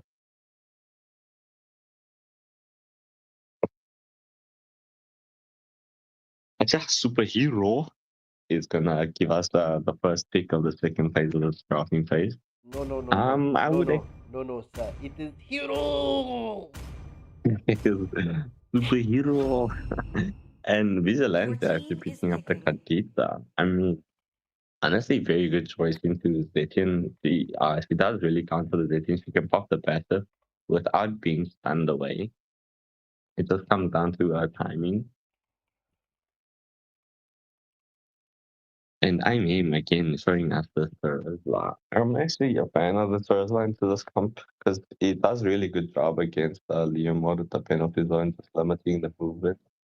Even the Harris is a good tool for just poking out that Purify. But we're going to see. As we're also waiting for Toxic Nemesis to decide, I think the Thursday will most likely get locked. It's looking pretty certain. As he's playing on the zero, and potentially Retail, who's also been really benefiting from the new Berserker Fury. And she just has the ability to kite so well, considering she can move around, inflicting massive amounts of damage. Potential Yu Zong being shown here by Superhero. I like the Yu Zong. I think I would go for the Ruby rather wise. I do, because I do feel like they have more than enough backline dive here with Liam Ward, Kadita. They can all backline. I mean, these guys can all just dance around the map coming at you on the side of arena. The mobility is insane. But we're going to see what happens as we move on. So far, I'm liking both teams' draft. I can't really pick a favorite. I mean, it's pretty evenly matched, I would say. Don't you think, Mr. Scott? How do you feel about the two drafts? Well, look, the drafts at this moment, it's I'm sitting on the fence, right? On the one side, I want to say I'm favoring Nabjutsu a little bit more, but Purgatory Guild, they've also got a strong draft. The thing is, and it's going to come down to how will the gold lane be able to keep up against this Harith. Look, like Irithel, she does have the mobility. Yeah. And as well, it's also going to come down to if Purgatory Guild can keep Nabjutsu at bay, because we know Nabjutsu likes to go super aggressive. I mean, 100%, 100%. And I mean, they drafted for this early game aggressive, looking at the Khalid already scoping out the blue Leo mod. I don't know if you walk too far, if the plan was just to just immediately invade into the small creep here that's being taken down here by the Thamus. It's like the team's rotations are actually kind of spot on here, going for the new rotation. I mean, I have to say this is very refreshing, because this is the first match that we see both teams is with the patch right now. Yeah, 100%. I mean, yeah, I do definitely think Leomord is going to come and try and steal the jungle at level 1, which would have actually been a good play if Thamus wasn't on that side. But yeah, the mid lane pressure that's coming out here from this Khalid is going to be insane. We're going to see as the match continues, Yeah, as we do see Big Spender is currently keeping Pride super safe on his jungle, not allowing Nabjutsu to come in and invade onto the jungle. So beautiful play coming in from the minnow right now, just keeping Renab out. So it's going to come down to who's going to get the first gang to get the advantage. Yeah. I mean, honestly, the only reason that Minnow is able to do what he's doing Ooh, as we do see the engagement shown to the Khalid has to commit a flicker is because they're just a mid lane. You know, Khalid is not really good for invade, so he doesn't have that support to just go for it. Like, I mean, Kadita's got a lot of burst potential. So, I mean, you need to be respectful of the Kadita, and especially Vigilante on this Kadita, because I know Vigilante can cook with the Kadita. So, let's see how this plays out. It's the first turtle of the match being started up by PurgatoryGuild. As we do see Kadita coming into the play. As we do see the Black Dragon form has been committed. Farmers gets the retribution onto the turtle, and first turtle of the match goes in favor of PurgatoryGuild, but the first blood goes to Superhero as Yuzong gets the kill, and that's a 2-0 exchange going in favor of the Nabjutsu. I mean, brilliant plays coming in there. Like the counter engage coming out from Superhero and Super Rama. How do I say that? Rama Train. Was beautiful there. Like just taking advantage of the early set from this well, the early push coming up from this big spinner. But will we see this invade here come through? As we do see that the Phantom Seed has been committed. Ooh, but the damage is just not enough. The Phantom Seed does manage to take down the Samus, and the little creep has been stolen. Yeah, Erithal just in the bot lane getting a kill onto the Harith as well. So it's 1 for 3 at this moment, as we do see Green Nabjutsu's looking at an opening onto the invade here on PurgatoryGuild jungle. As we do see, they do start on the Horned Lizard. Will I'm him with the Terizla be able to get the super penalty zone? We do see Thomas is currently just focusing onto the blue buff, so that's a successful jungle invade. Yeah, and I mean, the small ones is what you want. You don't really care about the blues and the reds anymore. And now that Kadita's level 4, the invades can definitely happen, you know. It's just in the early games, you can't keep that same pressure. Because now you have to be like, oh, the thing's going to burst me. 100%.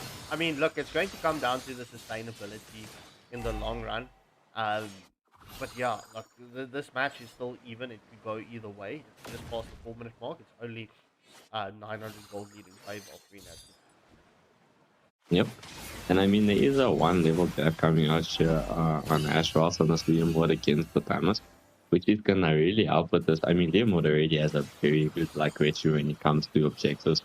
So Thanos doesn't work out here for him. As we do see the engagement here, just the Minister is trying to buy the space here, just trying to get onto this thing, but the Leomord does manage to get to the turtle. The Manon Fury was committed, as well as the Black Dragon here coming out, the Sanguine Force as well, just doing so much damage. The Leomord does manage to take out the Terizla, as well as I'm him falling. That is a 2-0 exchange, and the turtle going in favor of Green Nabjutsu.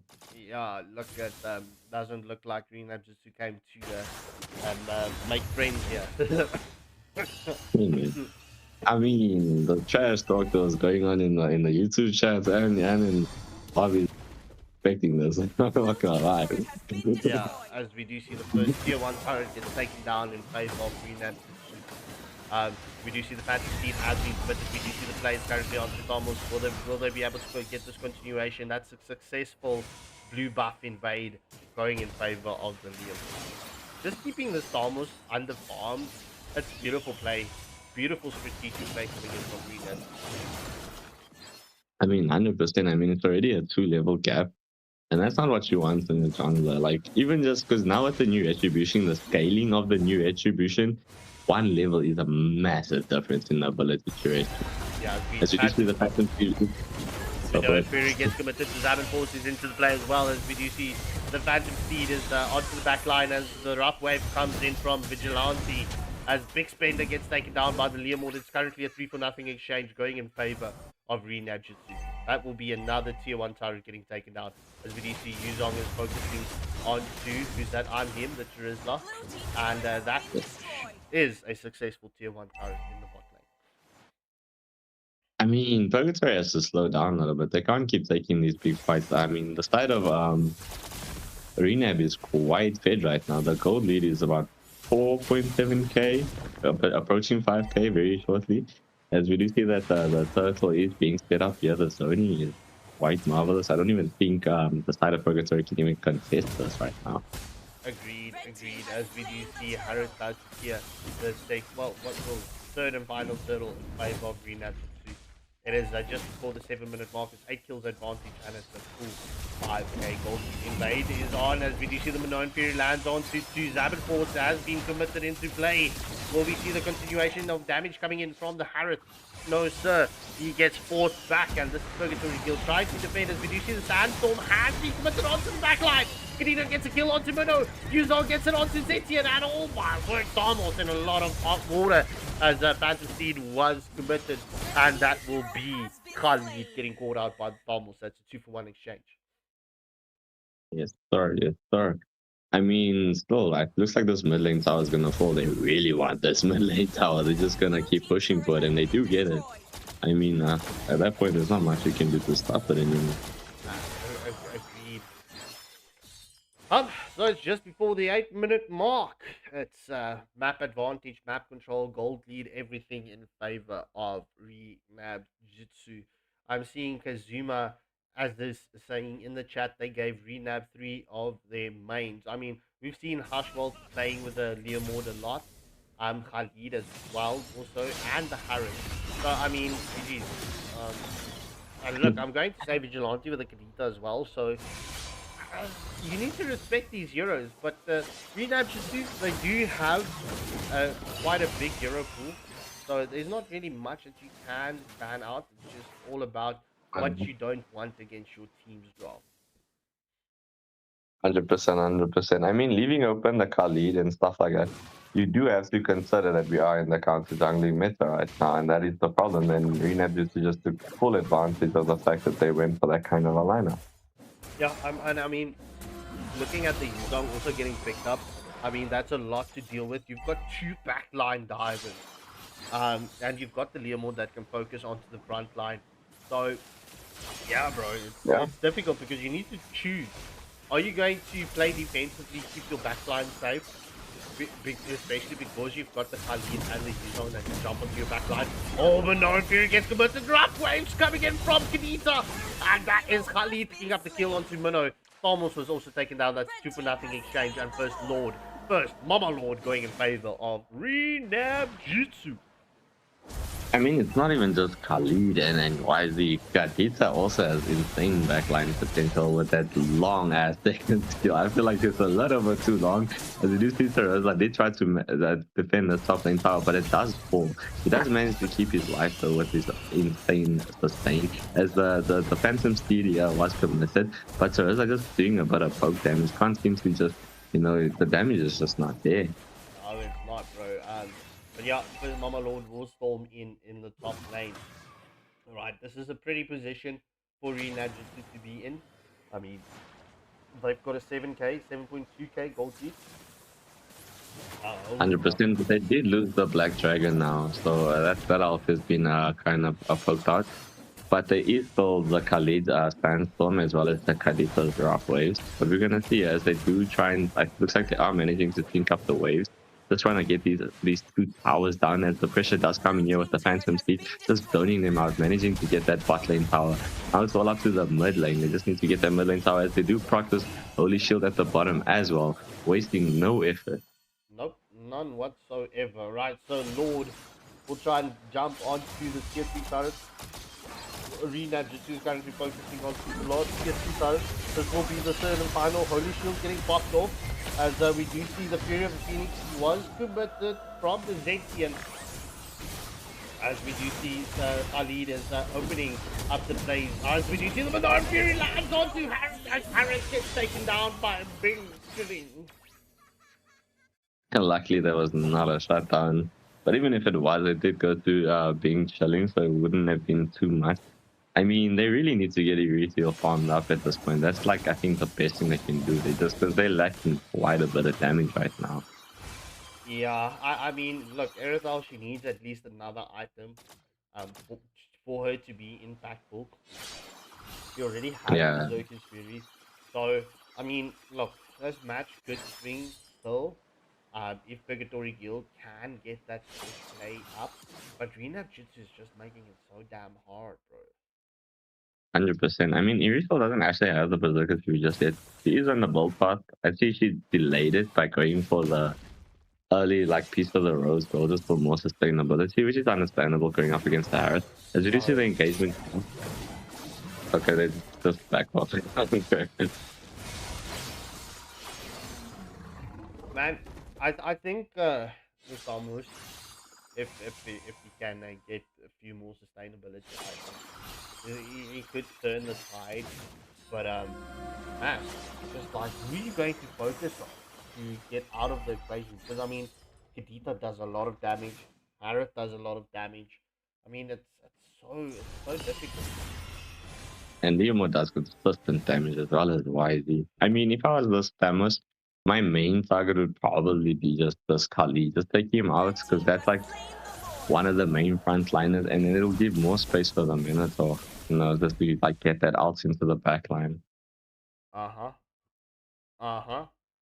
the way. I like it. I mean, that's Thamus' job. Mounts the tanks. All right. So it's going to be at the 13-minute mark. Nabjutsu, the Takia, the second lord of the match, and that they are looking at getting this match ended. Yeah, I mean, looking pretty juicy right now. They are trying to sync up the waves. The top lane wave did get a little bit pushed in a little bit too deep. But Harith is in here just trying to. I think the imbalance is actually intentional. Just a bit of distraction so they can get in here in the mid lane. Agreed. As we see the rough waves getting committed from Nikita, as Manon Fury gets committed, Big Spender does land on two speeds, and we do see the Sandstorm as a follow-up. Make a kill currently for Ashwell. Make it the double kill. That's a mega kill coming in from the Yuzong as well, and he gets shut down by Bing Chilling, and Nabjutsu is focusing on the Nexus. And GG is well played. Takes his first match. Quite a dominant match. Yep. Pretty dominant, good good showing of excellent counter jungling strategies coming out here. Very nice showing from both teams actually. Yeah, MVP going to Hushwell with the Leomord 5-0 and 9. Alright, so let's not delay this longer. I just need to get my things just sorted out. Just give me a second. I mean, no problem. I mean, guys, if you're watching the streams and stuff, I mean, if you haven't noticed, most of the early game comps are winning these matches for a reason, because we are in the early game meta right now. You want to counter jungle, you want to get these objectives. It's you don't want to struggle. You're waiting for late game is most of the time not even enough. Alright, so without further ado, ladies and gentlemen, we are going to jump into the drafting phase right now. Oh, yes, Arena just having a little bit of fun now with us, these casters jumping into the bench. Maybe they want to warm up their voices for us.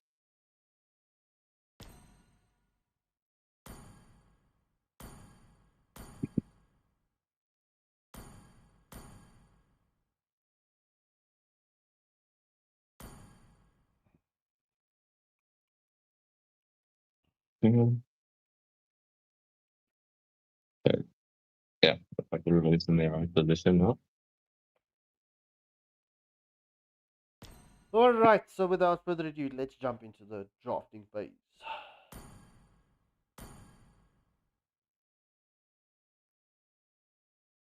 It looks like the teams took out that we can swap the first pick here, as we do see Vigilante is having the first ban of the match here. Let us see what the strategies come out. I don't think there'll be too much change in the ban coming up from Rehab, since they did take that game in a very dominant fashion. I doubt there was anything that actually made him struggle. Maybe the Minotaur might get banned out.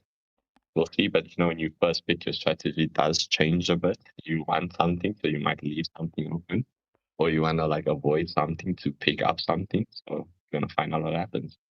Something, man. Something. Yeah, it's about the something.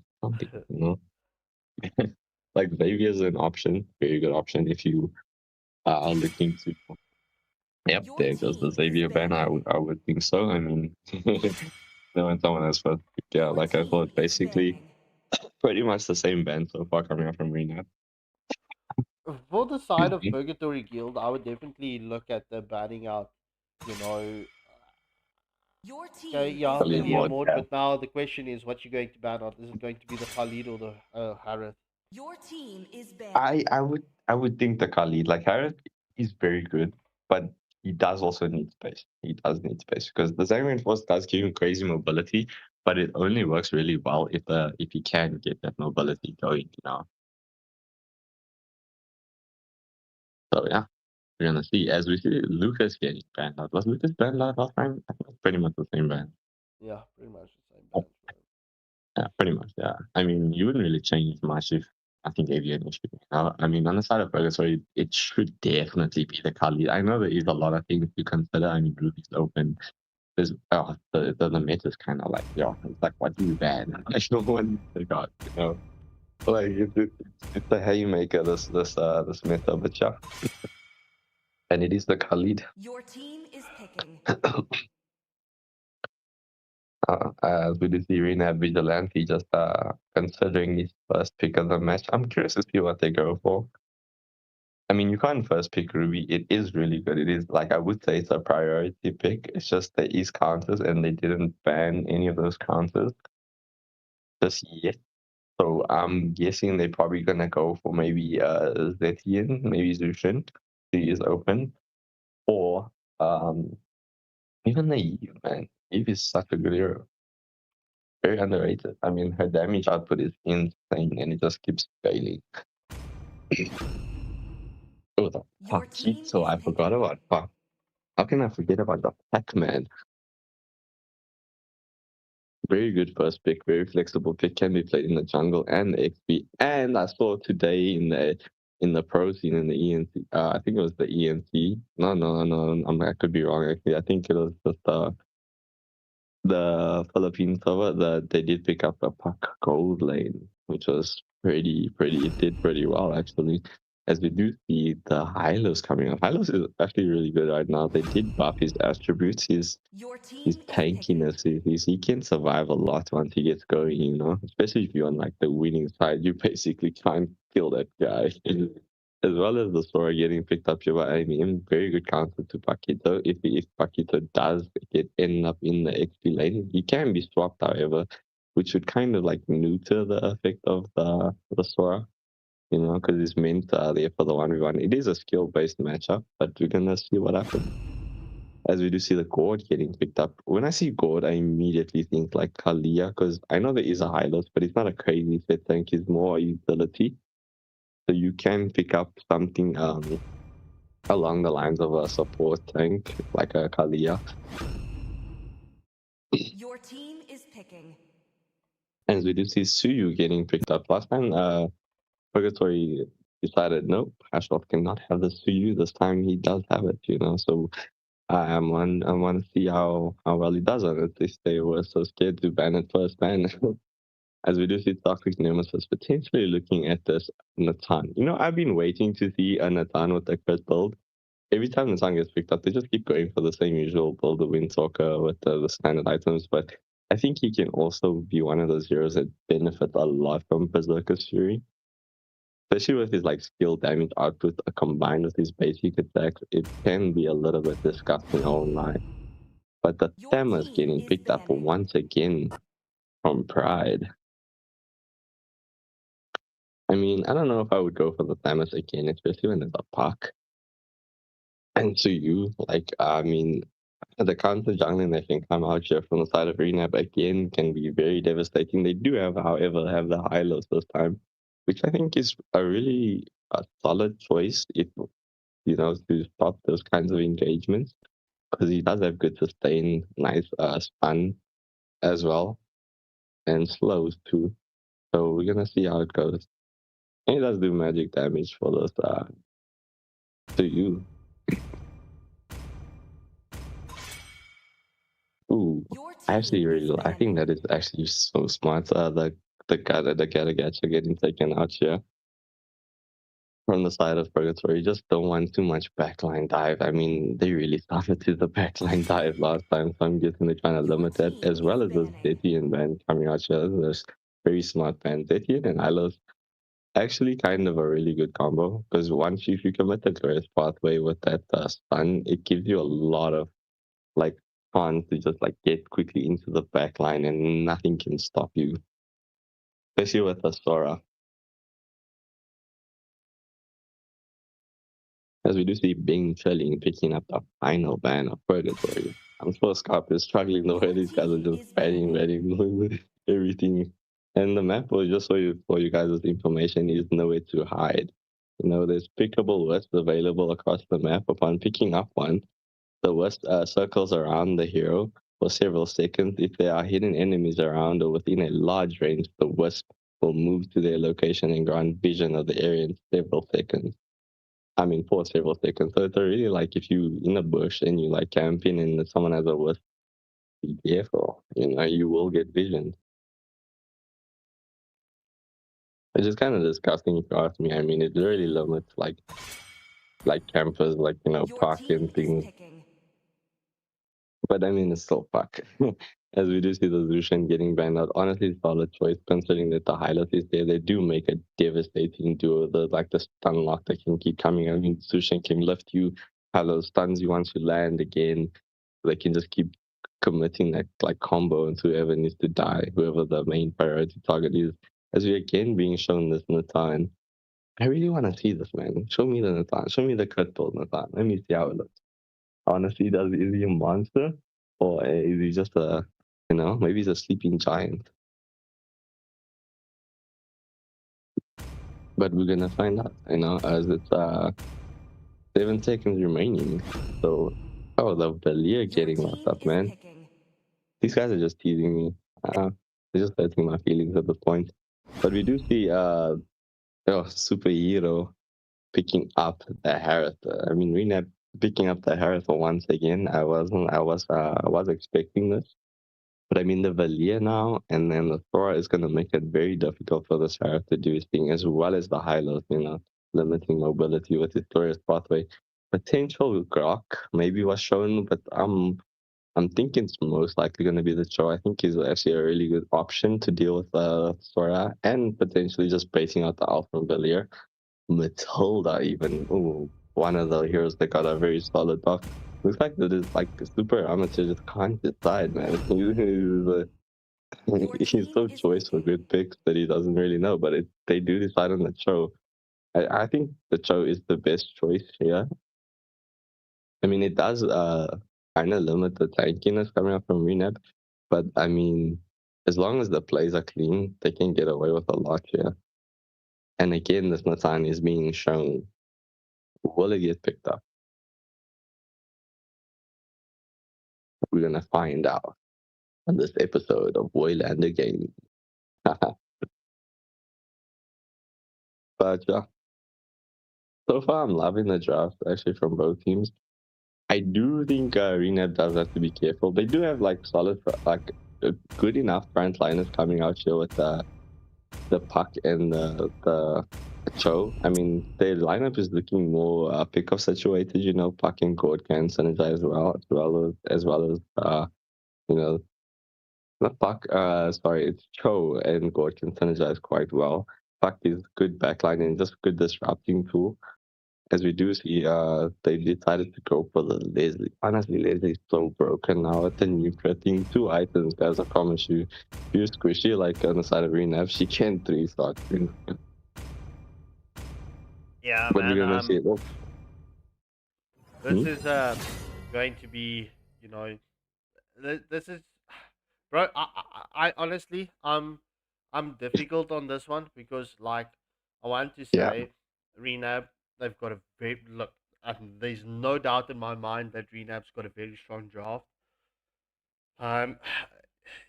For me, the Leslie against the Harith can close that gap real quickly. But I mean, if Leslie can keep the Harith at bay, it's going to be difficult. I mean, you've also got the Hylos and the Sora. So, you know, Purgatory Guild, they've also got a very strong draft. It's difficult to just say, all right, I'm favoring this draft because of this, because the other draft has got a nice counter. Oh, but look at this. Like, Paquito, who is forced the flicker very early. Sora nearly catching the Paquito. That's crack getting sent back to the base. Yep. just predicted that wave cut coming out from Paquito. I mean, it's very easy. Like, I would recommend these days, if you really want to wave cut with Puck, I mean, everyone's expecting it. Just wait for the second minion wave to do it, and then you cut. Because you're still gonna benefit from the same idea. As we do see that, just a little bit of poke damage coming out here from Cho. But yeah, I mean, look, the problem here is gonna be how does Renab go against so much frontline? I mean, there's Valia, there's the Thamus, there's the Hylos, there's the Sora. Like, it's the frontlining potential here is crazy. Yeah, that's good. But the Valor just needs to be careful with his pushback, especially if you've got the likes of the Sora trying to get a setup.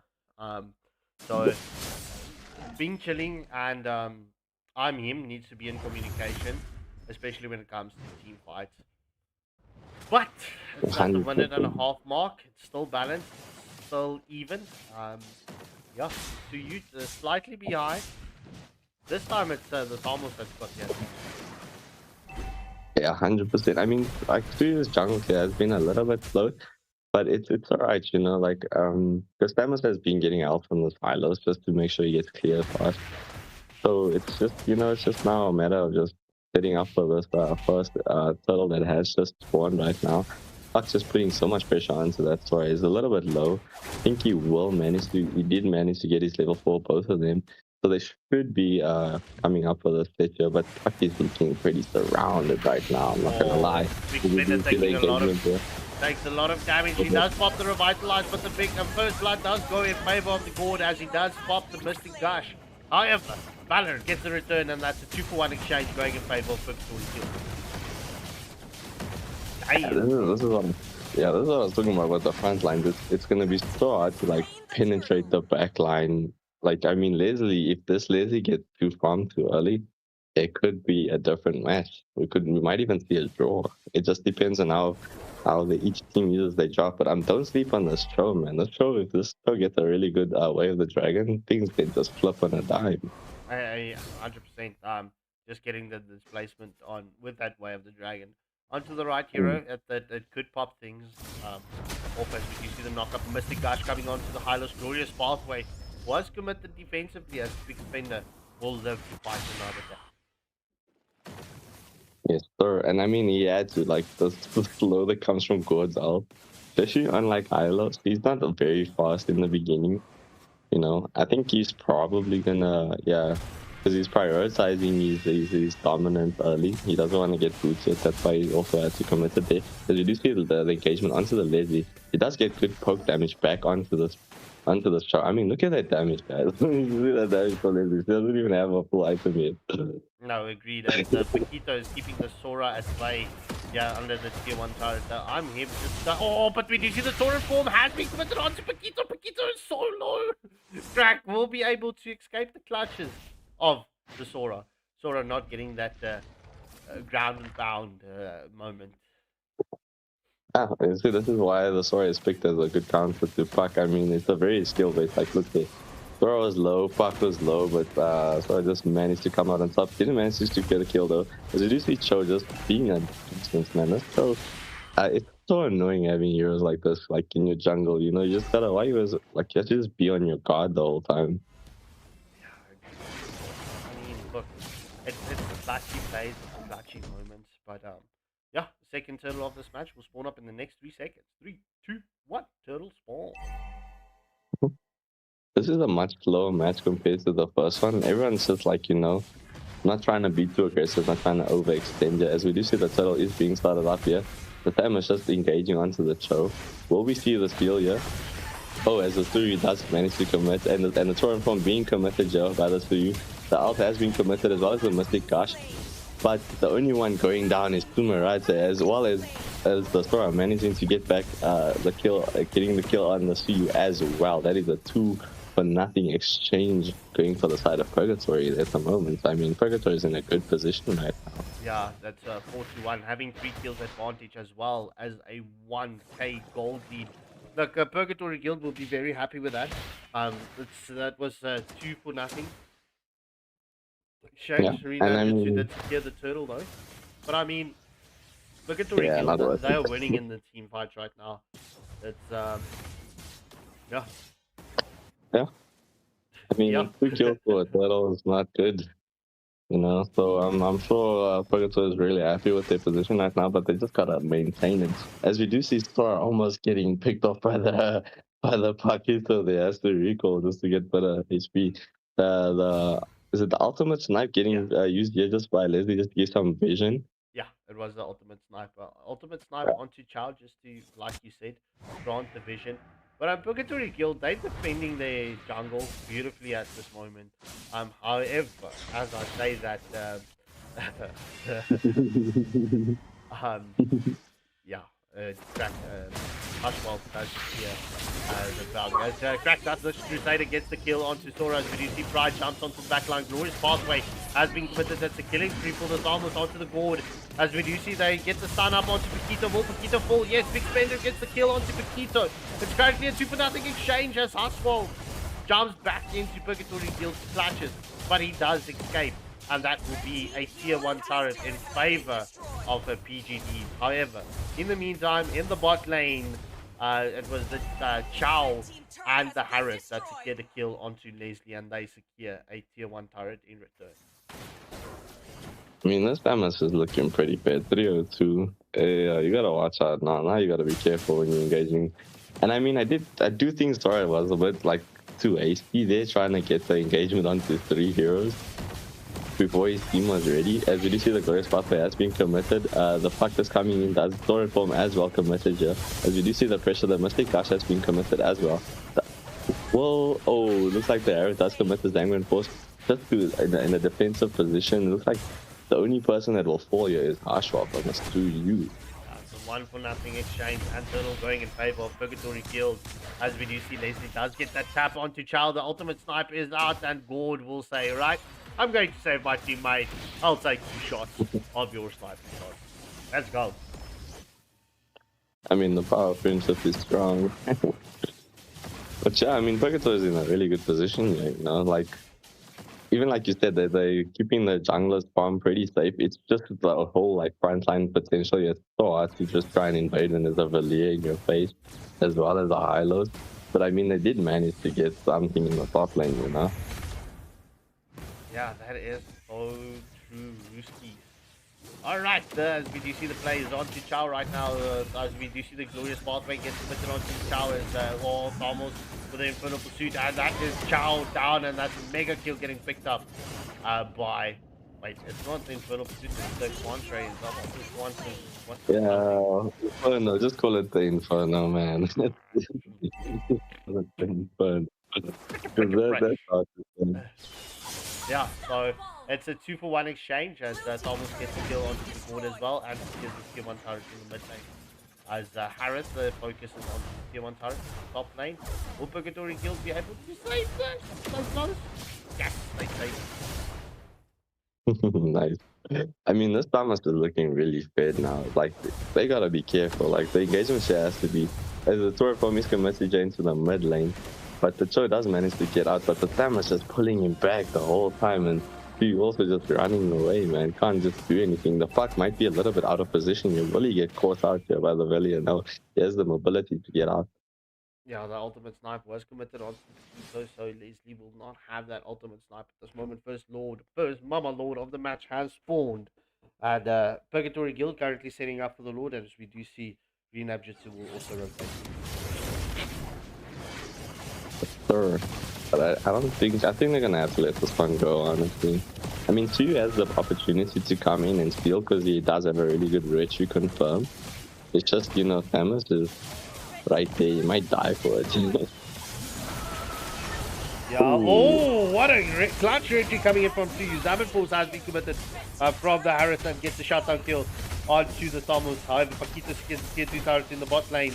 And the continuation from the team fight comes in. It's a 2-for-1 exchange at this moment. Way of the Dragon lands onto I'm him. Will Sora get caught out? No, sir. Sora survives, and Paquito is in the base pulling the minion waves. Crack will more than likely be able to get out. Yes, sir.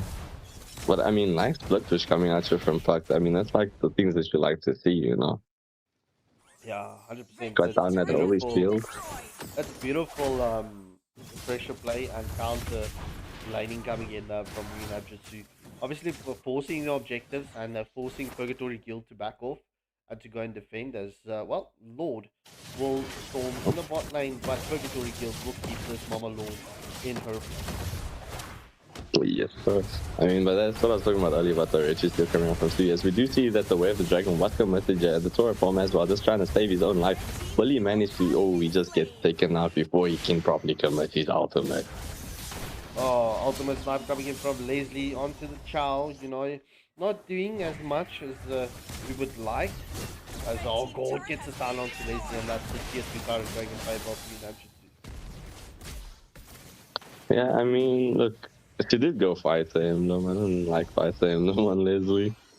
Because I just feel like she lacks a little bit of damage with that. You know, it's better to go for the assassin because penetration converts into crit damage with Leslie. Almost gets the kill onto Paquito in the bot lane, just trying to get the minion wave through, but realizing that Nabjutsu will be on the hunt for him. Man, I have to say, I'm loving these Naruto turrets, bro. Yeah.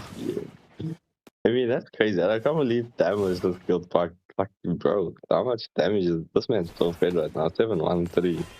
Because Puck has a lot of damage. Valid, bro. Alright, so it's at the 12-minute mark. It's currently 4 kills advantage in favor of Purgatory Guild. Ultimate Snipe gets committed onto Vigilante once more, just to grant the vision. The next Lord of the match will be up in the next 30 seconds.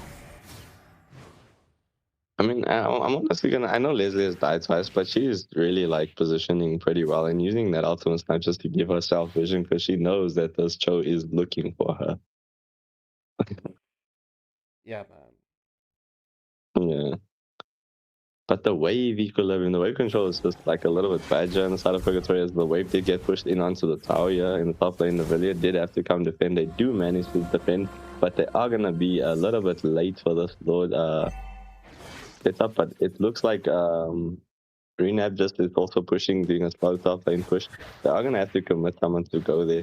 But they are a little bit late potentially for this Lord engage. But will you make it in time is the question. Oh, no, that's the second Lord of the match has been taken by Purgatory Guild. As we do see the Mystic Gush has been committed from the Gourd. We do see Suyu does jump onto Big Splendor. No one onto the back line just yet. As we do see Sora does commit the Thorin form. Suyu does get to pick up a double kill as the Thomus and the Hylos was taken down. Oh, what a way of the dragon lands onto him! But Sora is able to escape the harm of Nabjutsu. That's a 2-for-0 exchange going in favor of Arnab. I mean, brilliant trade coming out here. Like, I mean, they thought they couldn't get the Lord, so they said, you know, we got to take this team fight just to make it a little bit easier for us to defend and maybe even push. Like, look here, they're just getting quite a bit of damage as we do see the Mystic Gush has been committed here onto Sora. Does get him quite low, but they just want to get this mid lane tower down. Yeah, beautiful push coming in from Renab. Getting taken down as Glorious Pathway gets committed from the Hylos. Will we see the opening coming in onto Purgatory Guild as Paquito is keeping the pressure onto the top lane. Ultimate Snipe lands onto the Paquito as the Chow will say, alright, let me eat 2 of the shots. Thank you, come again. Yeah, I mean, oh man. It's like, I don't know, the ball is a little bit weird. I do understand the Sea Halberd. I do think she just needs to go straight for the burst, you know, like, I think they have more than enough they do have enough anti-heals here with the Valia and the Hylos, you know. Yeah, that's a bit overkill. I'm going to agree with you there, but I mean, it's tomato, potato, right? Yeah, I mean, if she had Endless or AD, like, she'd be doing quite a bit of damage, or even the BOD, you know. But yeah. Tom was getting the kill onto Paquito. Glorious Pathway was committed. That's Paquito down and out for the count. It's been a good defense coming from Purgatory Guild. Lord after Lord after Lord. So, let's see if they can get the tide turn here. if anything else, right? I believe the next Lord is going to be the final Lord of the match. We've said that a lot. But I mean, yeah, I mean, look, Purgatory did have the early game advantage. It's just, you know, it literally just takes one team fight. I mean, they lost that one Lord, and then the subsequent team fight afterwards, and the game just flipped so fast. As well as the decision making of trading, the split push coming out from Puck. It's just, you know, very good decision making coming out from Rena, but great showing also from Purgatory. Yeah, you got to give them credit, bro. You 100% Yeah. got to give them credit, just like you did. So, alright, tier 1 turret getting taken down finally in the bot lane, but the Lord is up. This is the 16-minute Lord, as we do see. Renab does start the Lord, but it will reset. Obviously, they were waiting for a set to come in. Or Sora jumps into the Suyu. As we do see the Thorin form does catch 3. Glorious pathway gets committed. However, the Mystic Gushers into the play. It's killing spree in favor of the Suyu as the Diamond Force have been forced into play as well. Double kill. Getting picked up by the Suyu. Will we see a triple kill? Oh, Harris steals the kill onto the Thamos. The Cracker forcing Bing Chilling back to base, and the chase is on. And well, this could be an ending angle here for Nabjutsu, having a 3-0 exchange. Yeah. I mean, this part is so annoying this game. I mean, he pushed mid lane while the fight was happening. He came back to the fight and did so much. As we do see that the lock is onto the base here. The Mystic Gush has been committed, but there is just no defense. No, sir. Well, GG's well played. The Nabjutsu remaining undefeated in the AFL tournament.